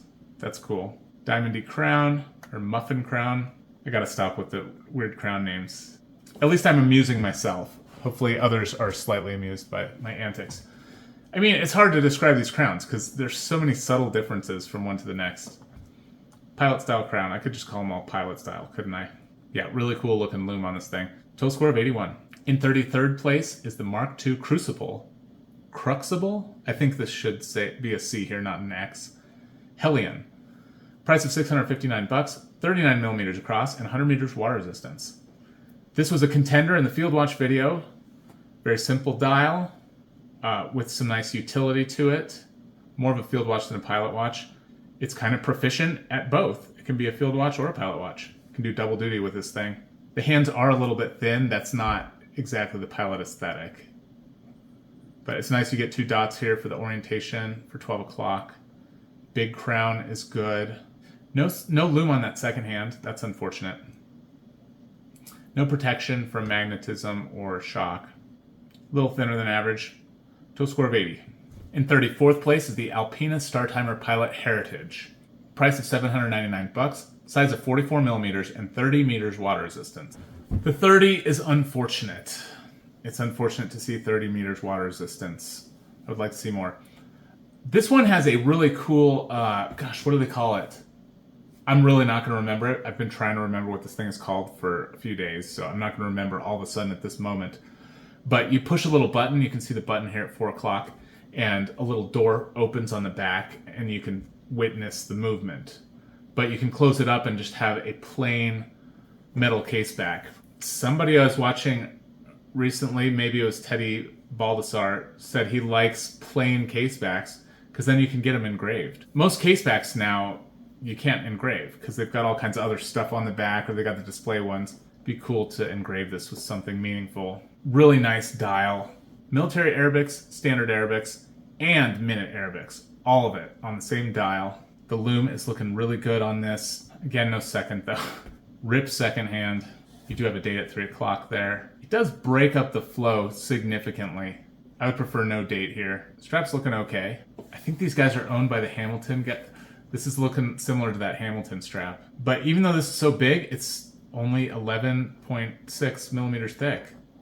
So it's a little bit thinner than average, even though it's 44 with that little flappy thing on the back.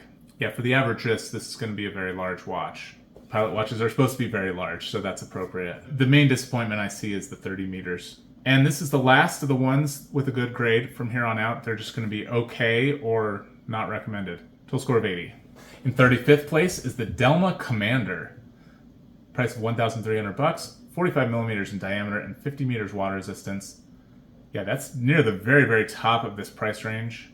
Good look on this. They really did dark black and bright cherry red, and they were consistent and they were disciplined here. It's got a strong presence when you're a little more disciplined with your color like that. Cone crown. The contrast stitching is red. That looks really good too. Very cohesive look to this. I like the PVD. The case actually looks really nice. Just very classic, simple case shape. Got your sword hands. They're nice and wide. Huge big numbers, just crisp and clean. You do get the quadrant thing going on, which I think is nice. Yeah, it's simple and it looks good, and it's a Swiss watch. I think Delma is very underappreciated. Pilot style date window where you get to see the subsequent and the following date. Loom is looking good on this too. Great loom, but no loom on the second hand. And it's not that thick either. 10.5. Total Total score of 79. In 36th place is the Aviator Bristol Scout. Price of $1,295, 46 millimeters in diameter, and 100 meters water resistance. I like the onion crown. Really cool lugs on this thing. I mean, that's the first thing I should have mentioned. So cool. The leather strap is looking really cool too.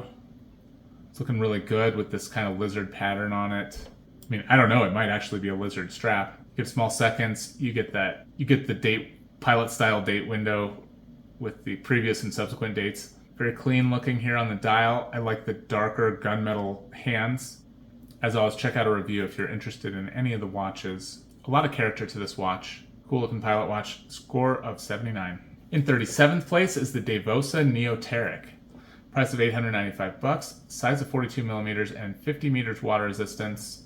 Pilot style crown here. I don't like this. This is really weird. This watch is weird and I don't care for it. The orange and then this like brown gray color is not a good combo. That's the issue. Total score of 79.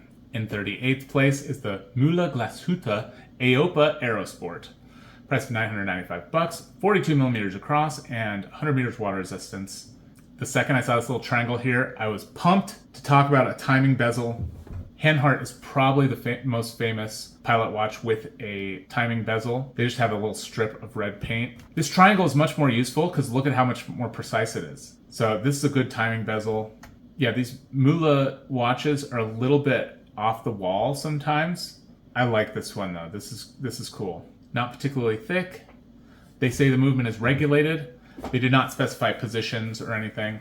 Maybe they didn't adjust it in several positions. Maybe it's just a single position. It's a date window here at 3 o'clock. Total score 78.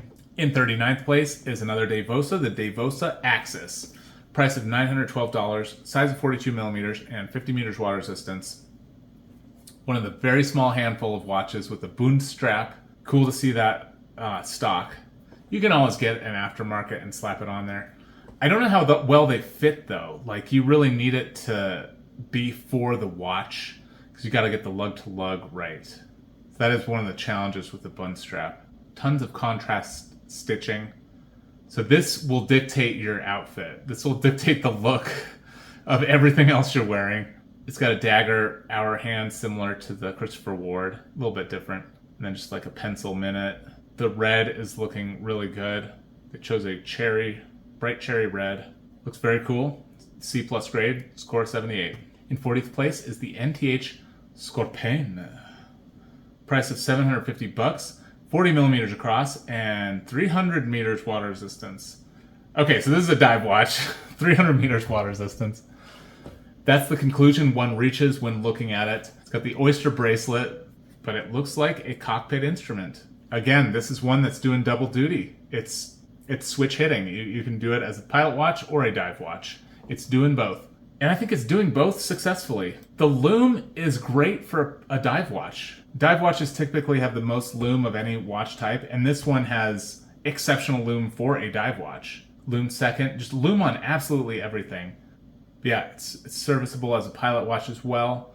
Not too thick, 11.5, so that's good. That's a couple millimeters under the average for a 300 meter dive watch, so that's good. If you put it on a leather strap, I think this will be even better as a pilot watch.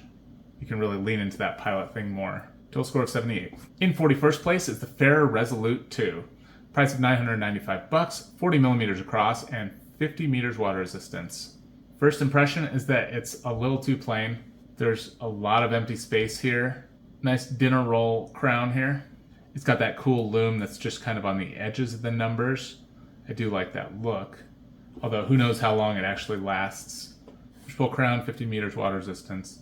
That's okay, but it could be better. It is only 10.8 millimeters thick, so that's kind of nice.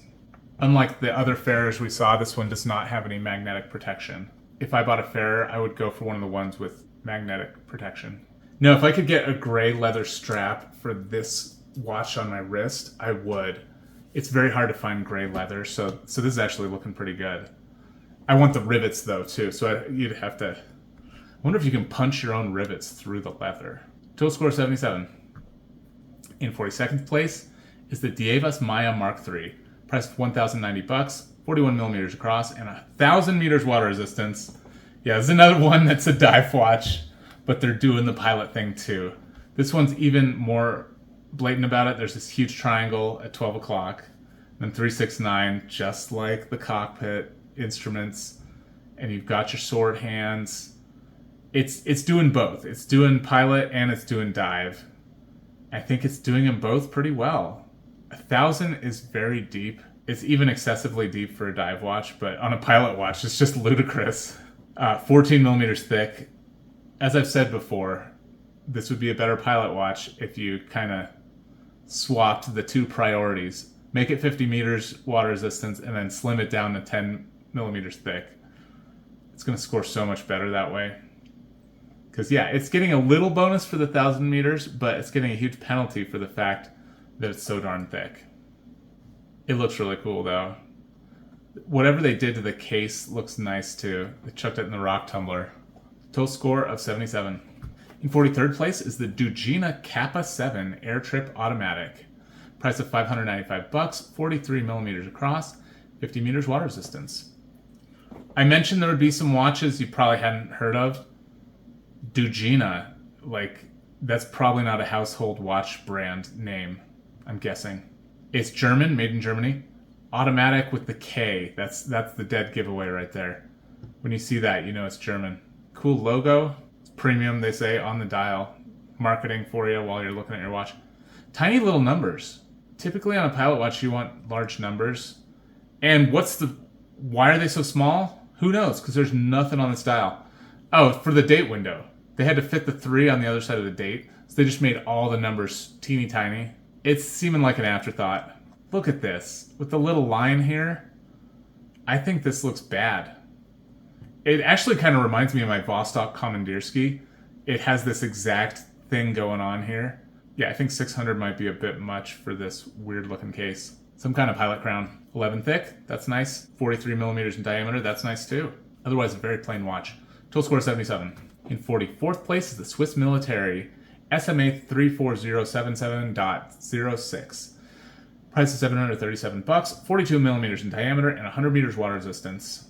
This is clearly a watch with a bit too much sunburst going on.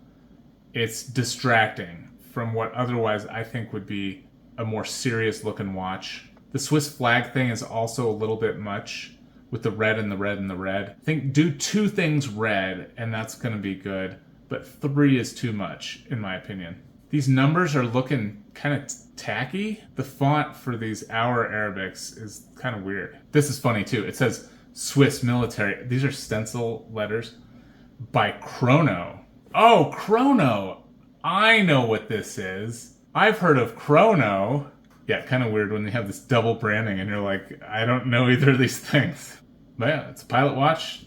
It's doing it all right. It's a C+. Total score 77. In 45th place is the Liv Saturn V Moon Dust. Price of $890, size of 42 millimeters, and 100 meters water resistance. Comes in brown. I think it came in other colors in the past, but they're kind of phasing it out. I think brown is the only one they have left. Again, I don't care for the 3 stencil here. That's weird. Just not for me. Really not for me with the weird thing I'm seeing. The texture is way too much for me too. I can't handle all the stuff I'm seeing. It's very distracting to me. I have to recognize that's probably a personal quirk though. 3 lines on the crown. I like it. Orange is a wonderful color. Get your Hublot screws holding the bezel on. Loom is okay on this thing. No second loom. Get an adjusted movement. That's cool. Total score is 77. In 46th place is the Alpina Star Timer Pilot AL525B3S6. Price of $940, 40 millimeters across, and 100 meters water resistance. You get a cone crown. You get this triangle with the circle inside. Hey, Dugina did a triangle with a circle inside too. That symbol is used by some other organizations in this world. Yeah, okay. Everybody wants to put a circle inside the triangle, apparently. I like this format when you have the sector thing. That's looking cool. Yeah, it's weird. Some watches, they look totally empty, and others that are almost identical, they don't. This looks normal to me. Like that Dugina looks weird. Dugina is weird and empty. This one is not weird and empty. You know, they made their logo big enough. They made the numbers big enough. Anyway, Alpina is a cool brand. But they missed the mark here with this lume. Quadrants only thing, it feels like a slap in the face to me when I see this. I know that it's possible for you, watchmaker, to put some darn lume here and here and here and here. So when you do this quadrant thing, it just feels like you hate me. That's what it feels like. No lume on the second, of course. And yeah, it does have a Swiss movement though. But yeah, I'm super soured by this quadrant lume thing. If you like lume at all, look at the lume before you buy the watch. Do not get one with the quadrants. You're going to be disappointed. Get one that has good lume, because there's a lot of Pilot watches with exceptional lume. Speaking of which, the next one, this Alpina had a score 76. All right, in 47th place is the Tsao Balt Pilot Recon Raven. Price of $750, 40 millimeters in diameter, and a 200 meters water resistance. I mentioned the lume. Great lume. Lumed second. Lumed crown with a plane on it. Lume everywhere. Yeah, you can have good lume on your watch, and you probably should if you're spending a bunch of money. Purple looks pretty cool. There aren't very many purple watches in the Pilot area. Most of the Pilot watches are just like black and blue and green, and that's about it. Maybe a dark gray or something. They keep it pretty conservative. Yeah, this is a titanium case and titanium bracelet. So it doesn't weigh a ton because the titanium is nice on that bracelet. But the bracelet doesn't have an extension, so it's not great quality there. Apparently they regulate the movement, so that's nice. I actually don't remember what the movement is, so I'm not going to speculate. Date here at the 6 o'clock. That's cool. Sweet watch, from what I can tell. Total score is 76. In 48th place is the Hamilton Khaki Aviation Pilot Day Date Auto. Price $1,040, size of 42 millimeters, and 100 meters water resistance. Some weird lume. We've seen a lot of Pilot watches like this where the minute hand is skeletonized into this ring, the hour hand is skeletonized past the ring. So like when these align, they kind of like make one hand sort of thing, like never overlap. There's a ton like this. Yeah, this one has the day, full day up here, and then the date. Yeah, I think this looks pretty good. You lose the 55, you lose the 5 up here. So that's looking a little funny. Some nice angles here on the lugs. Cool crown guards. Yeah, I think we saw the quartz one of this already. Very darn similar. 11.9 is not too thick. I would like it thinner, obviously. You do get that Swiss movement. It should make it a little thinner. C grade, total score 75. In 49th place is the Vostok Komandierski K34. 346791, price of $616, 45 millimeters across, and 100 meters water resistance. Got your day-night indicator. You've got the date at the 6 o'clock. Looking pretty cool. Very thick though, 15 millimeters thick. Total score 75. In 50th place is the Aviator Douglas Day Date 41. Price of $1,150, size of 41 millimeters, and 100 meters water resistance. It has a rose gold PVD case. Nice little cupcake crown. It is looking really good up close. Wow, that's a high fidelity image. I wish all the images looked that nice. Yeah, you got your minute Arabics, some nice applied Roman numerals. This is looking classy as all get out up close. I'm very shocked I have a lume shot, but here it is. Triangles at the quadrants and circles around here. No second lume. Kind of poor lume. Comes in 5 different colors. That's pretty cool. It's a viable option. Score 75. In 51st place is the Zeno Watch Magellano Pilot Navigator. Price of $979, size of 43 millimeters, and 50 meters water resistant. Push-pull crown, just kind of a regular crown, nothing Pilot about the crown. Very plain looking case, slender lugs. It does look like an aviation watch. A lot of these Zeno watches are 30 meters, so 50 is good for this brand. An unadjusted Swiss movement inside. I think this one's decent. Some of the other ones are not going to be. This one, if you're going to get a Zeno watch, this might be the one to get. It's looking okay. $979 seems like a lot for this watch, but there it is. Date window's an afterthought. Total score 75. In 52nd place is the Steinhardt Nav B Ur 47 millimeter hand wind. Price of $595, 47 millimeters across, 30 meters water resistance. Oh, the 30 is too bad. If I recall on this one, it's got a really cool looking movement and a display case back. It says push-pull crown. Is the crown out, or does it always look like this? Because that is some space right there. Makes me think somebody popped this crown. Lume actually looks really good. There's a lot of style here. The blue hands are looking nice. The strap is looking nice with the rivets. It's 47. It's going to be a huge one. And 14 thick is way thicker than you want. It's going to be a huge watch. It doesn't look thick from the picture, but It's 14.2, so that's a big boy. Total score 74. In 53rd place is the Hamilton Khaki Aviation Pilot Pioneer Mechanical. Price of $845, 36 millimeters, and 100 meters water resistance. So yeah, this is one of those tiny pilot watches. Is it a W10 style or something?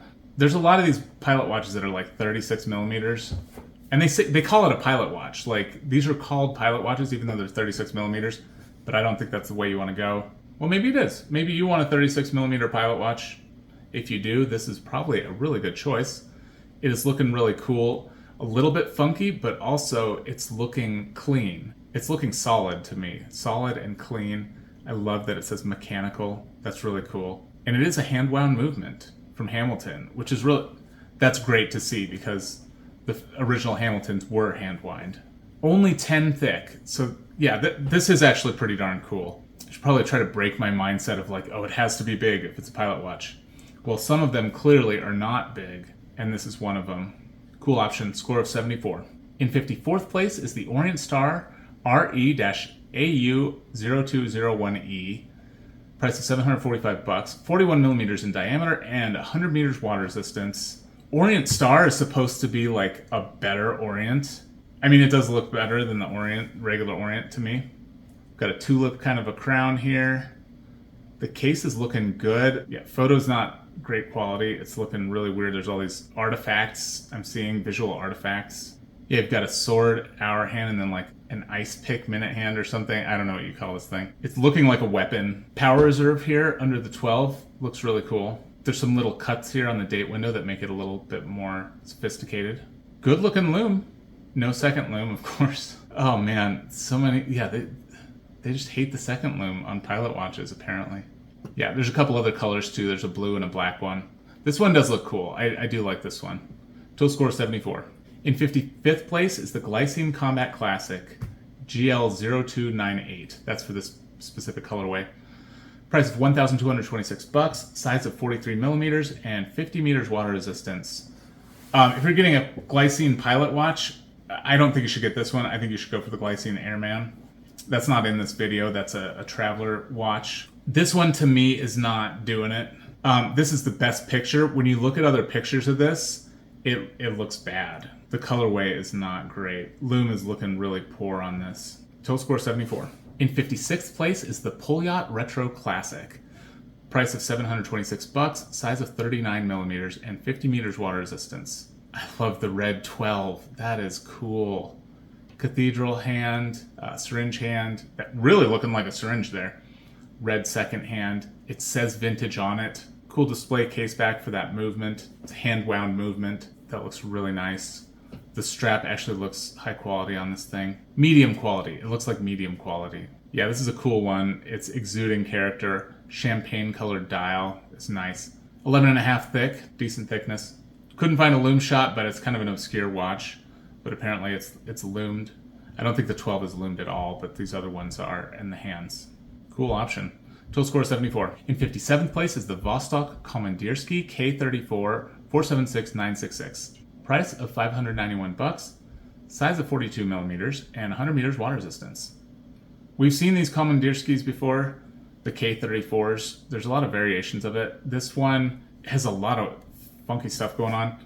You've got a 10 o'clock small seconds, and I apologize for the visual quality here. You do have a rotating timing bezel here. You get some standard hours. Anyway, but you get the military time on the outside ring here. Some arrows pointing in at the quadrants and all the minute Arabics here. That's cool. Here's the little crown to turn that internal rotating bezel. Loom is looking okay. It's looking serviceable, but no second loom. Yeah, nifty option. Total score 73. In 58th place is the Tracer P67 Officer Pro 110755. Price of $995, 45 millimeters in diameter, and 100 meters water resistance. The tritium loom is looking really good on this. It's got kind of a diamond or square shape to it because you've got these outer ones at the 12369 and then inner ones. Yeah, if we look at the dial, you see there's these 4 on the outside and there's kind of an inner track here. You've got the hour and the minute. So that's pretty cool. So why isn't this recommended? Well, there's a lot of little stuff, as there always is. Got no hour Arabics. That's unfortunate. It would have been nicer if they just had little tiny tubes on the outside and you had Arabics here. That would have been more useful for the pilot watch. More of a tooly thing to do rather than this minimalist style. It's probably the big one, the fact that there's no hour Arabics. It's also super thick. 14 millimeters thick is way too much. We shouldn't have 14 millimeters thick here. Change one or the other of those two things and it's a recommended pilot watch. So it's close. Very classic look though. I really like the look. So score is 72. In 59th place is the Trintec Nav 03 altimeter. Price of $550, 42 millimeters across, and 100 meters water resistance. I like seeing the 0 at the top. I don't think I've mentioned it in this series, but that makes the most sense. If we're doing AM, then here we are, 0 through 11, because PM is 12 through 23. So there is no 24 o'clock, it does not exist, and it makes the most sense to me to have a 0 at the top.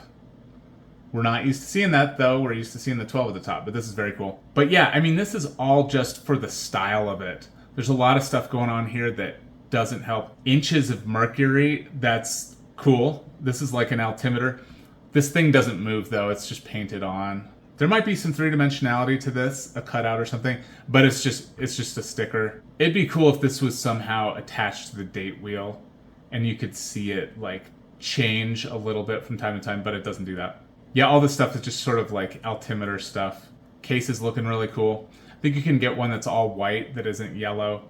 They have different variants of this watch. I really like it though, it's very cool. And you see, recommended a strap swap. And we only have 3 of these in this price category, but the silicone loses at points. Anyway, this one's on the cusp, so swap it to a leather, you're golden as far as I'm concerned. Good pilot watch. Let's look at the lume here. It's looking very solid. Good lume. Pleased to see that. Very cool option from Trintec. Score 72. In 60th place is the Devosa Newton Day Date. Price is $995, 44 millimeters in diameter, and 50 meters water resistance. Yeah, good size, good all kinds of stuff. Really the only reason this isn't recommended is poor lume. Just 2 hands. I said before, why bother at that point? What is the point of having 2 hands? At least have something else loomed. Something on the dial that's stationary to go with your loomed hands. Very disappointing to me. Otherwise, very cool looking pilot watch. Interesting stuff on the dial, but it's not too crazy. Trapezoidal date window at 6 o'clock. Comes in black, blue, or silver. Not recommended. Score 72.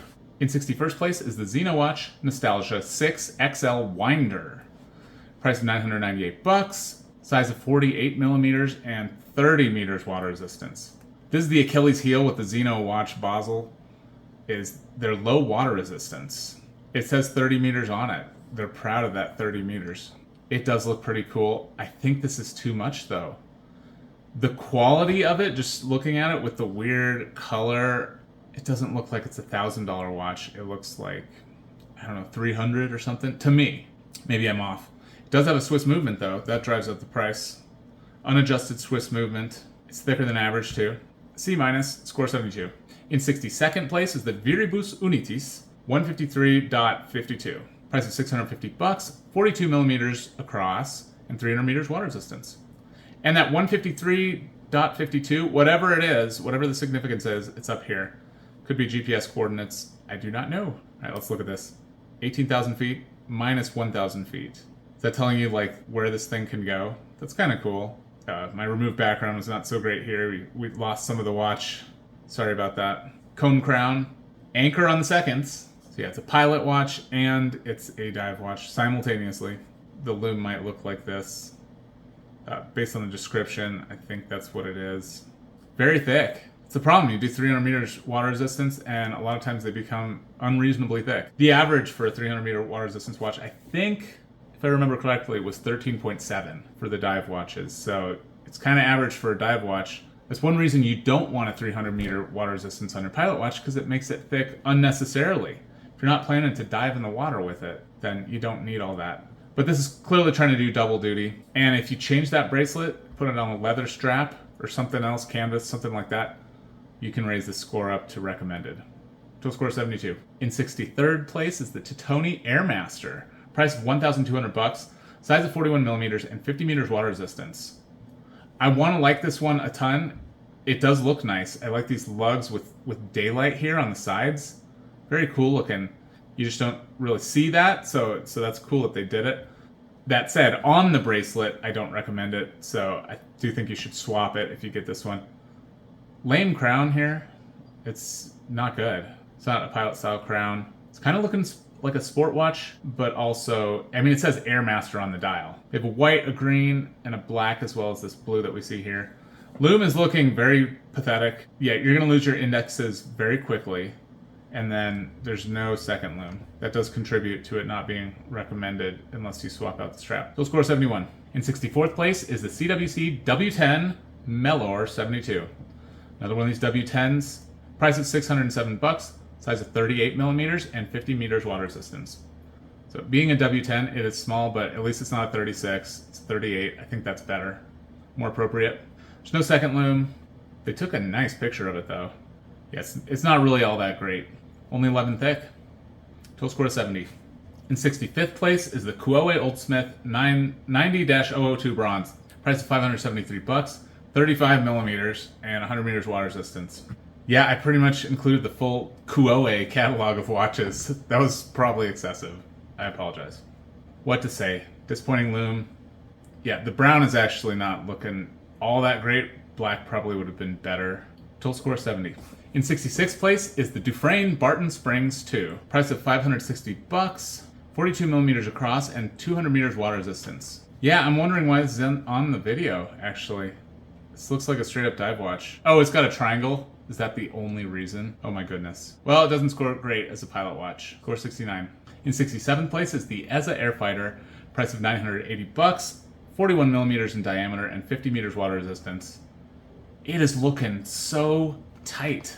Oh, sorry, it's pixelated, but this looks good. Airfighter. This text here is nice. Traditional Flieger hands. No lume second. Got the triangle and the dots. It says Airfighter, so yeah, they say it's a pilot watch. Onion crown. There's no Arabics on it, so they went for the minimalist look. If they tightened up some other stuff, it would be a viable watch. You can have a watch without Arabics and it's still viable. It's just put some second lume, maybe give it 100 meters water resistance, that sort of thing. Total score of 68. In 68th place is the Aeromat Airspeed. Price of $960, 44 millimeters in diameter, and 100 meters water resistance. Got a diamond crown. You do get your military Arabics here. Red border date window. But yeah, it's almost $1,000 and it's quartz. It's, losing some points for that quartz movement. And also Aeromat, I don't think is a brand that should command $1,000. Something weird here. Total score 68. 69th place is the Eterna 1948 Eggshell. Price of $800, size of 40 millimeters, and 50 meters water resistance. I like these lugs that kind of, melt over the case a little, go a little beyond it. Those look cool. This is really nice. The eggshell with this, these applied really dark gray numerals, and then the dark gray hands. It's looking really good. Yeah, you get your standard Arabics, you get your minute Arabics. Date window's looking bad, sort of like on an Orient Bambino. It's looking off. Not as refined as the rest of the watch. Even though they beveled the edges, I think this needs to have a border. Yeah, they need to do more here. Maybe if the date wheel matched the dial, and if the numbers were bolder on the date, that would look good. Yeah, there's no lume. Not a great pilot watch. Score 67. In 70th place is the Xeno Watch Pilot Retro Tray Automatic. Price of $764, 45 millimeters in diameter, and 50 meters water resistance. Only lumed hands on this. Again, they charge a lot of money for these Xeno watches, and it's not looking like it's up to the money to me. Total score 67. In 71st place is the Polyot Bolshoi Vintage. Price of $649, size of 39 millimeters and 30 meters water resistance. It's got the television set shape here, which is really cool. It's vintage to the max. There's lume on the hands, but you can see the different color here with the indices. Those are not lumed. It's not really pilot crown. I mean, yeah, is this really a pilot watch? Not really. Total score 65. In 72nd place is the Delma Pioneer. Price of $1,175, 45 millimeters in diameter, 50 meters water resistance. Cone crown, applied numerals, no lume though. No lume on this thing. These kind of leaf hands, very, very thin. Even for leaf hands, these are thinner than you'd expect. Yeah, not a great pilot watch. Delma does have some good pilot watches though. We saw that already. Total score 65. 73rd place, the Xeno Watch OS Pilot Observer Day Date. Price of $1,143. Size of 48 millimeters and 30 meters water resistance. No second loom, unfortunately. Like they loomed all kinds of stuff, but not the second. You get a day and a date. Really, really big minutes. Smaller hours. I mean, they're doing the Type B thing very well. The format there is looking really good. The problem is it's super thick. 15 is too thick. I actually think 48 is a little too large. It's starting to get like comically large at that point. And then 30 meters is pathetic. They need to tighten up a lot with this thing, and I think it would be a viable pilot watch. Total score 64. In 74th place is the Xenowatch OS Pilot Observer Pointer Date. Price of $1,299. 48 millimeters again, and 30 meters water resistance again. Very similar to that last one. You can get it with red or yellow for this ring here. Cool to have a pointer date. There aren't many pointer dates. There's this one, and there's that Oris pointer date. The Oris Big Crown pointer date. Those are the only ones that are coming to mind. There might be other ones. So that's cool if you just want that complication. But at $1,300, you probably just save up for the Oris. I don't remember how much the Oris is, but it can't be that much more than this one. And the Oris does have better specs than this. And it's going to look way better. Total score is 63. In 75th place is the CCCP MiG-21. Price of $1,250. Size of 48 millimeters and 50 meters water resistance. And I've said before, this company is owned by Stowa, so it is a Russian watch. I thought it was some other thing, like a Singapore company. I think it is actually a Russian watch. Of course, the P is an R. I forget how to say all that, but that means USSR. Just in Cyrillic, they go say, er. There's no loom on this thing. That hurts it tremendously. And it's super thick. So that kind of tells you the story. Military time on the outside. I actually really like that. I think that's a great place to put the military time. And you've got your minute Arabics here. And you get to see the movement inside. That's pretty cool. Are you going to see anything moving, though? Or is it just kind of a window into plain steel disc with screws? Yeah, I don't think you get to see anything cool through here. It's not like an open heart movement where you get to see the balance wheel going back and forth. This one, I mean, you can see gears for the date wheel. When the date's turning over, you're going to see something interesting happening. But otherwise, I don't know that you see much in here. It's cool they have these little lines here. The style of this thing is cool, definitely. Caution stripes over here. They just should have put some loom on it. And again, per product description, no loom was mentioned, so there's no loom on this thing as far as I know. Score 60. In 76th place was the Xenowatch Oversized Pilot Navigator 8554N-A1-1.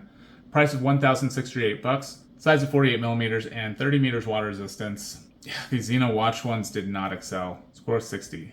And in last place, 77th place, the Bauzel Pilot Automatic. Price of $1,200. Size of 44 millimeters and 50 meters water resistance. Yeah, this is one of the offset ones where you have to contort yourself horribly to be able to see the time and have the watch facing you and have that 12 at the actual top, or wear it on the inside of your wrist. There aren't many pilot watches that committed this sin, but there's no markings in between here, 10 and 20. So in between 10 and 20, it's all just a guess to what time it is. That's horrible. A pilot watch is supposed to be a tool, and this is not a great tool. Oh, it says Australia. It says Australia, but it's Swiss made. Interesting. I think this watch looks ugly. I don't like it whatsoever. Crown is bizarre. It's a weird shape. There's no knurling. I could go on and on about this, but I will stop there. Oh, it's kind of thin. 10 millimeters thin. Total score is 59. Not recommended. Is this our only F? Our F grade? Where do Fs happen? Is it 59? I don't know. Okay, so that was the fine category of watches. Our top 5 looked so good. These are all a great choice for a pilot watch as far as I'm concerned. Loomtech, watch a review. I mean, just any of these you're interested in, please just watch a review, learn some more about the watch. Like the Sinn 556, probably get the one with the red second hand, that sort of thing. Yeah, we had Dakla, we had Stowa, Nite, we had a lot of really cool stuff. Meritech had anti-magnetism, that was cool.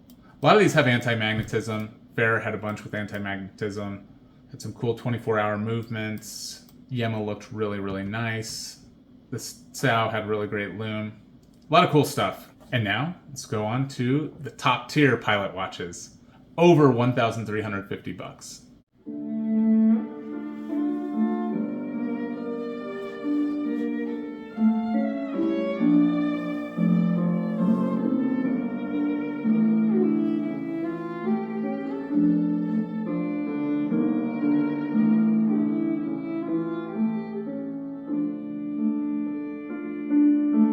In 5th place is the Glashütte Original Senator Excellence, price of 9,600 bucks, 40 millimeters in diameter, and 50 meters water resistance.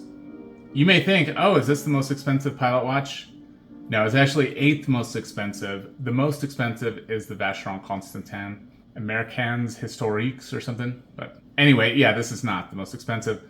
I was surprised to see it get so high though, such a fancy looking watch.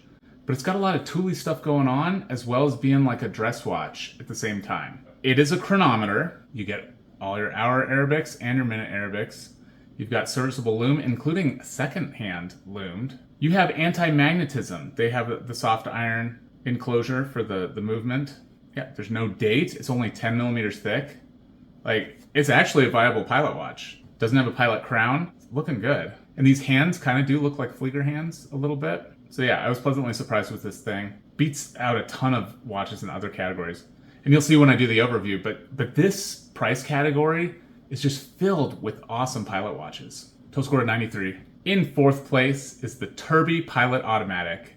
Price of 1,791 bucks, size of 43 millimeters, and 200 meters water resistance. And yeah, I mean, who's heard of Tourby? It's very hard to find videos about Tourby. Anyone who's done videos on this brand. They make a really nice Flieger watch. You can tell the finishing is amazing. You do have an adjusted movement inside. The second hand is fully loomed. The loom looks amazing. The diamond crown looks amazing. The whole thing looks really, really good. And it's got the specs to back it up. Very high score here, 95. In 3rd place is the Longines Spirit.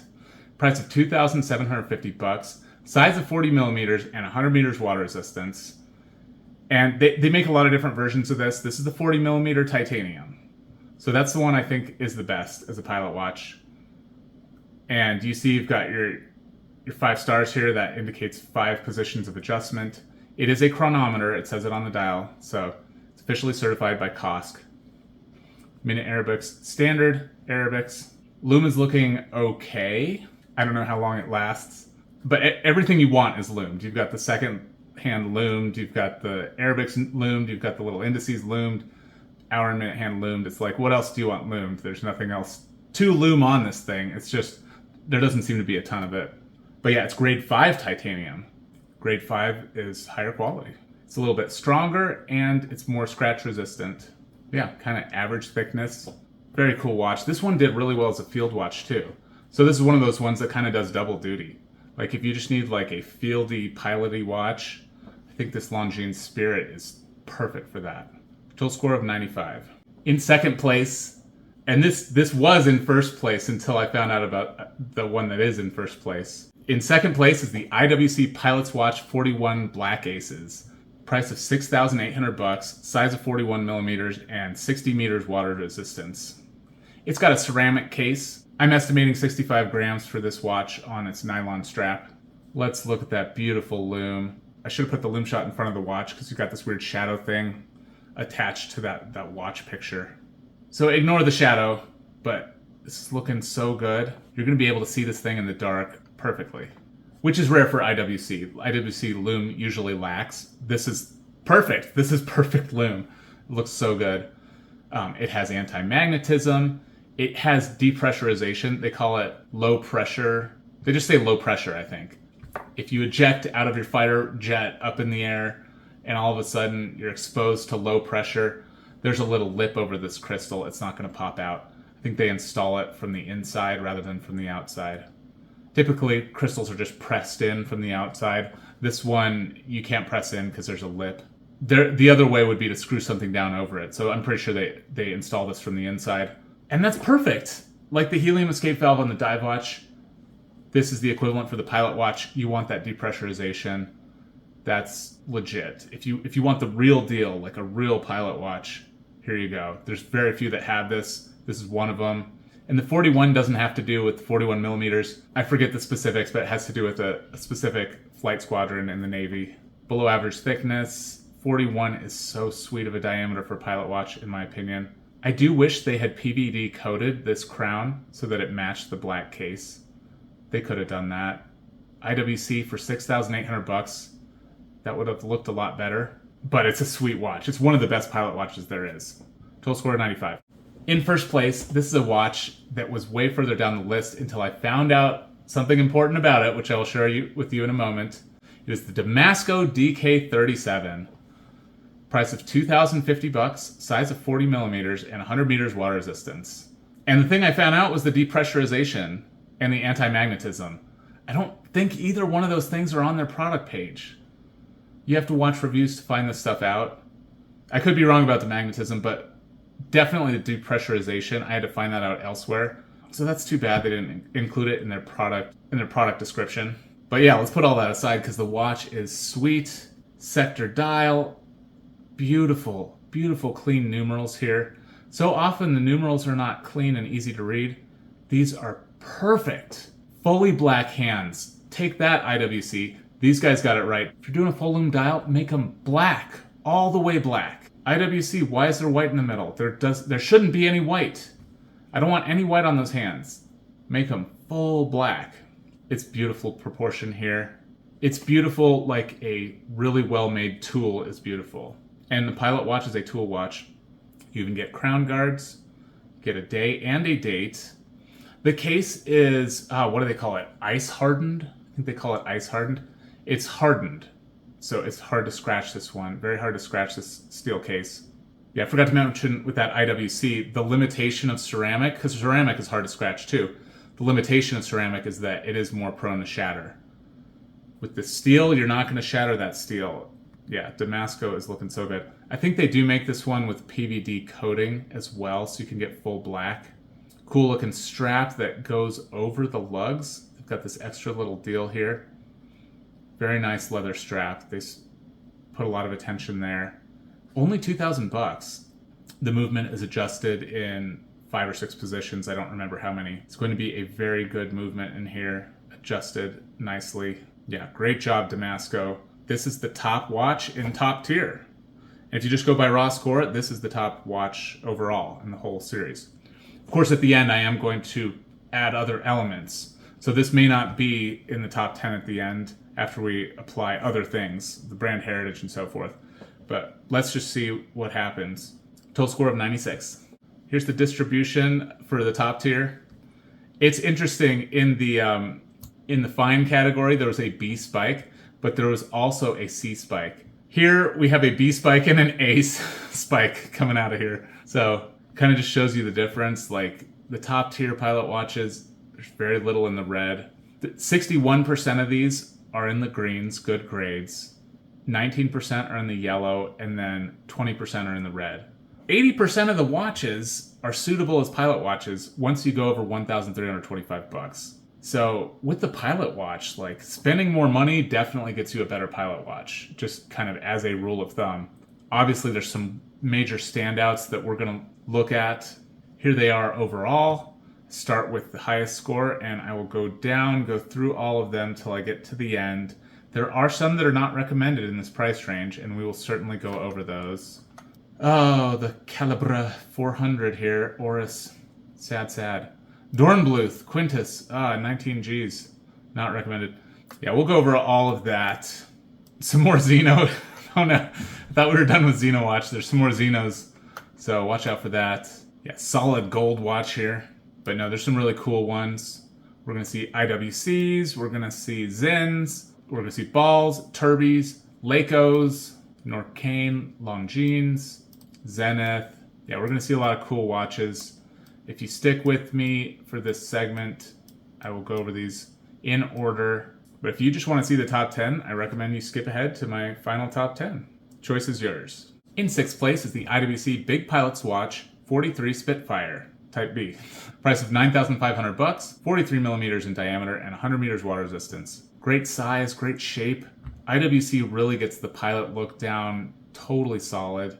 So IWC provided watches for both sides. The good guys, the allies, and then the monsters, the Axis, that we had to defeat. And thank God we defeated them. So IWC made watches for both. When it says Spitfire, they're trying to dissociate from those evil monsters and be like, hey, yeah, remember, hey, we made watch for the British too.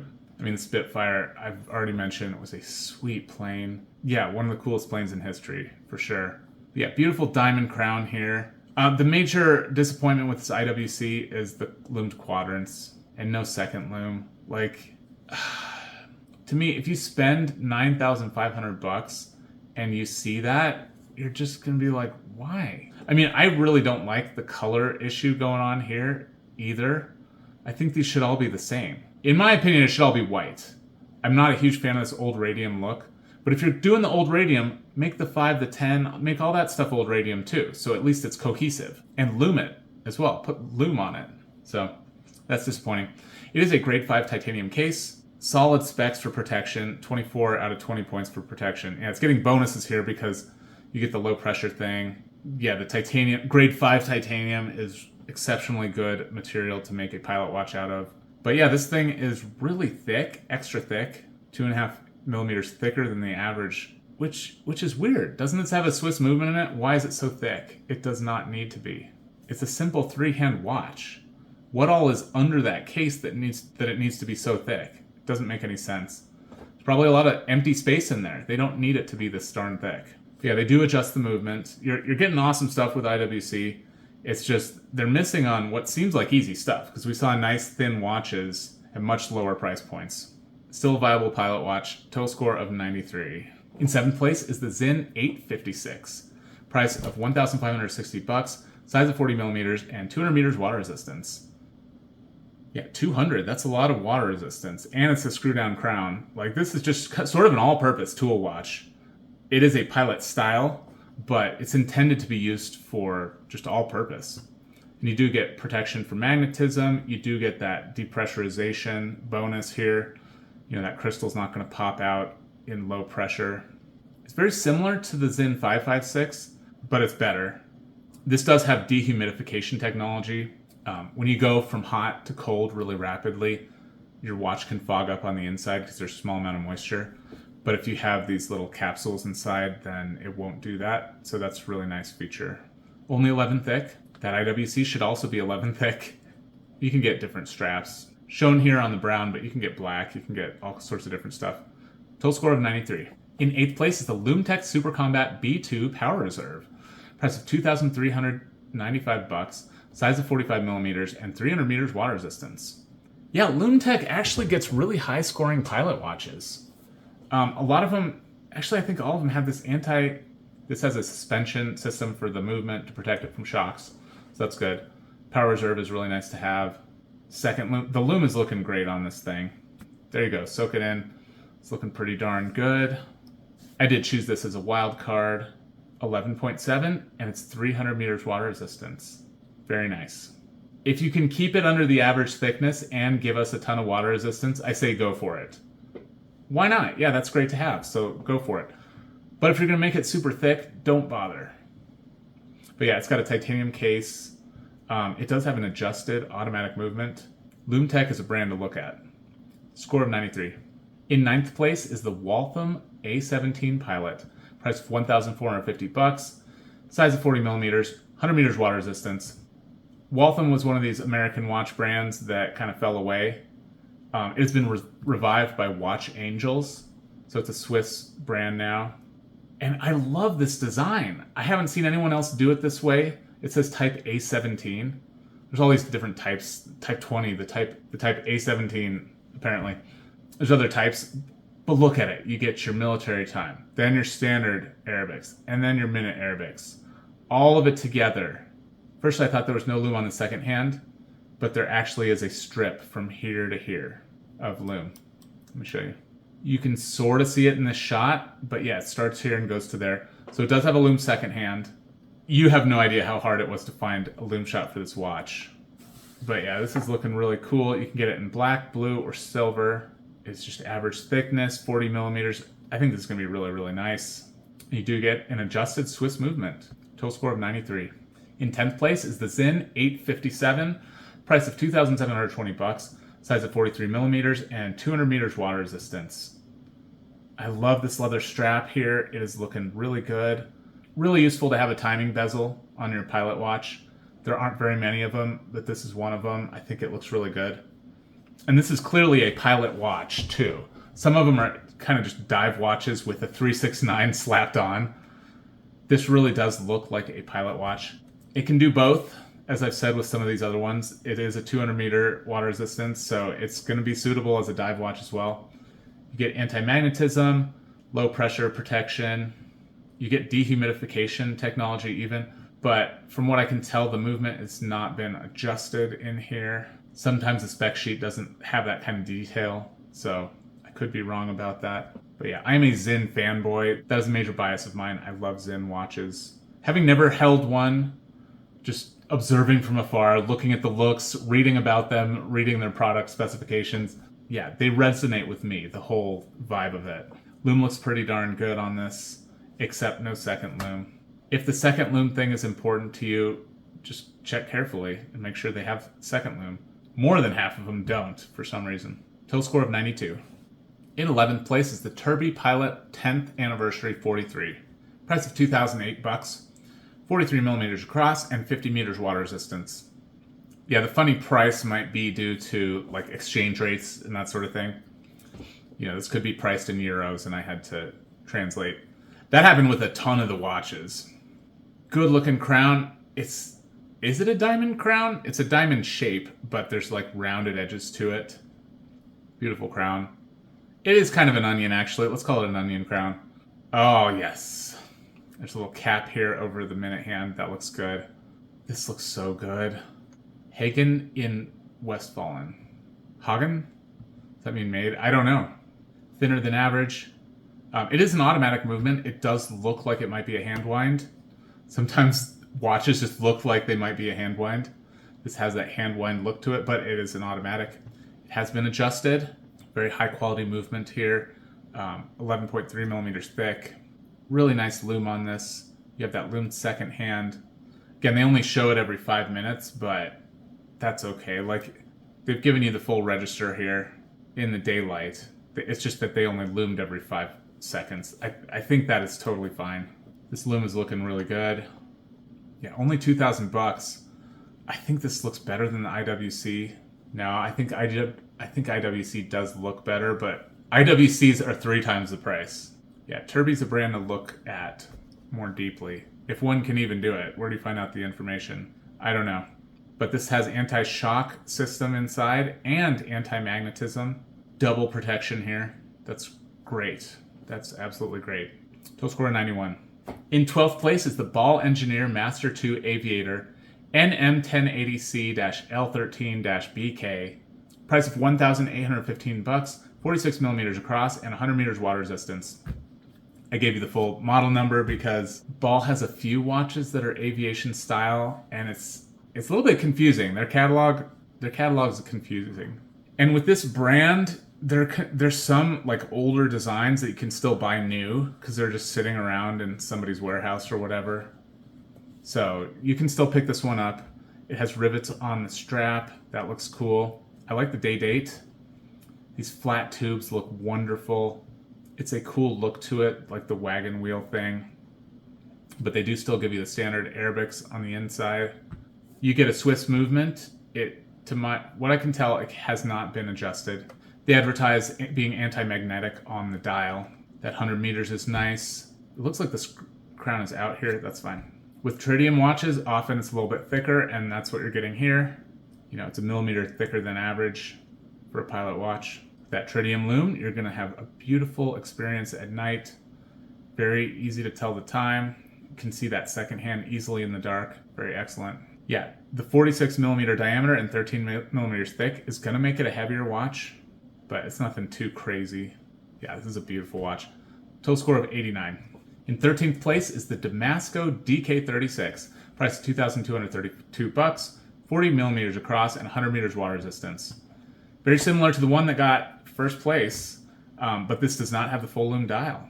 And because of that, you can't see your second in the dark. There's no second loom. It's pretty much just loom stuff that it's losing points from its brother in first place. Yeah, the one in first place got 96, and this one gets 88. So there's 8 points it's losing. Yeah, here's your 8 points. 3 and 5 make 8. Yes, for my money, I would go with the full lume one.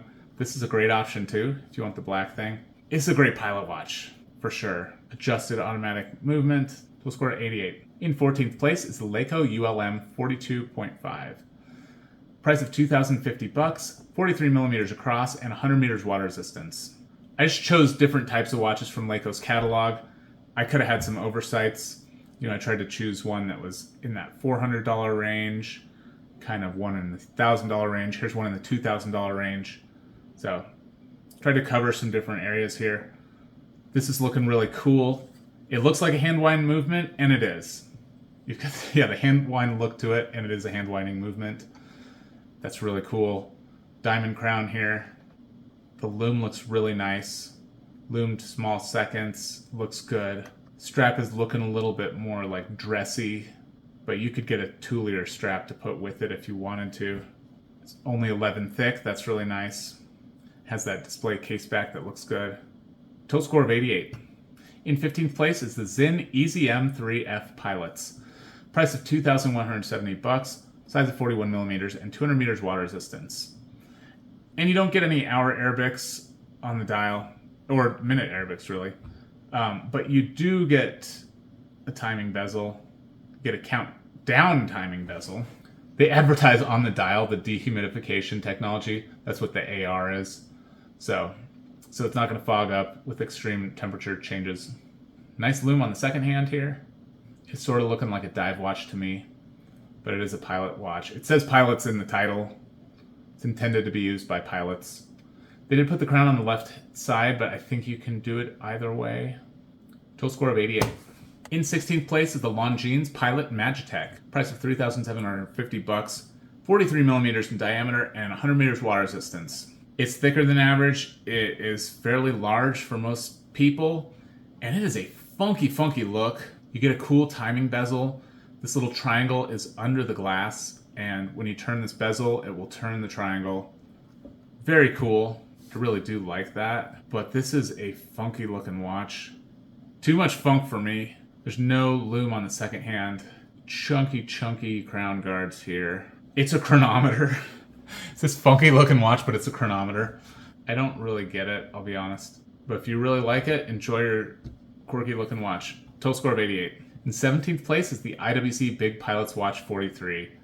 Price of $8,950, size of 43 millimeters, and 100 meters water resistance. What a beautiful pilot's watch. If you ask me to choose the most beautiful pilot watch, I think this is it. Like, just aesthetically, it looks so darn good.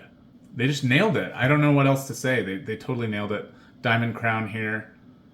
It's just a beautiful case. Beautiful dial. Proportions are great on this. The Flieger hands are just right. I really like how it looks. And they can command a huge price for it because of that. And they have the heritage. This is sort of the total package. I mean, it's not the total package, as I'll show you, but it's very nice. You don't get any magnetic protection. That's unfortunate with this one. Some of the IWCs you do, but you don't with this one. There's no lume on the second hand. That's also unfortunate. You do actually get all the Arabics, all the indices, and the hour and minute, so not horrible lume by any means. But it's just a little disappointing, especially if you're going to spend 9 Gs. It's also way thick, 13.6. People complain about the size of the IWCs. It's not just the diameter. I mean, the lugs actually do look pretty long on top of the 43. But 13.6 millimeters thick, yeah, that's a dive watch thickness. And why? It's a pilot watch, not a dive watch. And what is it, 100 meters water resistance? It does not need to be that thick. It just shouldn't be. Whatever they're doing to make it that thick, they need to not do that. Don't do that, IWC. Make it thinner. But it's a beautiful darn watch. I've never beheld one with my eyes, as I said about the Rolex in the last one. I haven't seen that many really high-end watches, that's for sure. But I can look at the product images and sit in my chair and opine about it. But no, this is a sweet watch. It does have shortcomings that I mentioned. Total score of 87. In 18th place is the Biotech Corsair Vintage 01. Price of $1,617, 40 millimeters in diameter, and 100 meters water resistance. Who's heard of Biotech? I don't know. Let's zoom in. Made in Slovakia. Oh, that cross looks so good on the front. These hands look really cool. This is looking good. Diamond crown. Who's heard of it? Probably not many people. Yeah, I couldn't find a lume shot, but per description, everything is loomed, including the second at the end here. It does have a Swiss movement. It has not been adjusted, from what I can tell from the product description. 11 thick, 11.1. Yeah, 2.5 millimeters thinner than the IWC.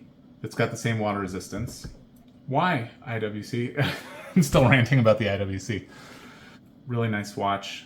It's a unique look to it. Not totally a Flieger style. These numbers have a lot of character to them. Yeah, I like this one a lot. You can get a green one. They also have a white dial.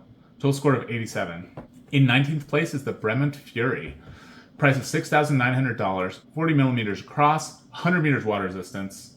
Very cool power reserve here. Let's zoom in. Power reserve says 65 hours. That was a factor I did not put into the scoring system, was the power reserve, like how long the movement lasts.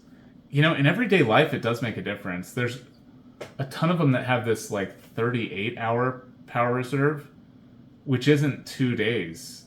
If you wear a different watch on the weekend, is it going to last over the weekend? Probably not. So yeah, the 38 is really bad. But, you know, the more power reserve, typically the better. Maybe that's why the IWC is so thick. We've got the tulip crown here. It does have shock protection, anti-shock. It's a chronometer. They say it's made in England. That's really cool. Lume looks disappointing, but you do get lume on the second hand. And at least they have a few things in between the quadrants, even if the quadrants are brighter. Again, thicker than it should be. 13, thicker than average. Maybe I should have penalized that more. It's bothering me. But yeah, cool looking watch from Bremont. Total score of 89. In 20th place is the Norcane Neverest night sight. Price of $3,990, 40 millimeters across, 200 meters water resistance. I really like this full lume dial. In this picture, these hands look nice and dark. Let's go up and look. Are they dark? No! They're practically identical to the dial. Yeah, so these should be black. The hands should be black. It's quite simple, watchmakers. It is not hard to do. Please, figure it out. You get a compass bezel on this, so that's kind of cool. You can use it as a timing bezel, but it's also a compass bezel. It comes on a parachute elastic strap. Haven't seen many with that, but this is one of them. It comes on it by default. I don't really care for it because it makes the watch head flop around a little too much. If you have a really light watch, I think it's a nice choice. But on a typical steel case, it's not enough rigidity, in my opinion. But give it a try, see if you like it. You know, it is pretty darn comfortable. It's a little weird to fasten it though, at least the ones I've done. It feels a little bit funny. It's not the easiest to attach. And I think I would drop it sometimes trying to attach it. That's the other thing, because it's so loose and floppy and there's not much to grab onto. So I've moved away from the parachute elastic straps. I used to have them on a few of my watches, and I took them off. I didn't care for them. If I didn't mention it, it's a chronometer. Like, it's definitely a high quality watch brand. I love Norcane. They do some really cool stuff. Did they win the field watch? They had a field watch that was super high up. The hockey field watch. That was really cool. I think they had black hands on that one. This one with the silver on hands. Man, I cannot hide how much I hate that. It's also extra thick. We don't need 13 millimeters thickness. Total score of 86. In 21st place is the Bremont MBI. Price of $4,950, size of 43 millimeters, and 100 meters water resistance. They're advertising anti-shock right on that dial. They're not advertising the anti-magnetism, but they should. That's really cool. Oh, this is cool. You've got the little, you've got the rotor blades here. You've got these kind of markings like you see on an aircraft carrier. This is cool. Yeah, it's a nice look. Internal rotating bezel, timing bezel. Yeah, this is a really cool watch. Couldn't find a lume shot for it. Per description, it's just these indices. They don't say that the Arabics are loomed. But it's way too thick. I mean, with internal rotating bezels, often you get a thicker watch. A bezel of any sort will thicken that watch. So I probably shouldn't have been so hard on that last one. But yeah, this one is 14.5 thick. Yeah, it's thicker than the average dive watch, which is crazy. Your pilot watch should not be thicker than the average dive watch. That is, you're totally out of whack if you're doing that.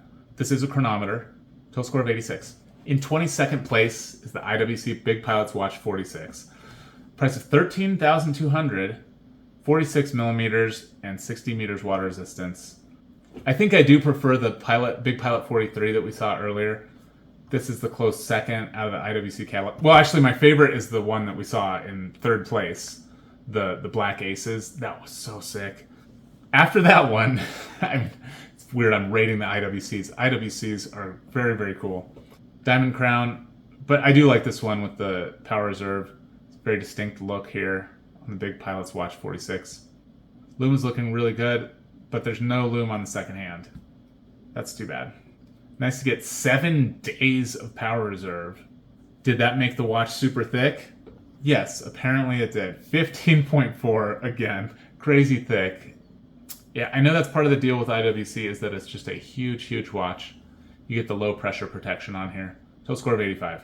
In 23rd place, the watch that mine is based on, the Zenith Pilot Type 20 Extra Special. Price of $5,920, size of 45 millimeters, 100 meters water resistance. Zenith started the Type 20 line to honor Louis Blériot's first flight over the English Channel in 1909. A lot of history to this watch. It's a very cool watch. I love the retro looks. I am so pumped that I have an homage of it from San Martin. It's not a total rip-off. There's some differences, but yeah, obviously the Zenith would be really cool. $6,000 is a lot. Huge pumpkin crown here. There's a plate on the side that's attached. Again, 2 millimeters thicker than the average Pilot watch. It does not need to be that thick. My San Martin is 15 millimeters thick. Why are they so thick? They don't need to be, but they are. It is 45 millimeters, as it's the one on my wrist. That gives you reference. Obviously, I've got the Chinese knockoff, but shows you kind of the size of a 45 millimeter watch. It is totally doable. You can wear 45. My wrist is 7¼ inches, so a little bit bigger than the average man's wrist, but not that much. Like 7¼ is still within the realm of like normal. I don't have an 8-inch wrist. 45 is probably doable for most guys. But yeah, with the Zenith, you do get that Swiss movement, but you don't get any magnetic protection. The lume is looking fantastic on this thing. I included it as a wild card in the final round. It comes in a lot of different colors, and they make chronograph versions of this, and they do all kinds of other stuff too. Total score of 85. In 24th place is the Laco Westerland 45. Price of $1,350, 45 millimeters across, and 100 meters water resistance. They've got a dark finish on this case, bead blasted or something. Little diamond crown here, totally sterile dial here, classic Flieger look. There's no protection from impact or magnetism. Yeah, I don't think I've seen a Laco with one at all. I will check. I actually have my spreadsheet right here. Finally found out how to do that. I included 4 different Lacos in my video, and none of them have any protection from impact or magnetism. I just don't think Laco does that, which is unfortunate. The magnetism one is the more important of the two, but yeah, they should do anti-magnet. If you're actually a pilot, that's something you want on your watch. Lume is looking good on this. It is a hand-wound movement, so that's interesting. Swiss movement, 13 thick, so thicker than average. Total score of 85. In 25th place is the Tutema Grand Flieger Automatic, 6105-29. Price of $1,650, size of 41 millimeters, and 100 meters water resistance. You get black, blue, brown, silver, green as options on this watch. Very interesting what they did here with the minute Arabics. I've seen some other brands do this, like dive watches do this on the bezel. It looks weird. Looks really weird. 5, 10, 15, 20. Yeah, it looks super weird. Dial looks very nice though. I mentioned earlier I don't care for sunbursts because I find it distracting. I think this is a much better way to do an interesting dial. You have a fume pattern, light in the middle going to dark on the outside, but it's matte. This is a matte green. I think that's the way to go. I would have liked to see a little border around this date window. But yeah, Tutema is a very cool brand. They're not too crazily priced for a German brand made in Glashütte. You get your Swiss movement. Yeah, I think this is a great option. Onion crown. Total score of 85. In 26th place is the IWC Big Pilot's Watch 43 Spitfire. This is the Type A. We already saw the Type B. Price of $9,950, size of 43 millimeters, and 100 meters water resistance. It's beautiful. I love the bronze. It's really nice. I would prefer if this was all white. I don't like the different colors here. And then the quadrants is just an absolute slap in the face of whoever buys this. It's a disgrace. I'm appalled by it. You know, it's probably traditional. I'm just now realizing that as I'm going on this rant. Maybe that's what it was traditionally in the dark for the Type A's. That would make a lot of sense. I just think it's inexcusable. I think they need to have lume on the second hand. I think it needs to all be loomed. As I said before with the IWCs, they're way too thick. Again, literally thicker than a dive watch. Yeah, the average thickness of a 100 meter dive watch was 13.4. This is thicker than the average dive watch. What the heck? So yeah, it's just ridiculous. But, you know, you get the IWC, all that. It's a status symbol for sure. I've heard people say they're priced too high. I think that's true. That's definitely true. But if you get the watch, it is so cool. The looks are on top. The brand heritage is as high as you go with Pilot watches. There's a lot going for it too. Total score of 84. In 27th place is the Cartier Santos de Cartier. Price of $8,300, size of 40 millimeters, and 100 meters water resistance. This was the OG Pilot's watch. The very first Pilot watch there ever was had this format. Not necessarily with the black dial. I think it was white with black. But this format, I chose the black dial because with the black dial, you get this solid, crazy good lume. Here's that lume on the Cartier. Beautiful lume. Like, who thought the Cartier would have lume this good? I certainly didn't until I did this video. It's sort of only in the video on a technicality because it was the first Pilot watch. Other watches that look like this are excluded from the video because they don't look like Pilot swatches whatsoever. So this one kind of skates in. It's a dressy Pilot watch, but you still have that Pilot heritage. You've got the crown guards.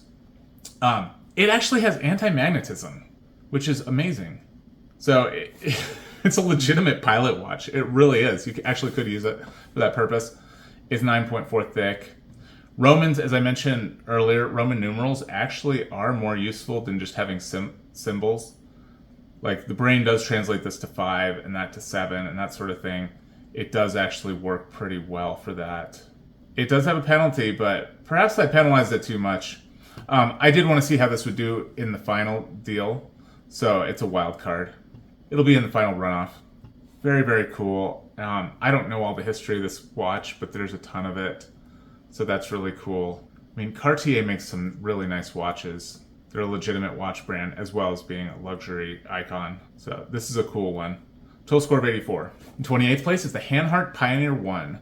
Price of $1,480. Size of 42 millimeters and 100 meters water resistance. You get a nice coin edge bezel and it's a rotating timing bezel with this thick strip of red paint. And it's not a ratcheting bezel. It's just a friction fit bezel. They'll turn clockwise or counterclockwise and there will be resistance, but it's not going to click into place. You have infinite adjustment here. And I really like that. It's very useful. Let's look at the lume. Really nice white lume on this. Probably C1, Super Luminova. No lume on the second hand. But the red is cool. You can get it on this blue and red strap. I think that looks nice. The numbers look really nice. The dark blue looks really nice. I mean, this is a beautiful watch from Hanhart. Their logo looks really good. It's made in Germany. It really does seem like the best Pilot watches are all German made. Like, I think the Pilot watch genre itself is sort of a German thing. We've seen some other brands do all right, like Zenith and Ball, those sorts of things. But yeah, it's interesting that so many of these disproportionately German watchmakers are excelling at the Pilot watch. Yeah, you get an adjusted movement. You get a ton with this one. As I mentioned in the scoring session, I gave it 8 out of 10 for brand heritage. If you thought it was a 9 out of 10, that'd be one more point here.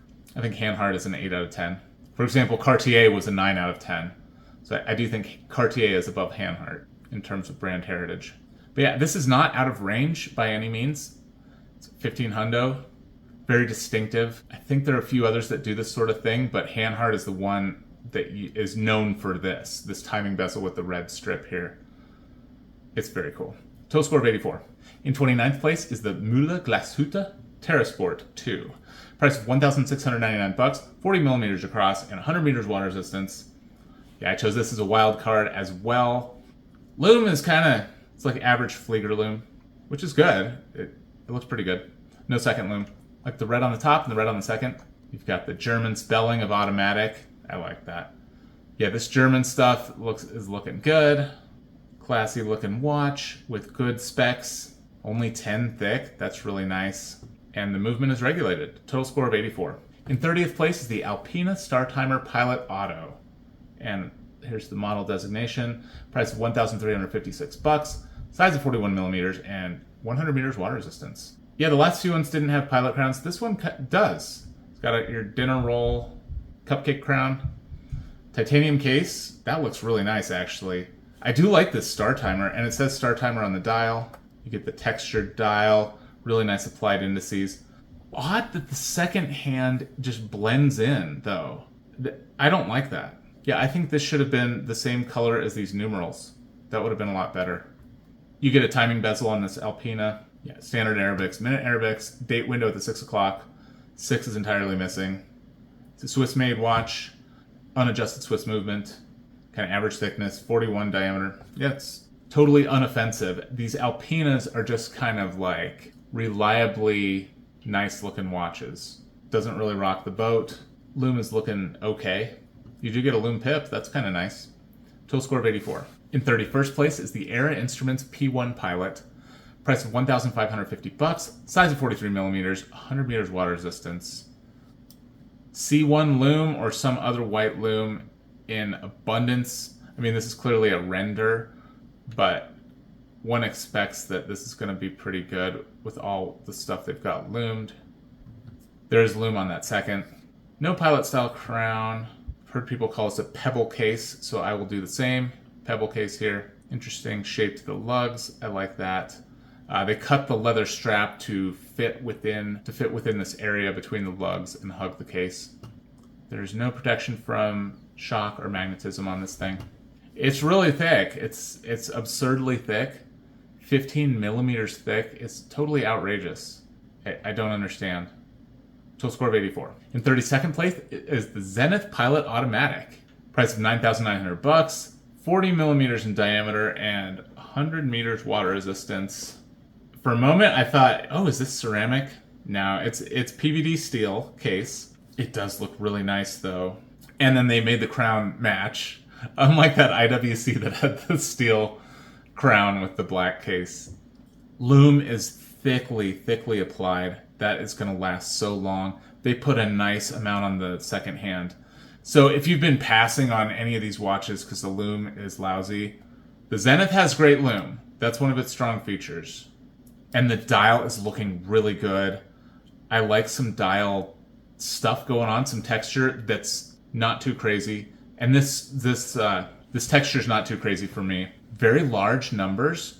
The hands actually look a little bit dinky with the size of these Arabic numerals. Look, they took my advice and they made the second hand all the way silver. Even though the hour and minute hands have some black elements here to it, they made this silver. That's the right way to do it.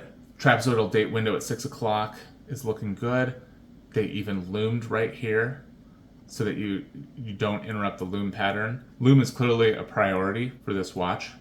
Yeah, this is a really nice, kind of more modern looking pilot watch. It's only 10 millimeters thick. That's what I'm talking about. 10 millimeters thick is going to be so darn nice. They're harkening back to their roots here with these quotation marks, and it's on the bottom on the left side. And then like it's a capital I, but you still put a dot on top of it. It's looking very old school. It's a little bit out of place on this more modern looking watch. I guess that's their trademark for pilot watches. In fact, Zenith has a trademark on the word pilot on a watch. Or it's not a trademark, it's a patent. So nobody else can put pilot on their watch. Can you believe it? That is crazy. But that's what I heard. I heard it on the internet. Have you seen a single other watch that has the word pilot? No, you haven't. Because what I said is actually true. They're the only ones that can say pilot on their watch. That is nuts. Total score of 83. In 33rd place is the Tutema Grand Flieger Automatic 6105-29. Price of $1,650. Size of 41 millimeters and 100 meters water resistance. The Handheart's the one that's known for this coinage timing bezel with a red strip of paint. Tutema does it as well, and it costs, I believe, $100 more. Almost $200 more for this Tutema, but I think you're getting more heritage with that hand heart. Hard to say. This one is Glashütte. Hand heart doesn't say Glashütte on it, but it does say made in Germany. Well, anyway, it's a cool watch. The Tutem is a cool watch. You get your date. You get your, I don't know what kind of crown that is, but it's a piloty crown. Cool looking lume. I chose this as a wild card over the hand heart because I think it actually looks the part a lot better than that hand heart. This does look more like a pilot watch to me than that hand heart did. You can get it in some really cool colors, black, blue, brown, and silver. It's a little bit thicker than I like to see. At 13 millimeters, I think it's too thick. At least it's not 15 though. Total score of 85. In 34th place is the Bremont X Brompton X Cheney. Price of $3,750, 40 millimeters in diameter, and 100 meters water resistance. One thing we can be grateful for with this watch is they didn't say Bremont X Brompton X Cheney on the dial. I'm glad they left all that stuff off. You get an airplane rotor here. That looks really cool. The green is looking nice.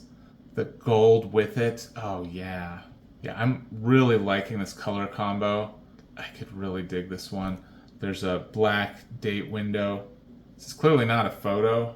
This is all looking fake here on the dial, but I'm sure the watch looks wonderful. Per description, you just have these lume quadrants.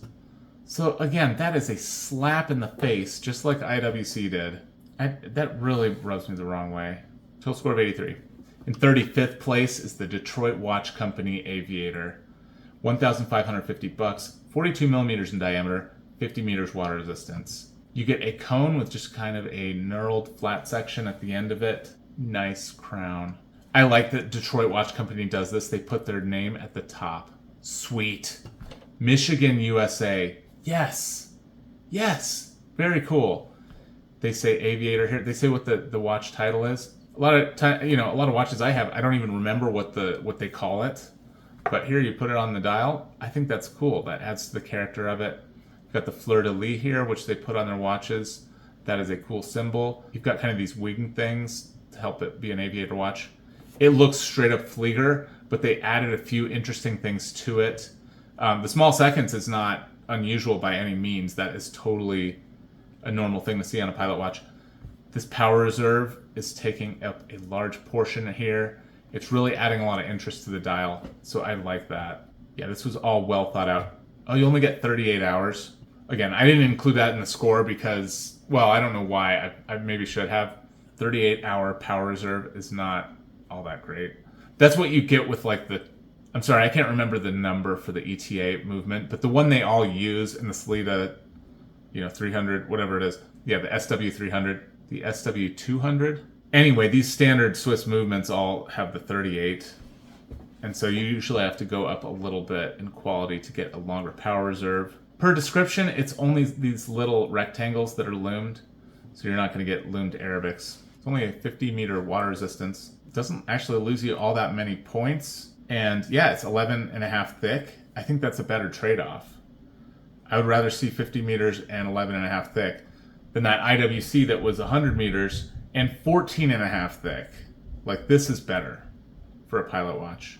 Yeah, I love the style of this. They did a great job on that. Total score of 82. In 36th place is the Hamilton Khaki Aviation Pilot Day Date.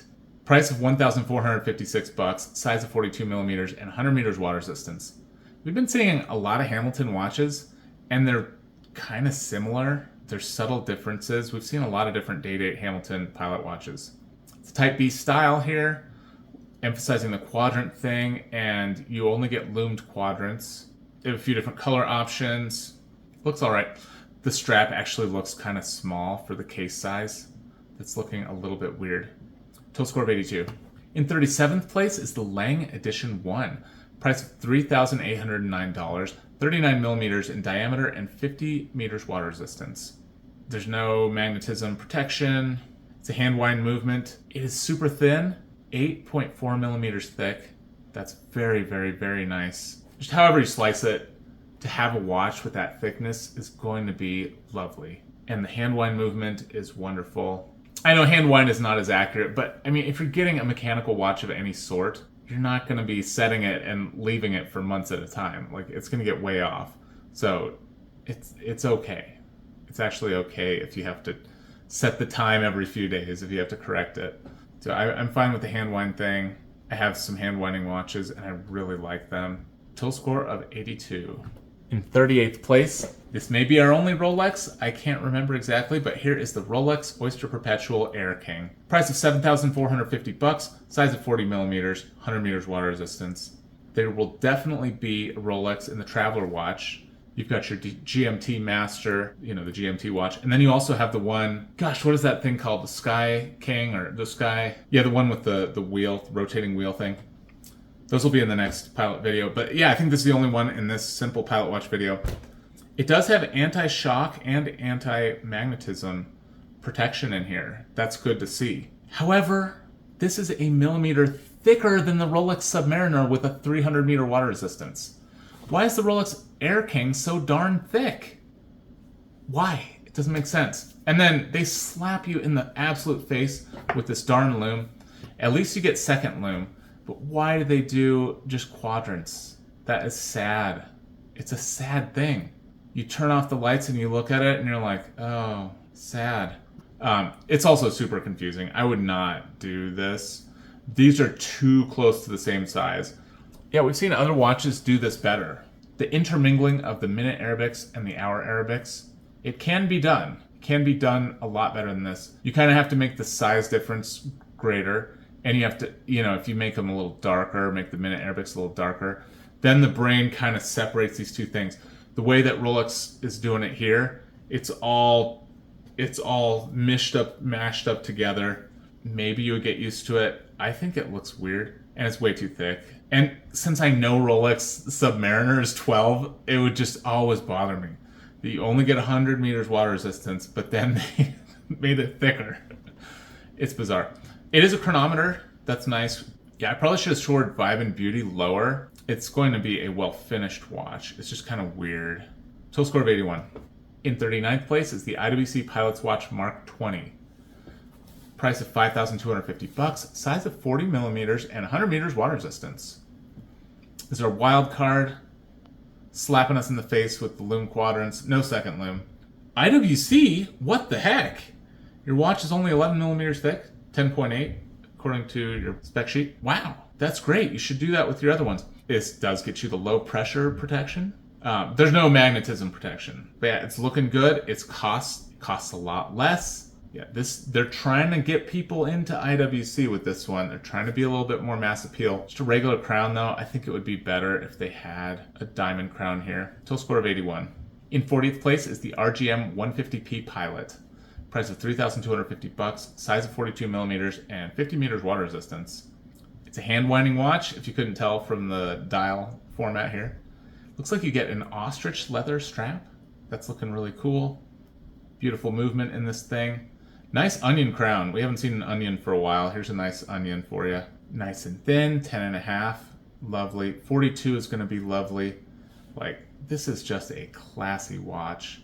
And this is the competition. Like that IWC Mark 20, 5Gs. You get like wonderful quality. You can get this beautiful RGM for a couple thousand less. Couldn't find a lume shot. Supposedly Arabics and indices are loomed, as well as hour and minute, but no second lume. Total score of 81. And in 41st place, another RGM, the RGM 151G Pilot. Price of $4,250, size of 39 millimeters, and 50 meters water resistance. A ton of different colors you can get with this. I liked this one. Get your Flieger hands. No lume on the second hand. Nice little red tip though, that's pretty cool. Oh, drilled lugs. Not a pilot crown, just a regular crown. Polished bezel looks nice. I'm gonna scratch it up, of course. I like the little arrows at the quadrants. Per description, this stuff is all loomed, but no second lume, of course. 6 o'clock date is looking nice. Lancaster, Pennsylvania, that's wonderful to see. Oh, this is interesting. You get the military Arabics on the outer railroad track. It's a titanium case. It looks beautiful for titanium. Are you kidding me? That is wonderful. Swiss movement. Sub 10 millimeters thick. Sweet. 9.9. Yeah, another beautiful watch from RGM. They look really nice. Check them out. Total score of 81. In 42nd place is the Towson Watch Company Cadet. Price of $1,450, size of 41 millimeters, 50 meters water resistance. If I recall, I could not recommend this as a field watch. It was just under. That is too bad. It is a very good pilot watch. You've got the navy blue angels colors here. I think they do have another type of watch with a different color scheme, but it's exactly the same in every other respect. Nice crown guards, big beefy crown. You get your military time. Yeah, there's no protection for magnetism. That's a surprise. Only 10 thick. Again, we're getting a lot thinner watches. In the B minuses, we're getting thinner watches. It's interesting. It is nice. It doesn't make a huge score difference, you know, just a couple points or whatever, but I think it will be really nice. Yeah, definitely at least check before you buy a watch. Find out what the thickness is. And if it's a pilot watch, I think you should try to avoid like a 14 or 15 millimeter thick watch. Maybe try to go for a thinner one. I think that fits the pilot aesthetic better, especially if you only have one pilot watch in your collection. This does have a coinage to the bezel, but I don't know why it doesn't turn. Like a quarter coinage. It looks like a quarter. It does have an adjusted movement inside, so that's really nice. Total score of 81. In 43rd place is the Damasco DK22. Price of $2,085, size of 39 millimeters, and 200 meters water resistance. And if any one of these could get a good grade and not have Arabics, it would be Damasco. That's an impressive feat. Still get a score of 80. No Arabics at all on the dial. So yeah, they're doing a lot of other things really, really nicely. Get this apparently C1 Superluminova, the white. No lume on that second hand. Look at that bright second hand though. That's going to be really, really visible. You're not going to confuse it for that minute hand when it's such a different color and shape. You get a sector in the middle. Yeah, it looks really darn cool.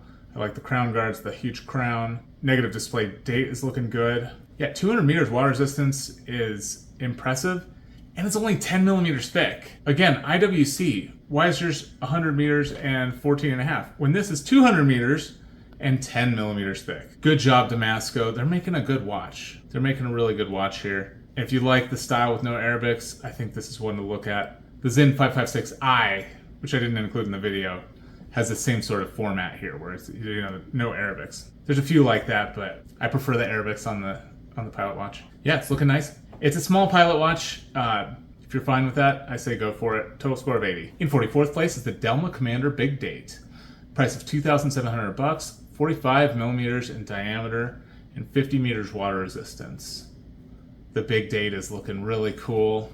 Let's zoom in. Yes, they bordered it.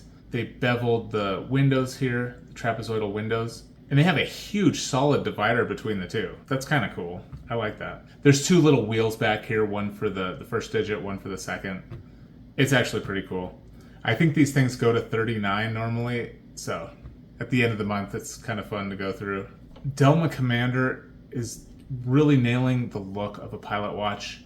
These sword hands are looking so good. The case is looking good. Nice cone crown. I like the contrast stitching on the strap. I like the red triangle.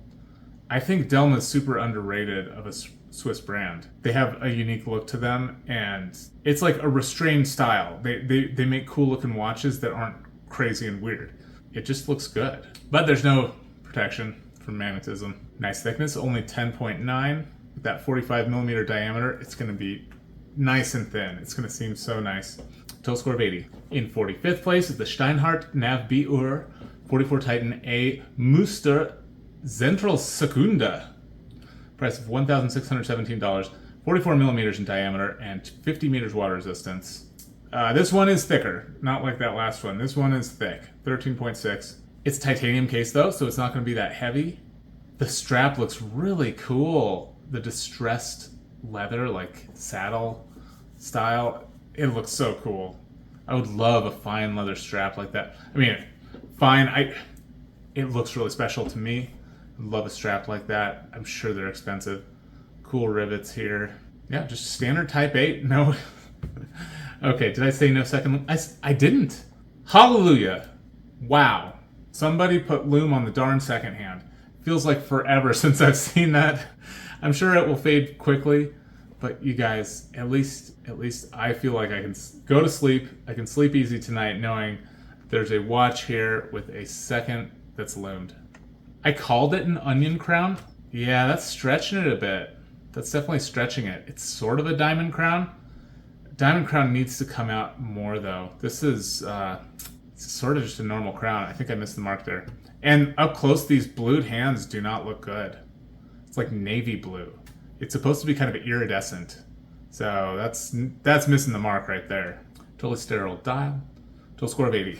In 46th place is the Corrigia 03 Steel Black G100. Price $5,777. Size of 47 millimeters and 300 meters water resistance. Okay, so it's sort of a dive watch, but there's no timing bezel. So I thought, okay, you could kind of make a case that it's a pilot watch. I don't know. It's really thick. 15.5. I think this one could do double duty as a pilot dive watch, but the style of it is really dive watchy with this crazy crown cover thing we got going on, the beefy lugs and stuff, and the domed crystal here. Leather is looking really cool. Gray leather. Sandwich dial, again, kind of a dive watch feature. I'll just move on because it's kind of a dive watch, but total score of 80. In 47th place is the Stowa Olymp Silver. Price of $4,536. Size of 41 millimeters and 50 meters water resistance. They made these for the Olympics. They have a bronze, a silver, and a gold. I included the silver one and the gold one just for fun. They may be already sold out, but it's possible you could get them on the secondary market. I mean, they came out this year, so it's fair to include them in the competition here. The silver is looking really dull. I mean, silver is supposedly, silver has very high reflectivity of light, much higher than steel. So silver will appear much brighter than steel. That's what I've been told. So why is this so much duller looking than steel? I don't think that's correct. I think this is some kind of render or whatever. Yeah, I'd really want to see the actual watch because silver's supposed to be really shiny. You've got kind of a goblet crown here. That's cool. I mean, it looks really sweet. Yeah, if it's not already sold out, I'm sure it will sell out quickly. Very cool watch. It's a hand-wound watch. It has a Swiss unadjusted movement inside. I think silver's a little heavier than steel. Total score 78. In 48th place is the Oris Big Crown Pro Pilot Big Date. Price of $2,600, 41 millimeters across, and 100 meters water resistance. Oh, this looks really good. They say Big Date. It looks like it's magnified, but it's not. I forget how they do that. Sometimes you have two wheels. Yeah, you'll have wheels that each have 16 numbers on them. The top wheel has a hole. You go to 15 on the top wheel, and then you go to a hole, and then it waits while the other wheel cycles all the way through number 16 through 31. But they're much bigger. I think that's how that works. I love the turbine cutouts on this Oris. That is so cool. I don't remember if anybody else does that, but that looks sweet. Fairly or unfairly, I think of Oris as like JV, like not that great, but this one's looking really cool. Loom is looking disappointing. I don't think this loom is going to be very good. There is no second loom. Surely that's contributing to the score here, not being a good grade, but just being kind of a passing grade pilot watch. But this is a suitable pilot watch. Absolutely. Only 12 thick, average thickness, 41 millimeters diameter. I think this is going to be really sweet. They make it in black, blue, green, and silver. So check out those colors. Doesn't have an onion crown, doesn't really have a piloty crown, just kind of a regular watch crown. It certainly does look the part though. So score 78. In 49th place is the Wempe Zeitmeister Aviator. $1,960, 38 millimeters diameter, and 50 meters water resistance. I mentioned at the beginning that Wempe is one of the 4 original, or 5 original, depending on how you do it, if you include IWC or not, original Fliegers makers for the Luftwaffe. So they're legit. This watch clearly is not a Flieger. It's kind of Flieger inspired. And the rest of their catalog is really weird. They're making like department store style watches that just don't look right. They don't look that great. But yeah, if you forgot that it's the Zeitmeister, well, you get it right here. Glashütte. It's a chronometer. And it's included in the score there. It definitely helps. Only 11 thick. There's a 38 millimeter diameter. Yeah, if you were like a collector that wanted one from each of the big brands, I don't think you'd go for the Zeitmeister. I don't think that's going to fit the bill if you want to get a Flieger from the Flieger makers, because it's this weird kind of modern thing. Like, what is this dinky crown? And it's 38 millimeters. Yeah, I mean, they have the triangle with the dots, and it says Wempe. It's too bad. Look at these crazy lugs, too. Especially, look at it next to the Oris. What is going on here? The lugs are just ridiculous. That's bizarre.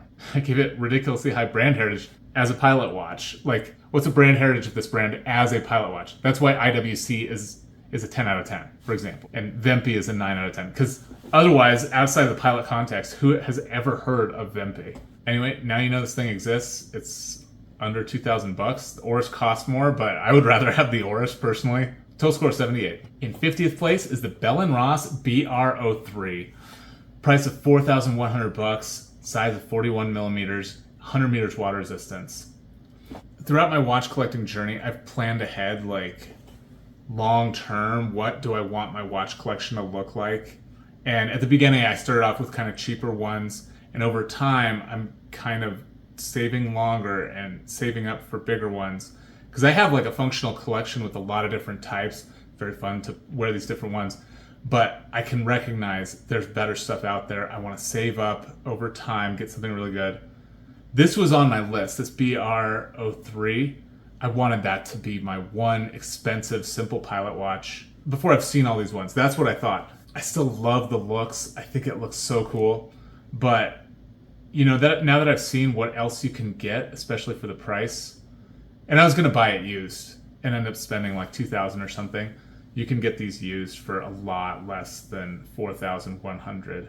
Now that I've seen what else is out there, I don't think this is on my list anymore as one that I feel like I need or want. Yeah, that Damasco is half the price. The Damasco DK37 in first place with a full lume dial, depressurization, anti-magnet, cold hardened case. There are a lot of cooler options, but this one is sweet. The look is great. It is a ceramic case, like that IWC, the Black Aces. Good looking lume on this thing. It looks thickly applied on these hands here. The rubber, I would take it off that rubber right away. I do not like a rubber strap. Apparently this wears very nicely because it's thin, only 10.6. And this really, really wide strap is going to distribute the weight very nicely. It weighs practically nothing anyway, so yeah, this is going to feel so nice to wear. I do think I'd be worried about breaking the case with the ceramic case. Yeah, a cool option, and I include it as a wild card, so it has a chance to win this whole thing, theoretically. Total score 77.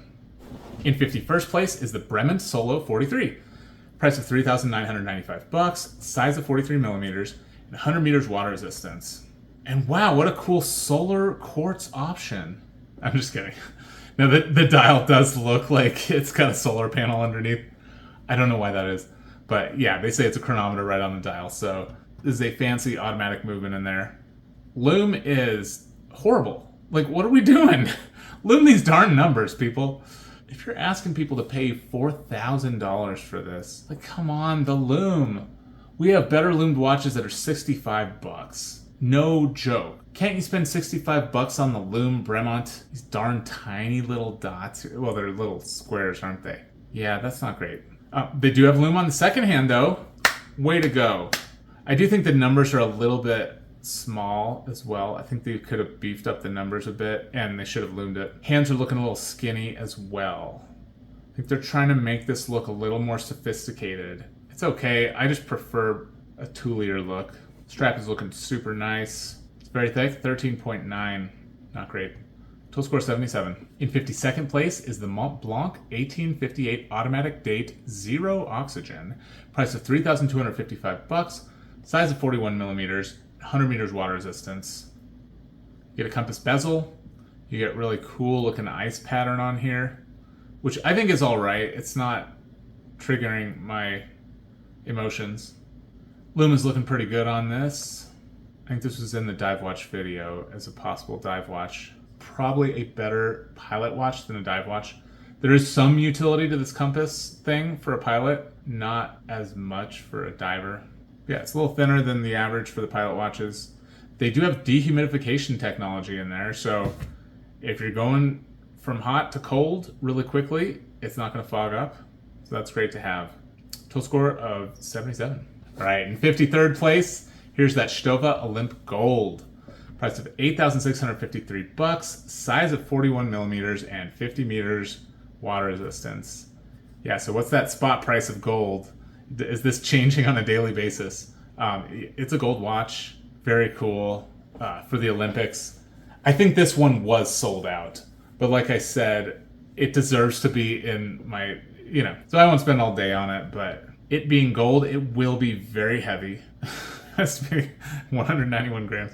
It's gonna be super heavy. Yeah, that's approximate. I have no way to confirm this. Like I mentioned, I'm gonna tighten up these weight measurements for the next one, but things like gold, I'm not gonna really have a benchmark to compare my results to. Yeah, I've got the scale right here, but I don't have a gold watch I can put on the scale and see, like, does it make rational sense, the results I'm getting? Yeah, there's a lot of assumptions built into this kind of a approximation here. Yeah, I said I'd keep it short. Total score 76. In 54th place is a Zeno Watch Nostalgia automatic chronometer. Price of $1,623, 44 millimeters across, and 50 meters water resistance. So if you just love those other Zeno watches that we saw, but you're like, I just have to have a chronometer, you're all set, my friend. Here it is. Here's the chronometer. 44 millimeters diameter, but only 12.4 thick. It's actually not too bad. 50 meters water resistance, that's okay. Some of theirs only have 30. This might be the highest quality Zeno watch. Total score 76. And in 55th place is the Müller Glashütte SAR Mission Timer Titan. Price of $3,299, 43 millimeters across, and 500 meters water resistance. I had to include this. This was in the Field Watch video. Well, a variant of this. One of their SAR Mission Timers was in the Field Watch video, did very well. Another one was in the Dive Watch video. It did the best of any dive watch that didn't have a rotating bezel. And here we are with one of them as a pilot watch as well. It works as all three. It actually does. And I think it fits all those contexts too, because these guys are like, they're on boats out in the ocean and they're, going on helicopters and stuff. So yeah, I mean, it's kind of an all-purpose watch. This one is titanium. Luma's looking really nice. This is a weird shot though, or a weird computery thing, because there's not any white that's illuminated. Yeah, this is looking a little weird. The blue stuff is what's loomed, which is all the individual minute marks as well as the major index marks, and then all three hands. Really great loom on this. And you do get your minute Arabics, you get a date, you get a ton more water resistance than you need. It's only 13 thick, which for 500 meters water resistance is actually pretty decent. I think the average was like 14 and a half or something like that. So that's pretty good. They do regulate the movement. Yeah, this is a really cool watch. I think they make smaller versions of this. I did the big one, the Titan, because I thought it would score the best as a pilot watch. Total score is 75. In 56th place is the Oris Big Crown Pointer Date. Price of $2,700, size of 40 millimeters and 50 meters water resistance. When I first got into watches, I saw this one very early on and I was smitten. I really like this darn Oris. There's a ton of colors. I think this is all that's in their current catalog, but there's so many more that you can get, like a gray one. I've seen the gray one. Yeah, I think there's some other colors. The red is this dark oxblood. It looks so darn good. They have a two-tone version that's steel with a bronze coin edge bezel. That looks really nice. So yeah, the pointer date is just this fourth hand here that goes around. I don't know if it's any more complicated than a date wheel, but it looks really, really cool. Classic look. Yeah, I think this is a good option. It's really special.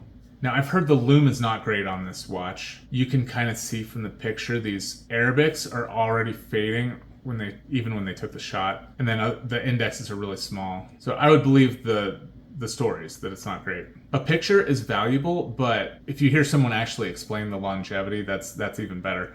It's longevity, some of these can be so bright when you first charge them up, and they fade very quickly. Only 12 thick, that's really nice. I think for a pilot watch, 50 meters push-pull is totally adequate. I don't think you need to clutch your pearls over that for a pilot watch. Pilot watch doesn't need to be diving in the ocean. The leather does look substandard.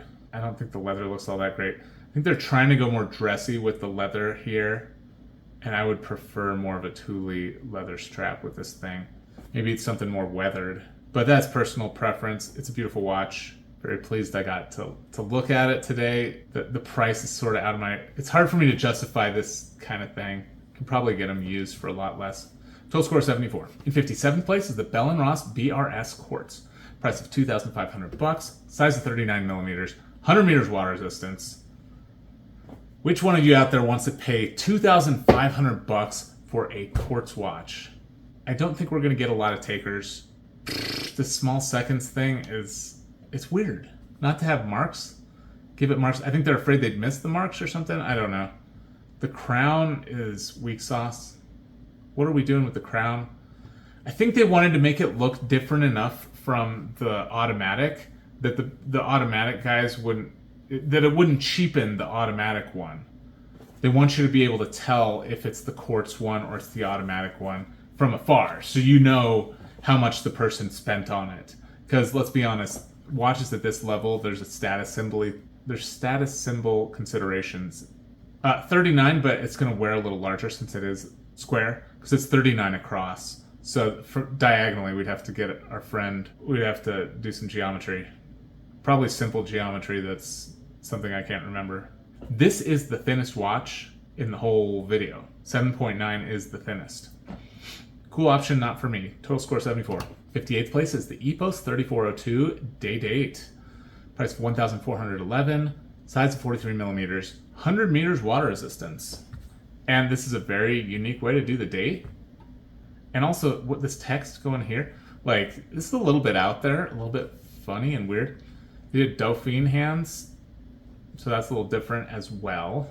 Only 11 thick. Pretty cool choice. Very different choice. No protection from magnetism. Total score 74. In 59th place is the Hermes Car H. Price of $7,600. Size of 38 millimeters and 30 meters water resistance. Yeah, this is not Pilot Watch of the Year. That is for sure. Supposedly these indexes are loomed. According to the product description, they are.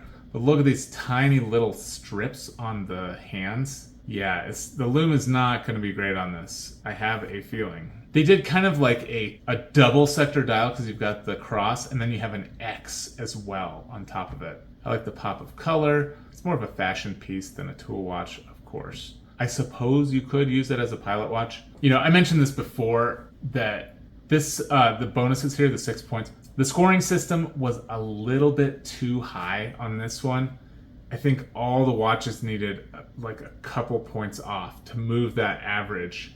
And then a lot of these ones with the 73s, they would not be recommended. Yeah, I think I messed that up. If I could do this again, I would find a way to make everything come down like a couple points. Because we shouldn't be having this as a viable pilot watch.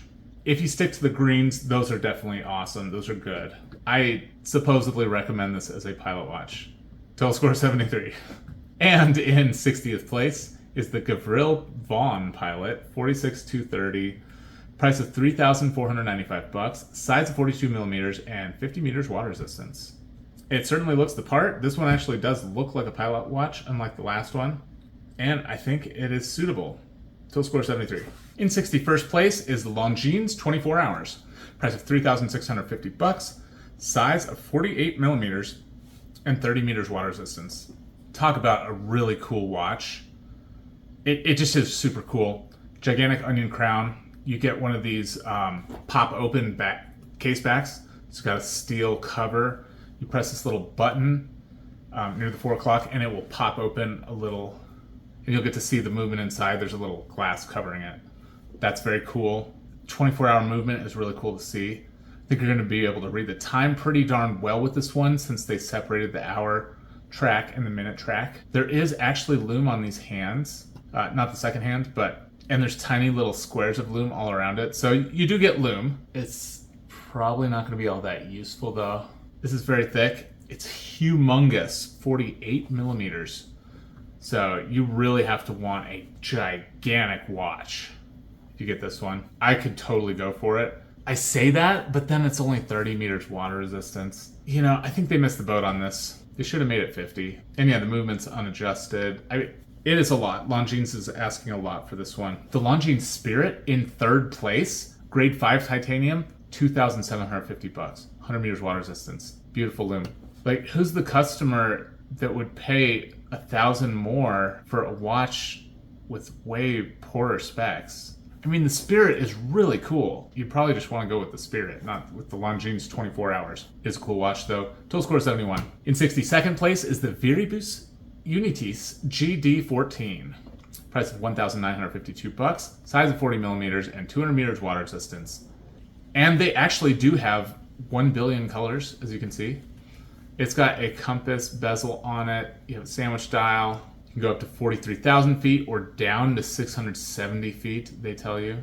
That's kind of cool. Automatischer Zeitmesser. Is that German? I do not know. Cone crown. Cupcake crown here. Cool looking lume. A ton of lume on this watch, and there is lume on that second. Very nice.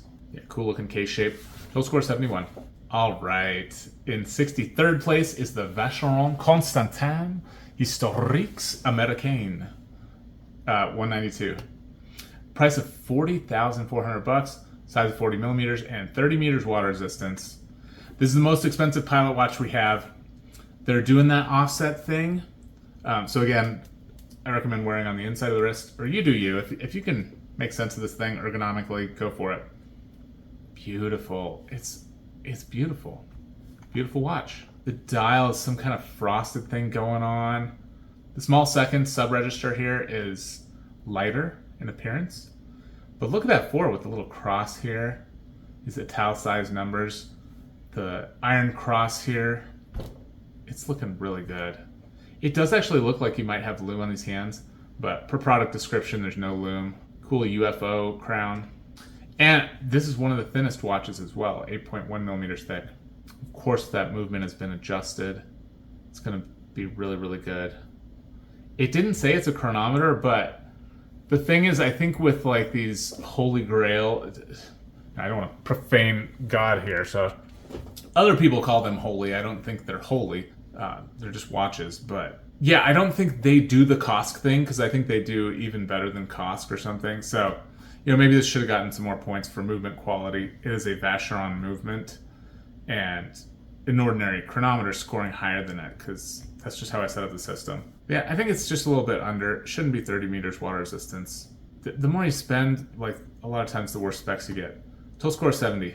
In 64th place is the Wempe Chronometerwerk Aviator. And it says it on the dial. Awesome.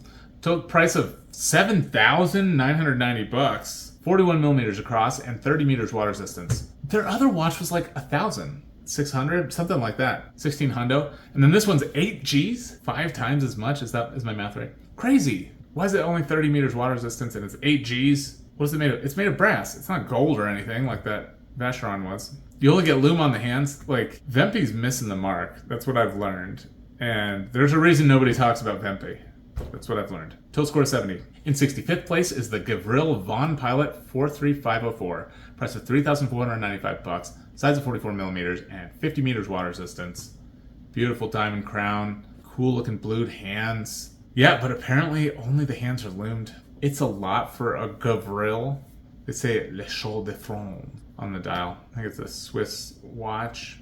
Yeah, there's better watches in this video. Total score 70. In 66th place is the Dornbluth & Sohn Quintus 40.0 Kraftswolf. Price of $19,460. 40 millimeters across, 30 meters water resistance. Made in Germany at Kalba. Sweet big date right here in the middle. Oh, you better believe these are thermally blued and flawless. Look at the flawless thermally blued hands. Look at the power reserve indicator at 12 o'clock. Behind the 12. What the heck? This is so cool. I don't really recommend it as a pilot watch, but it's a very cool dress watch. Total score 69. In 67th place is the Glashütte Original Senator Observer. Price of $10,600. Size of 44 millimeters and 50 meters water resistance. Continuing in the vein of the last one. Beautiful dress watch. I don't know about a pilot watch. You get a power reserve, small seconds, big date. A lot of complications on this thing. Yeah, there was that Glashütte Original that was like 5th place or something. So yeah, if you want a pilot watch from these guys, get the one that was in 5th place. This is more of a dress watch. Very cool though. Total score is 69. In 68th place is the Oris Pro Pilot X Calibra 400. Price of $4,600, size of 39 millimeters, and 100 meters water resistance. And yes, I think you can get the Kermit one with this, where Kermit the Frog is on the date wheel. I probably should have put that one up. This one looks cooler though, so yeah, I try to put up the coolest colors. Very cool turbine style coin edge. I love that. I like the crown guards. It's looking good. This one does have anti-magnetism. It's just hard for it to succeed when you're losing 12 points for not having any Arabics here. 12 points for no Arabic hours. 3 points for no Arabic minutes. Like, yeah, you're losing a lot of points here for just having little slashes. The loom is a slap in the face. It's gonna last like 30 seconds and then it'll be gone. Look at this tiny little loom under the 6 o'clock. Look at that, it's a speck. Like, it's smaller than the letters of Swiss made. This little bit of loom they give you. That's a joke, that's a total joke. So yeah, why did they even bother? Guess it's just so they could say that they did put loom there. Yeah, I think you can do better. There was an Oris that I recommended, so go with that one. Yeah, there's a couple Orises that I recommend, not this one. Total score 69. In 69th place is the Lange Sohne 1851 up down. Price of $34,500, size of 39 millimeters, and 30 meters water resistance. Another one of the original 4 Flieger makers, Lange Sohne. Their case is white gold. I'm sure it is beautiful, gorgeous. $34,500. I'm sure the dial is like silver or something. Like, it is beautiful. Beautiful watch. Power reserve, small seconds. It looks lovely. It looks absolutely lovely. Let's zoom in. Look at these like 3-leaf clover deals here. It's just beautiful. Yeah, this is not the kind of thing you can imitate.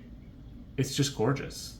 I'm sure the back is beautiful as well. It's a hand winding movement. It's been adjusted probably in 20 positions or something. Only 8.7 thick. Very, very cool. There's just no loom on it. That hurts it a lot as a pilot watch. And then there's very poor protection. Very low protection here. No protection from magnetism. Yeah, doing really poorly on... Only getting 25% of the points for protection. Total score 67. In 70th place is the Oleg & Weiss M110M. Price of $1,790. Size of 40 millimeters. And 300 meters water resistance. So it's kind of a dive watch, maybe? Hands are looking dive watchy, but then you have the triangle with the 2 dots at the top. It's trying to kind of be both. You get this compass bezel, which I think a pilot can use it. No loom on the bezel, so it's not really for timing. Loom is actually okay, which surprises me, because O&W has horrible loom on a lot of their watches. They just have these like quadrant things. They do weird things. What is this? Okay, I've been told what this is. There's a radio signal that happens like 3 minutes after the mark every 15 minutes or something. There's some reason why you want this. You want this green stuff here. And it applies to pilots or seamen, or there's a purpose to it. I shouldn't pretend like there's no point to it, but there's definitely a point. Yeah. It has an adjusted movement. Just falls under for, you know, there's a dive style dial. You should have some numbers on here. If it had numbers on here, I would probably recommend it, but I can't with the dive style. Not a great pilot watch. Score 66. In 71st place is the Ole Matheson 1919 Sportivo. Price of $1,400, size of 40 millimeters, and 50 meters water resistance. Cool looking strap, no loom, missing some of the Arabics. Only 10 thick, but yeah, falling short. Score 66. In 72nd place is the O&W M52B AF. Oh, AF. Oh, that's, yeah. It says AF on the dial. If you like that, then maybe just get it for that. But you get a plain on here. I don't think anyone says AF anymore, do they? There's no way people still say that. Charming red date. I love those. Cool, different colors of loom. Let's zoom in. Yeah, loom looks cool. I like that. Timing bezel. Pilot watch with timing bezel. 300 meters. It's got dive watch depth rating. It's only 12.5 thick, but yeah, the fact there's no numbers on the dial is really what hurts these O&Ws. Total score 65. In 73rd place is the SUF Mirsky MYE. Price of $3,249, 42 millimeters across, and 50 meters water resistance. Yeah, I included one of these so that nobody would complain I didn't do an SUF. Not a great pilot watch. It's all here. I'm not going to bore you with it. Total score 65. In 74th place is the Talker D-Day C47. Price of $1,849, Size of 42 millimeters, 50 meters water resistance. Lume is looking actually pretty good. It was so hard to find the lume shot. Yeah, since I worked so hard to find this lume shot, I'm gonna at least zoom in so you can see it. It's a little plane on the end. Oh yeah, there's the little plane. Cool. The dial's actually from something from D-Day. A ship, a plane, or something. I'm so sorry, I don't remember exactly. But each one of these is gonna look different. It's literally a piece of wreckage from D-Day. So that is sick. And that's probably why it costs so much money. Because, yeah, talker. What's talker? Cool to have a piece of history on your wrist. Total score 63. And in last place, 75th place, is the Longines Avigation Weems second setting. Price of $4,825. 48 millimeters in diameter and 30 meters water resistance. Yeah, like that 24-hour one. It's huge. 48 millimeters. I think it's the same case as that other one. You get the little button thing to open the window in the back. Why is it only 30 meters water resistance? Who knows? Yeah, and it's double the cost of that Longines Spirit. Like, I would just go for the Spirit. Spirit is a sick watch. This is really cool too. I mean, if you have a ton of money, maybe you just love this. Longines has a deep history of aviation watches. So this is cool. But yeah, it's super thick. There's no lume on it. I would be disappointed with this, I'm sure. I can see the appeal as well. Total score 62. All right, so that was it. That was the top tier. So many good watches in this top tier list. I mean, when we looked at the overview, it was just ridiculous. Over half of the watches are good grade. So, I mean, yeah, I would steer clear of the yellows and reds, personally. I know there are some cool Orises in that yellow area, but I think I would try to stick to the greens.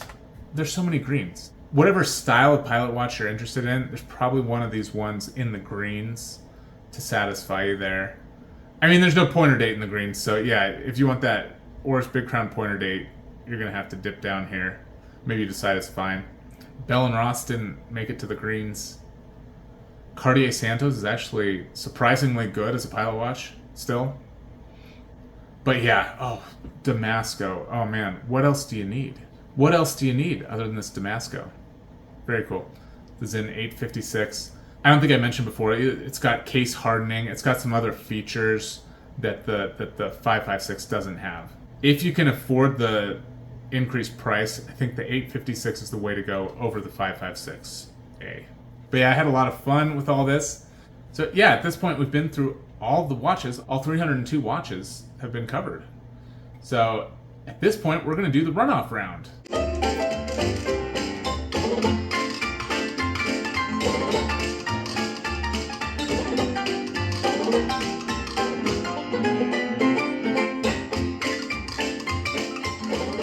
All right, top 10 simple pilot watches, runoff round.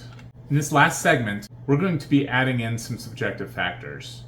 What I'm going to do is shrink down the scores and then add 25 points on top. Absolute value of 25. So starting off, first thing is brand heritage. How reputable is the brand as a pilot watch? So IWC would get top place, that sort of thing. Next we have distinctiveness. And you know what? I'm not going to explain it right at this moment. I'll explain it when we get to it.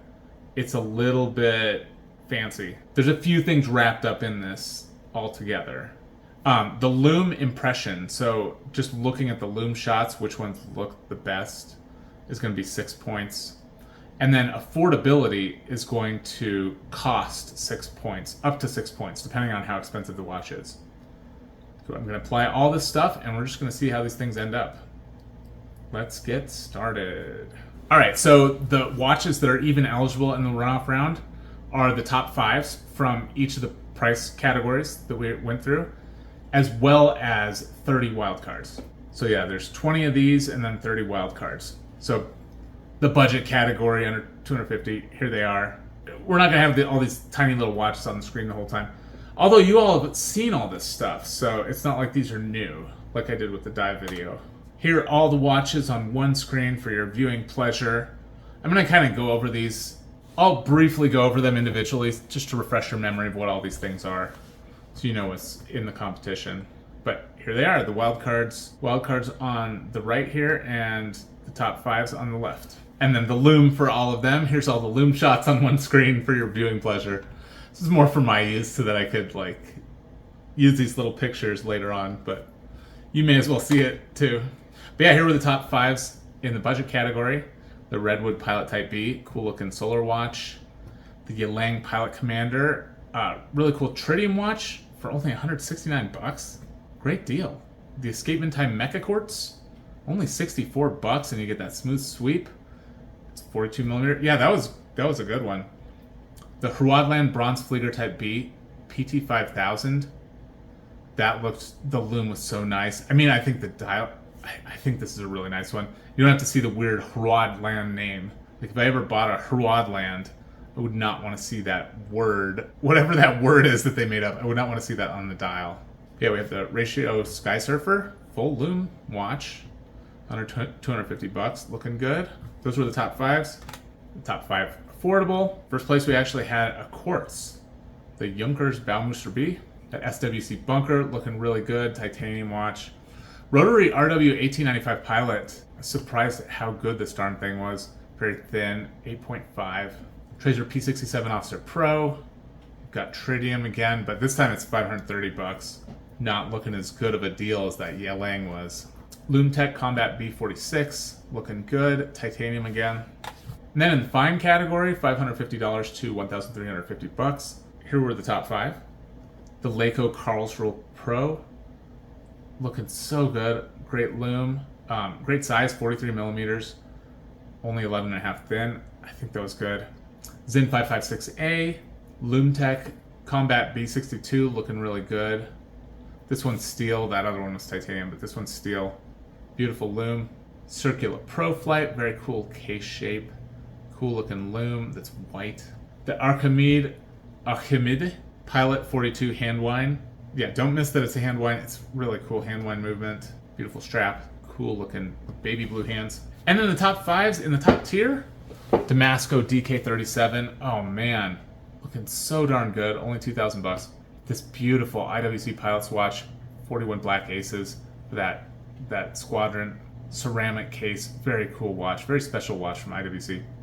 Longines Spirit. Oh man, awesome pilot field watch. You could use it as a field watch and a pilot watch. Grade 5 titanium. Beautiful. They did a great job on this. The Tourby Pilot Automatic. Tourby, who's heard of Tourby? Well, you have now. Glasuta Original, Senator Excellence. Okay, and now we have wild cards. I don't think I want to beat this all to death. You all just watch the video. But yeah, we've got the Stowa IWC Big Pilots Watch 46. I include that one because it's a famous watch. Dekla, I included a couple Deklas. Hemel deserves to be in here. Delma Big Day, yeah, this is looking really cool. I don't see any others that look just like that. Put in another Tourby. The Bertucci, I thought, you know what, let's include a little of the cheaper ones, see how they do. They usually don't do that great on these runoff rounds, but wanted to give it a chance. Put in another LumeTech. The Ventus, very unique looking one, just thought I would see how it does. Mula Glasuta at Bell & Ross. I was just talking about this. This is great. The Cartier, beautiful Cartier. Whitby Arrow, Yema Flygraph, Damasco DK36. I probably should have left that one out since we had the DK37 full lume version. It's in there. We'll see what happens. Ball Engineer Master 2 Aviator. Yeah, this is a big boy. Junkers Flieger Power Reserve. Citizen Garrison, have to include that for the Citizen fanboys, which are just, they number more than the stars in heaven, the Citizen fanboys. No offense, people. I love Citizen too. I have Citizen watches. I love them. Waltham A17 Pilot, kind of a, well, it's a wild card. It's a dark horse too. Kind of an unknown thing as far as I know. I mean, I've never seen anybody on a Facebook or a Watch Crunch or an Instagram with a Waltham A17 Pilot. Sterling Gibson, that Zenith Pilot Type 20 extra special, wearing my knockoff here, the old San Martin. The Dekla 44 Bronze here. Christopher Ward C65 Cranwell. IWC Mark 20.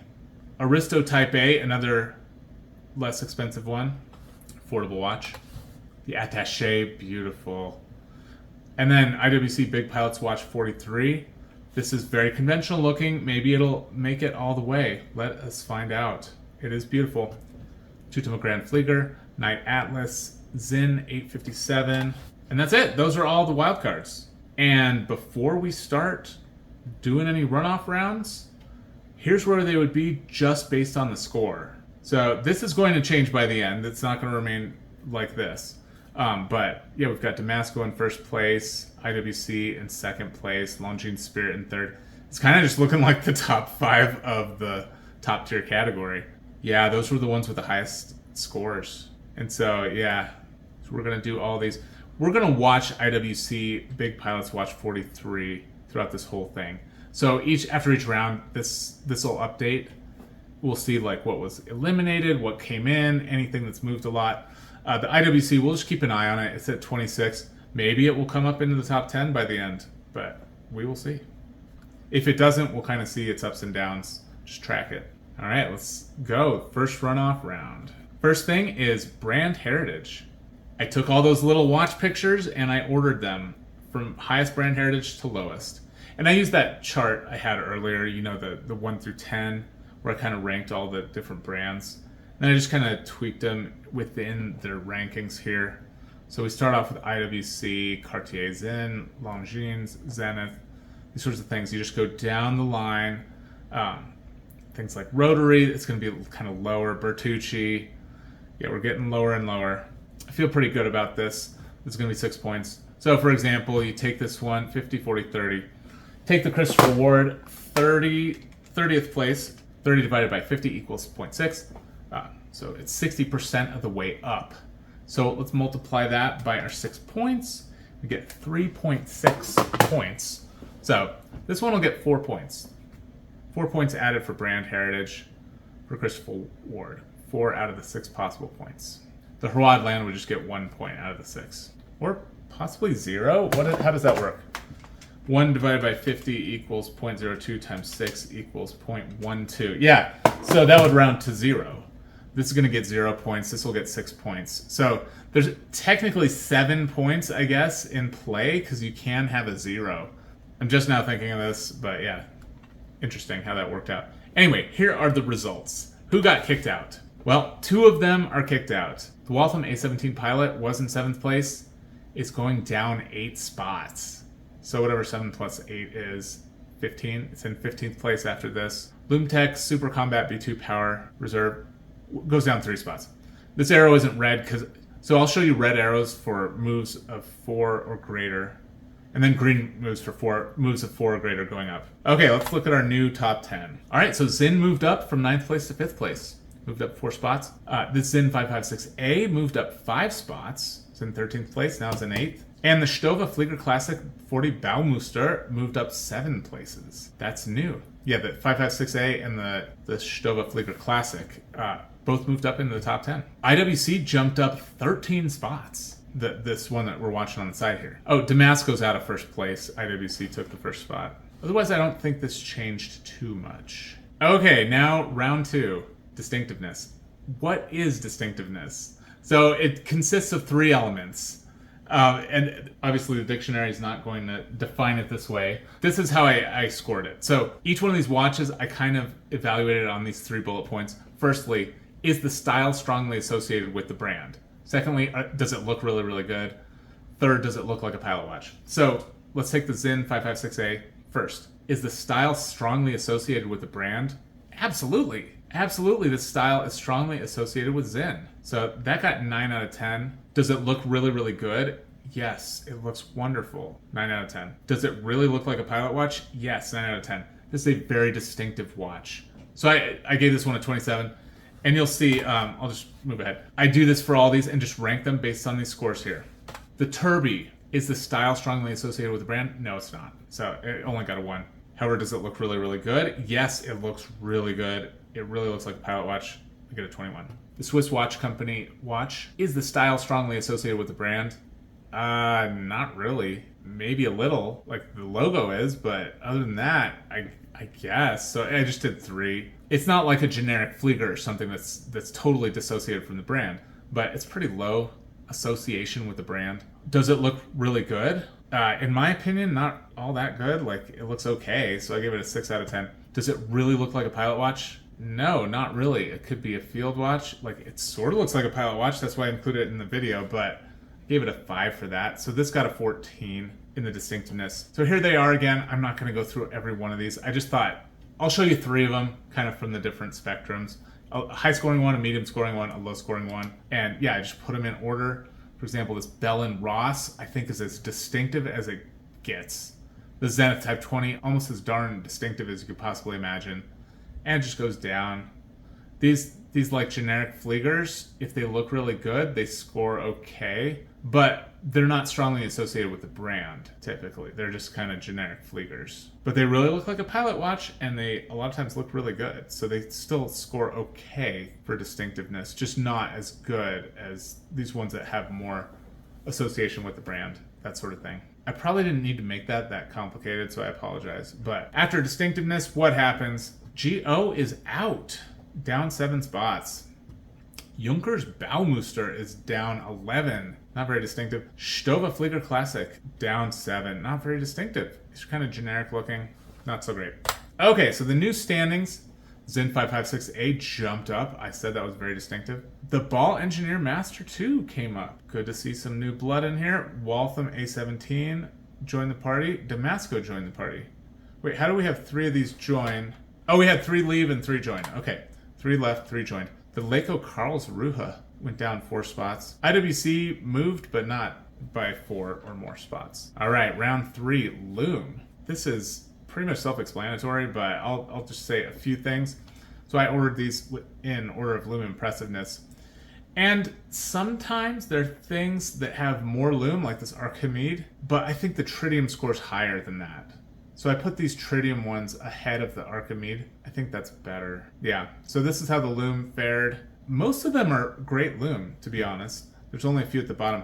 Like, to make it this far to the Runoff Rounds, they are all good pilot watches anyway. But yeah, here's the Loom one. How does it shake out? Waltham's out. Its Loom is actually not horrible, but there's stiff competition. So it's out.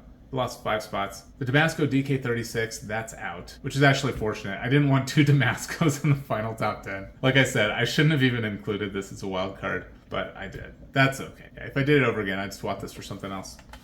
And here are the standings after round 3, after the Loom thing. 2 of them left. The 2 that came up, Loom Tech joined the party, but it did not move 4 spots. Or maybe it did. Maybe it was 11th place and now it's 7th. Is that 4 spots? Okay, there should probably be an arrow here. Anyway, Loom Tech joined the party, as did Stowa Flieger Classic again. That's got good Loom, apparently. Where is it? Where's Stowa Flieger Classic? God, look at it. Here it is. It's got good Loom. So here are the standings after the Loom thing. And the IWC actually lost a lot of points for Loom. It went down 7 spots to 22nd place. And I'm going to foreshadow because the next one is affordability, and I'll just show you the results after the affordability. I'm not going to... Yeah, we're not going to do this thing with the arrows. We're just going to show the final results. But the IWC Big Pilots Watch 43, once you account affordability into it, it goes almost to the bottom. It really goes down with the affordability thing. So that's really going to mix some things up here at the end. It's going to end in 47th place. So... yeah, the Big Pilots Watch 43 is not in the top 10. It's nowhere near close to it. It's just too darn expensive. And yeah, there's other reasons it was going down other than affordability. Loom's not great, those sorts of things. Round 3, affordability. Here's how I set this up. I kind of imagined $5,000 to be maybe the maximum someone should need to spend for a really good pilot watch. So that's the number right here. You know, if you had to spend $5,000, I think it should be a 6-point penalty. So the formula is you take the price of the watch, you divide it by $5,000, you multiply that by -6. So I'll show you a couple examples. Here's the IWC Big Pilots Watch 43. That thing is $8,950 divided by 5,000, and you get 1.8. Multiply that by -6, you get -10.8, which rounds up to 11. The penalty for the IWC Big Pilots 43 is 11. And that's why it lost 25 spaces at the end. It went down 11 points. So that's how that worked. Now let's take a less expensive example. Example number 2, the Circula Pro Flight. That has an MSRP of manufacturer's suggested retail price of $952. Divide that by 5,000, you get 0.19, which when multiplied by -6 gets you -1.1. So the penalty is -1 for the Circula. You know, all things being equal, Circular is going to come out way on top of the IWC because it's much more affordable. It's much more attainable for watch collectors. So yeah, this is similar to like a point off per $1,000, is it? No, it's a little bit more than a point off per $1,000. All right, let's see how it turned out.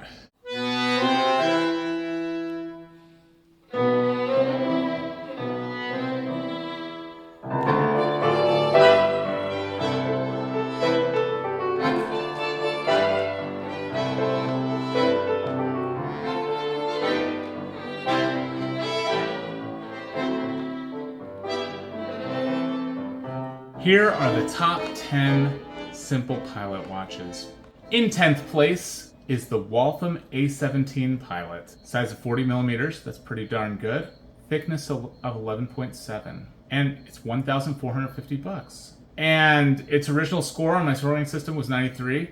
And after all this stuff we did to it, it's an 89 now. It didn't do well for brand heritage, and that's because Waltham ceased to exist. And then, they've kind of rebooted it, but it's not the same people involved, that sort of thing. Lume was not that great. I mean, Lume looks okay. There's even Lume on that second.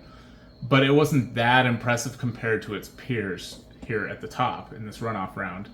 And it's a little bit expensive, but it made the top 10. I think it looks so good. Oh man, I'd love to see one of these things in real life. In 9th place, we have the Stowa Flieger Classic 40 Baumuster. Size of 40 millimeters, thickness of 10.2. Beautiful. Price 1,139 bucks. This is attainable. This Stowa is actually an attainable watch. It looks so good. So yeah, original score was 89 and it ended up back in that same place. High brand heritage. Not very darn distinctive whatsoever, but it has really good lume and it's not that expensive. So after the adjustments, it came out pretty much where it started. This is a good spot. And this is a good point for me to mention. The scores on the screen, like this one's an 89, that one's an 89. These are all like decimals forever. All these numbers here had a ton of decimals on them. I just took them off to make it easier to look at and comprehend. But yeah, this one was like 89.375, and then the other one was 89.214 or something. So like all these are ranked according to how they came out. I did not mess with this at all. I tinkered with these variables to get a result that sort of made sense to me. I wasn't picking winners and choosers individually. The scoring system is how this came out. Tried to do it as objectively as possible, even though there are some subjective elements to how these are ranked. The result at the end is these are all good watches. I came up with 10 really excellent pilot watches, and here they are, of course. In 8th place is the Sinn 556A. Size of 39 millimeters, thickness of 11, not too thick, and price $1,340. And this is the one with the red second hand. The RTS, darn it. The red looks so good, especially with this strap that you can get stock. Looks really good. I mentioned that the 856 has some extra technologies. It has a hardened case. It also has dehumidification, which this 556A does not have. It also costs $200 more. I didn't want both of those two watches in the runoff round. Maybe I should have done the 856. I think it would have come out about the same. In any event, Sinn 556A is the number 8. Very, very distinctive. Great brand heritage. Lume is a weak spot for this one. There's no second lume. That's my number 8. In number 7 is the Tourby Pilot Automatic. And this is the Type A. Size of 43 millimeters, 13 millimeters thick, and the price is $1,791. Yeah, it's thicker than I want, for sure, but it's not totally crazy. Like the IWC that was 14 and a half. Like, this is pretty darn close to the average being 12 millimeters for pilot watches overall. It's close. Nice second lume. Great lume on this thing. Beautiful looks to it. And they show you, so they've got this picture for their product image. They also include a ton of pictures at all these other different angles, so you can see how the watch kind of looks from all these different angles. And it looks good. This is a nice watch. Brand heritage was kind of not high whatsoever. That was my number 7. In number 6 is the Ball Engineer Master 2 Aviator. And then there's the designation there. Size of 46 millimeters. Yes. Thickness of 13.3. No. Price of $1,815. Yeah, these tubes are gonna be so darn nice, these flat tubes. It's kind of nice to have a day date as well. And yeah, you get your standard Arabics here. I think this is a really neat one. It has protection against magnetism, protection against shock. It's a very robust watch, a tool watch. And that tritium is gonna be so nice. You get an orange hand at the top for orientation in the dark. It's just gonna be wonderful. Very big ones, you gotta be in on that. Which I am, but yeah, we've got some smaller ones in this top 10, so I can be happy about this 46. In 5th place, this was kind of a surprise. The LumeTech Combat B62, size of 39 millimeters, thickness of 12.9, and price of $795. This is the cheapest one in the top 10. Lume looks really good. I would definitely watch a review to make sure that Lume holds up. These LumeTech watches are good pilot watches, at least according to my scoring system. I think this had some extra protection as well. Yeah, this had anti-shock protection. No anti-magnetism though. Total score 91 at the end, adjusted score. In 4th place is the Longines Spirit. Size of 40 millimeters, thickness of 12.2, and $2,750 for the titanium 40 millimeter version. They make smaller ones, 37 millimeters. I mentioned before, one of these ones did really well in my field watch video. So pilot watch, field watch, Longines can do double duty. You get a chronometer. Yeah, this one is so cool. The lume is actually really nice on this too, and you do get lume on that second hand. And it's a pip instead of just a lume stick, so that's gonna last longer than some of these other ones. Very nice. In 3rd place, this was originally in 1st place. First time I went through all this stuff.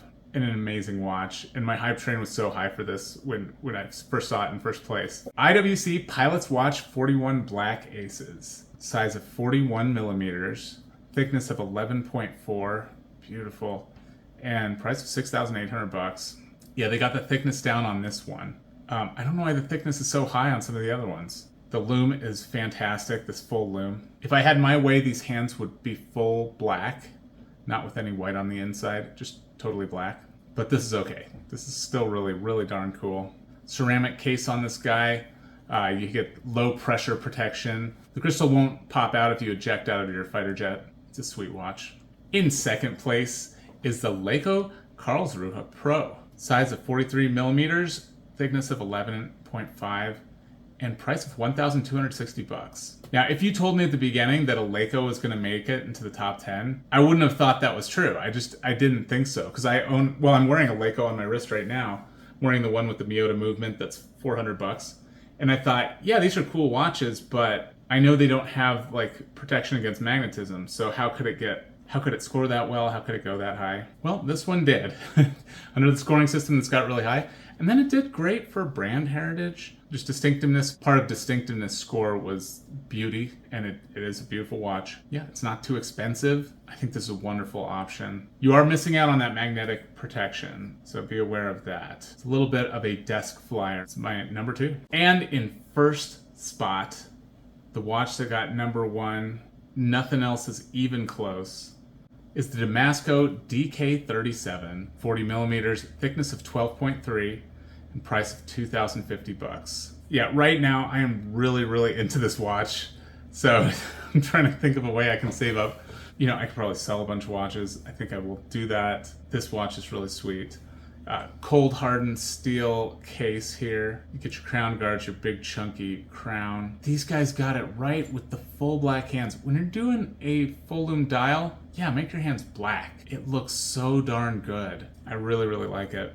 It has that low pressure protection that the IWC had. Yeah, I believe the Sinn 556A actually has that too. Has that anti-magnetism. Really nice looking shape here. These lugs look good. The strap looks really nice too. Yeah, I just really like this one. It's not too crazy expensive.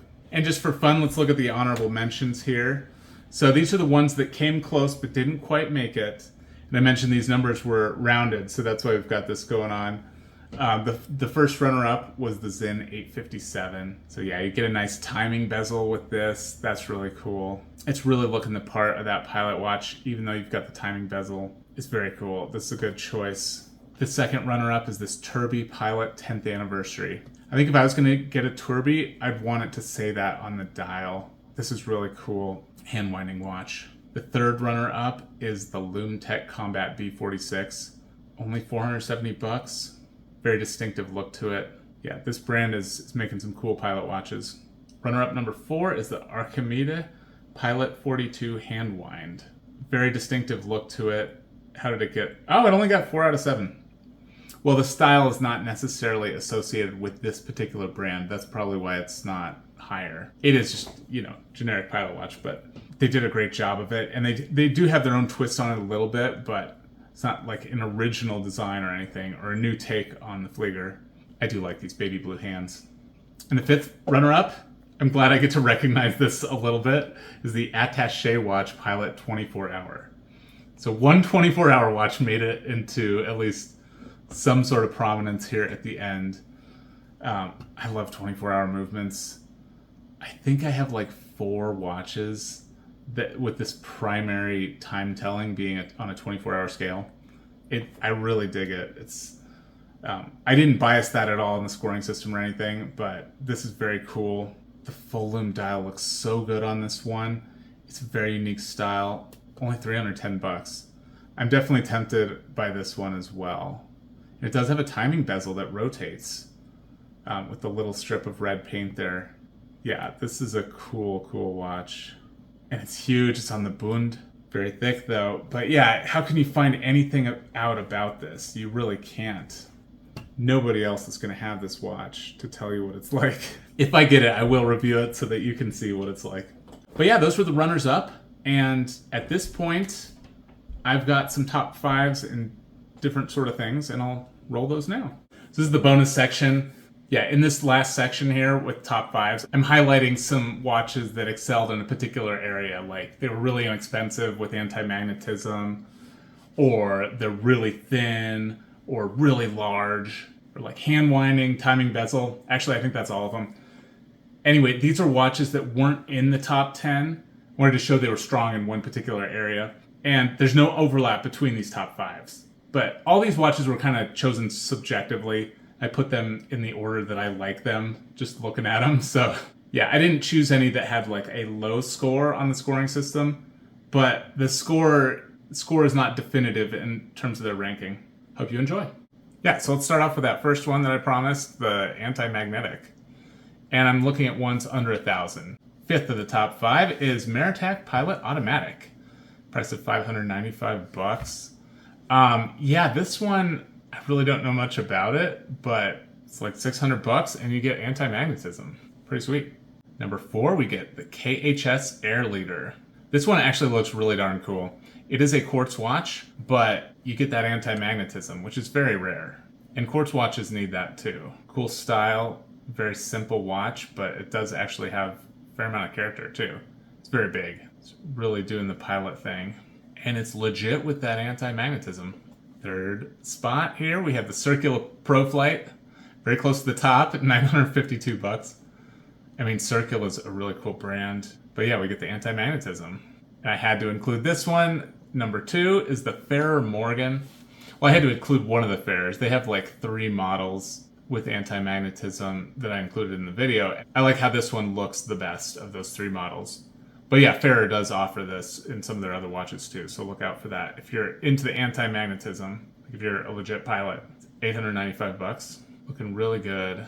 And the number 1, the whole reason I wanted to draw out some of these top 5s was this one. And it's the Gavox Curtis P40.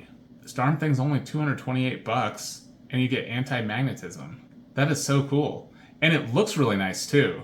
I'm trying to justify adding this to the collection, because I have cheaper ones that kind of look like this, and if I was starting my collection from scratch, this would have been the first one.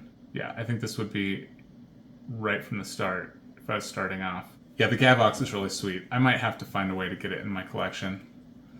Maybe get rid of the Laco, put in the Gavox. That just seems wrong though. So those were 5 awesome anti-magnetic watches under 1,000. All right, the next one. I'm going to be looking at thin watches, 9mm thin or less. I mean, I could have set this smaller, but I still wanted to get ones that were good in other ways as well. So I set it at 9mm. We have 5 sweet ones here. Number 5 is the Sterling Aeronaut 3916. It had that really cool date thing going on. Only 9mm thick, and it's 43. I think this is going to be really good looking. Only $69 too. Number 4 is the Momentum Flatline. Pebble case on this deal, 9 millimeters thick. Yeah, both of these two so far have been quartz. Quartz is a lot thinner, so that makes sense. Number 3 is the Wenger Attitude. All these numbers ending in 101. It's another quartz. It is $200 and also 9 millimeters thick. Number 2 is the Rotary RW 1895 Pilot. It's 8.5 millimeters thick and it's an automatic. How did they do that? I really wonder. This rotary, it says commando on the dial. It's so thin. And yeah, there's other colors you can get with this. But how did they make it so darn thin? Very cool. Yeah, this rotary is a standout. Well, that's why I'm including it here in these like bonus sections, these top 5s. And in number 1, I have the Lange Edition 1. This is the thinnest one in this list at 8.4. Very thin watch, beautiful. But yeah, it's gonna be out of most people's price range. 3.8 G's. It's a lot of G's. Beautiful watch though. All right, so those were the best thin ones. Now let's do the best big watches. 46 millimeters plus. Number 5 is the MWC XL Military Pilot. I mentioned their pictures are pretty bad. It's in some darkened room, some bunker with a flickering fluorescent light. That's where they took the picture. Yeah, quite big. It's also thick too. A lot of times you get thickness with the wide diameter. We're definitely seeing that here. It's a large watch, 46. Number 4, the Aviator Bristol Scout. Looks really good. There's a black one as well. Thought this cream colored dial looked really nice. And yeah, it's very big. It's 46 millimeters. Look at these huge lugs too. This is going to be prominent on your wrist. That is for sure. Number 3 is the Attaché Watch Pilot 24-hour. Yeah, I've decided I have to add this to my collection.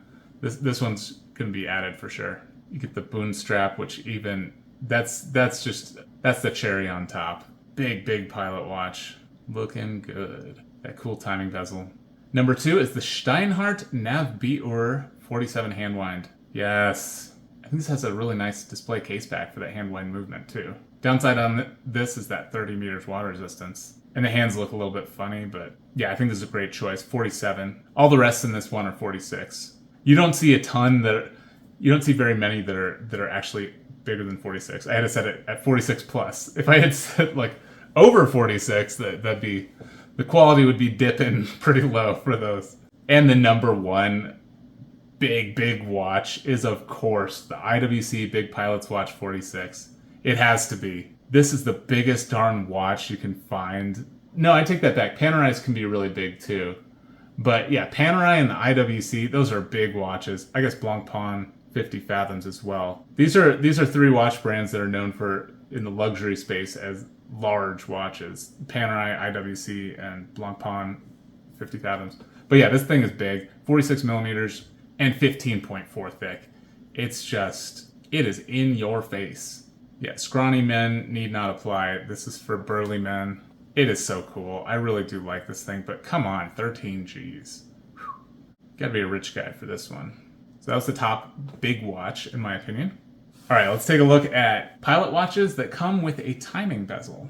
Not a dual time bezel. Dual time was excluded from this entire video, but a timing bezel. Number 5 is the Notice Sector Pilot.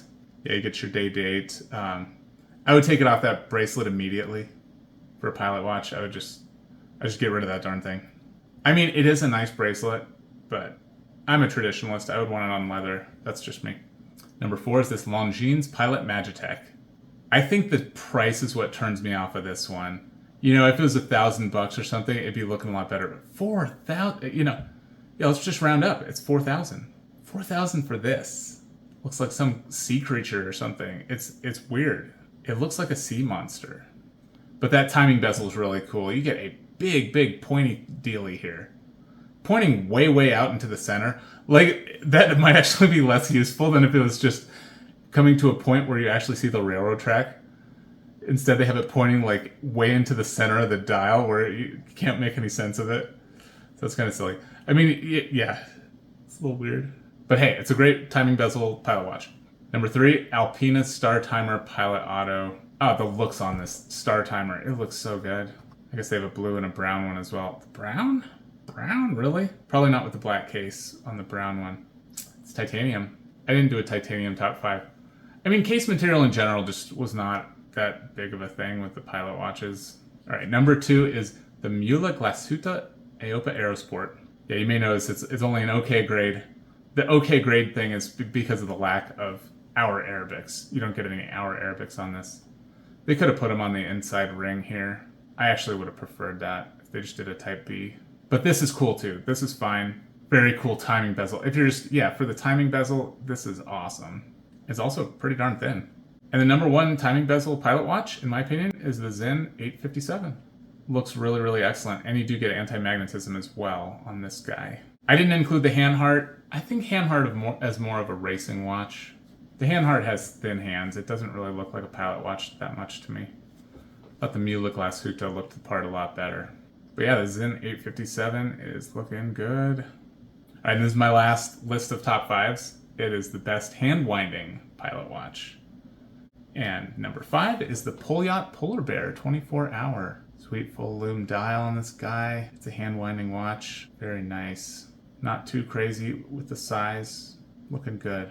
Number 2 is the San Martin Bronze Small Seconds. Very cool to see an affordable option. Tried to kind of put an affordable option in each of these top fives. This one's also pretty darn thin, 9.8. That's good. Yeah, a lot of these hand-winding ones just are thinner anyway.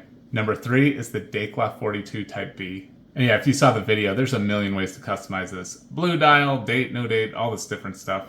I put this one on here. I'm just trying to show different ways you can deck these things out. This looks pretty cool to me. I probably should have done the black strap instead of the brown on this one. But yeah, this one's pretty thin. Not your traditional hand-winding look, like with the small second thing. It's just a Type B, but you can get it with that hand-winding movement, which is very cool. There's also some Laco hand winds. I don't have a Laco in this top 5. Number 2 is the Archimede Pilot 42 hand wind. Why do I feel the need to say it that way? Archimede. Really cool lume on this. I like the baby blue. I already said all that stuff 12 times, so I apologize for repetition. Yeah, this thing's pretty thin. It just looks beautiful. Looks wonderful. That hand wind. There's something about a hand winding watch. It's just really pleasing. I mean, I wind up my watches in the morning. When I grab an automatic, I'm winding it up anyway. There is something different about a hand wind. You're turning that crown and you're feeling it kind of ratchet and pull back on your fingers. It's so good. I really, really enjoy a hand winding movement. And then if you have a display case back, you just get to see more of that movement. You don't have that huge rotor blocking it. It's so simple looking and beautiful. So yeah, this is really cool, the Archimede. The number 1 hand-winding pilot watch, in my opinion, is the RGM 150P Pilot. Look at that onion crown. It's looking nice. I mean, this whole thing is just drop-dead gorgeous. 10.5 thick. Looking really good. In my opinion, that's the best hand-winding. And that's it for the pilot watch video. And if you've watched my videos before, you know that at the end of these videos, I always talk about the Bible. So that's what I'm going to do now.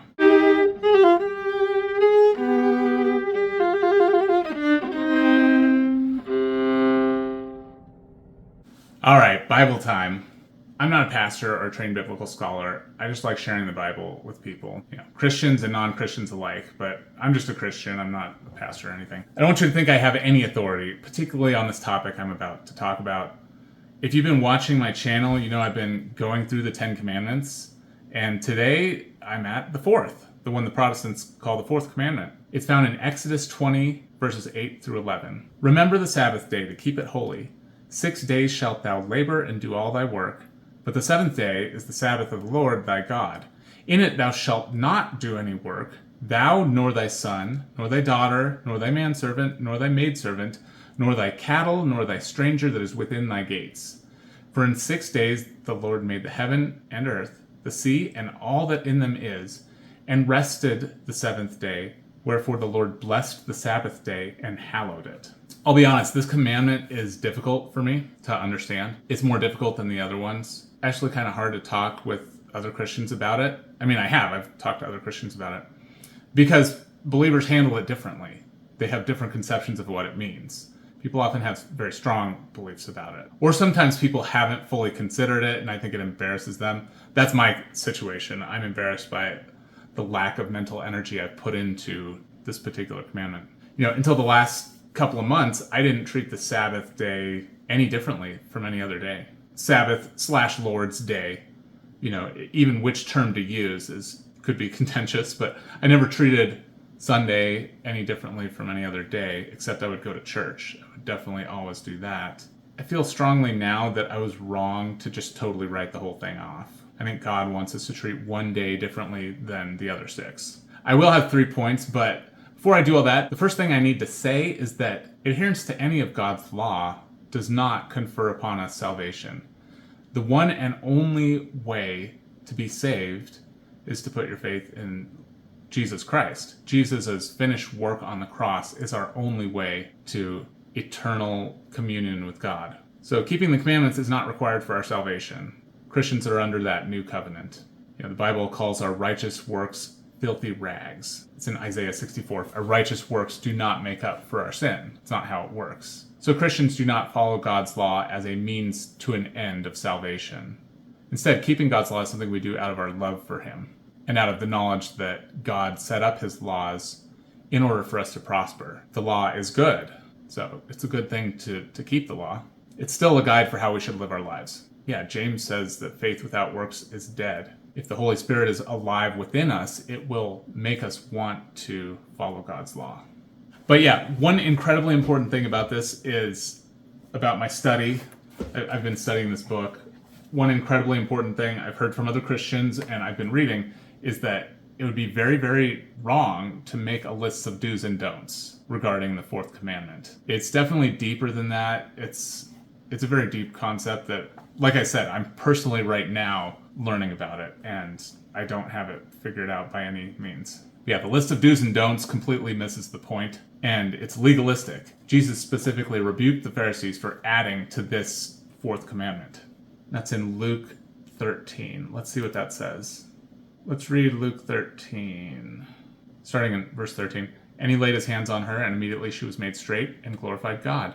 And the ruler of the synagogue answered with indignation, because that Jesus had healed on the Sabbath day, and said unto the people, There are 6 days in which men ought to work. In them therefore come and be healed, and not on the Sabbath day. The Lord then answered him and said, Thou hypocrite!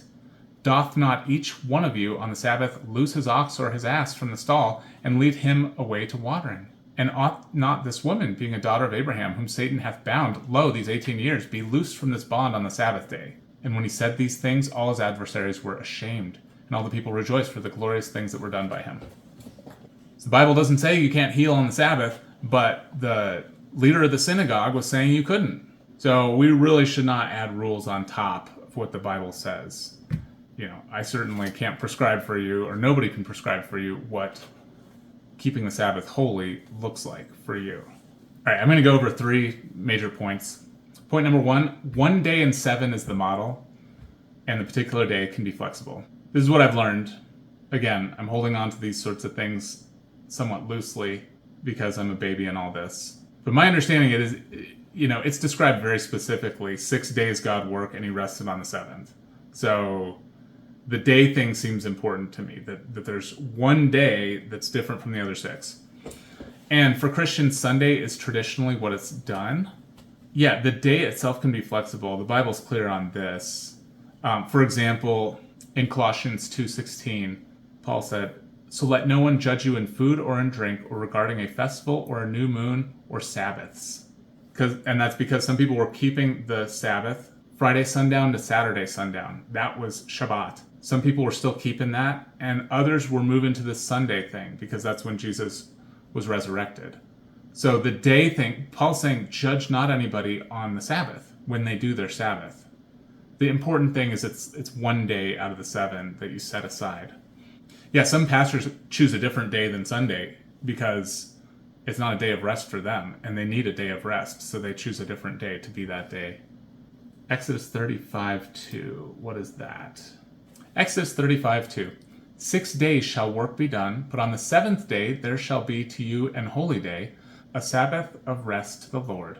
Whosoever doeth work therein shall be put to death. You shall kindle no fire throughout your habitations upon the Sabbath day. Very serious. Yeah, and how is this reconciled? So this book goes into it, and it's a bit over my head. Honestly, I read the chapter twice on this, and I think I need to read it a 3rd time because I'm starting to get where he's going with this. But apparently, and this is just regular old Bible study, there was a time and a place where there were very, very strict requirements. There's other commands that prescribe the death penalty if you break the command. And apparently this was for a very specific time in Israel's history, this judicial system, setting up the laws of Israel. And we're not under that now. That did not continue forever. The death penalty is not still prescribed for someone who breaks the Sabbath. Like I said, we're under a new covenant now as well. But that just illustrates that it's really important. But my first point, 1 day in 7, that's why I read the passage. You can't take out the death penalty thing, though. It's in that same verse. So I wasn't going to just chop off part of the verse. But my point is, on this first one, is just that I think we can choose any day to be the Sabbath. For me, I think it's important to just keep it the same week to week, not be changing it up just willy-nilly. So for me, Sunday is a good day. That's what I've chosen to be my Sabbath, the Lord's Day.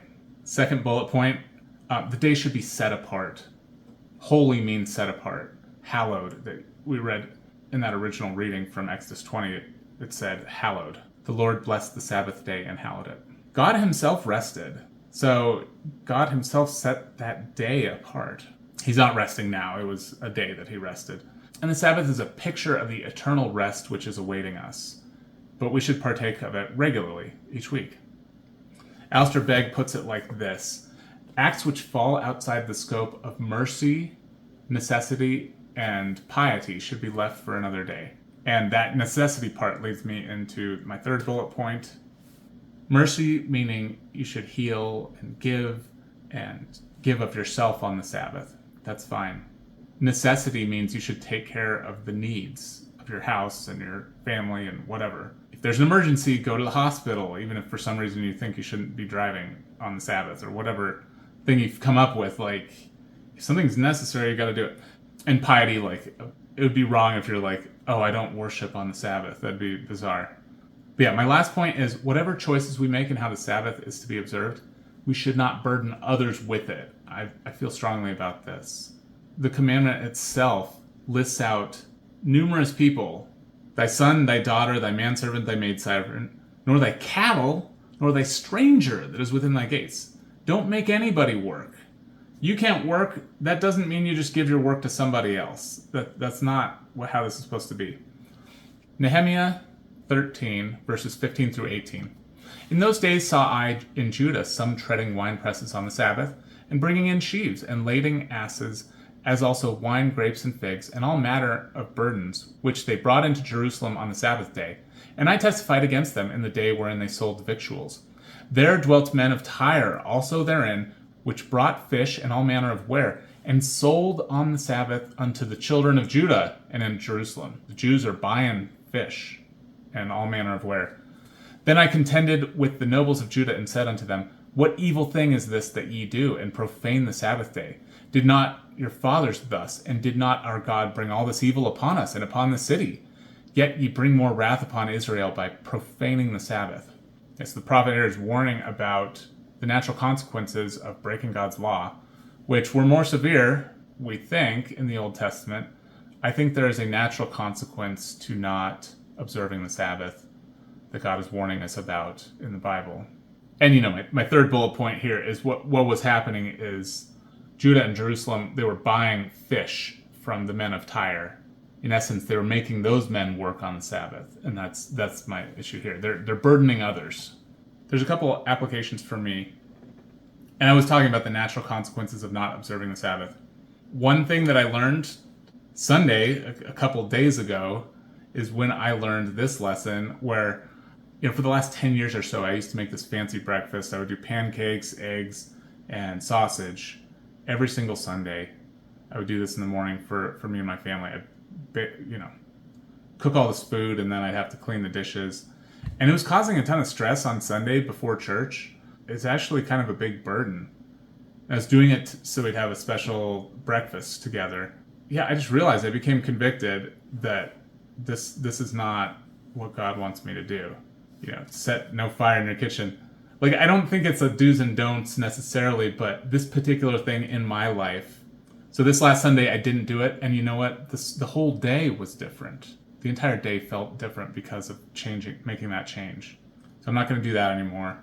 I'm a musician. I'll take gigs. I never used to think about what day I would take a gig on.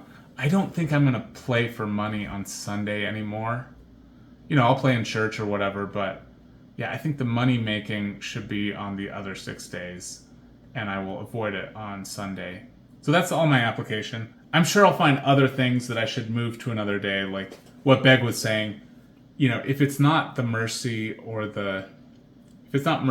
necessity, or piety, move it to another day if you can, is what his suggestion kind of just. He also was not wanting to be too prescriptive or mandate anything.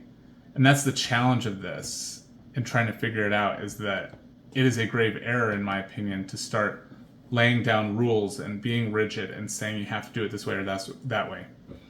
But in order for me to observe the spirit of the Sabbath, I think I probably shouldn't mow the lawn on Sunday. You know, I could mow the lawn on Saturday, or like another day of the week, a day of the week that's a work day.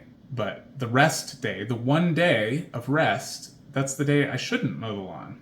And I don't know, as my kids get older, I don't know if I'll do sports on Sunday or have them do homework on Sunday. Like, yeah, I don't know. Just have to pray about it and that sort of thing. Because it shouldn't be a burden. I don't think the Sabbath should be a burden. Jesus said, Sabbath was made for man, not man for the Sabbath. So I still have a lot of questions about this. And yeah, there shouldn't be a list of do and don'ts. Don't make a list. That's a do and a don't. Not just being silly. So what do you think? What does the fourth commandment mean to you? Yeah, my hope is that Christians, myself included, will treat it a little bit more seriously.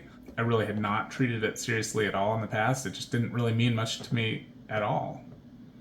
And I do have a lot of Christians in my life that do lead a good example of they take a day of rest and it is meaningful and important to them.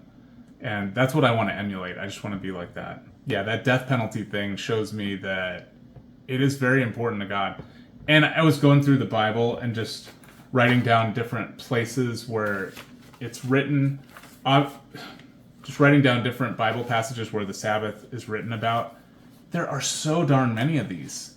Like, it comes up again and again and again. And Nehemiah, it's just saying, look, you brought God's wrath upon you for not observing the Sabbath. When you don't follow God's law, bad things are going to happen. So I think it is important. Again, I'll reiterate that we are saved by the blood of Jesus. We are not saved through our works. And now for a prayer. Lord, thank you for convicting me that the Sabbath is important, that I need to pray about it, and I need to seek your will with the Sabbath day. And I pray that others would also seek your will for how to observe the Sabbath. I pray for your kingdom to come. Pray for your reign to begin. And I thank you for everything you've given to us. Pray all this in Jesus' name. Amen. Now may the Lord of peace himself give you peace always and in every way. The Lord be with you all. See you on the next video. And I know that he'll be with me, will be with me too.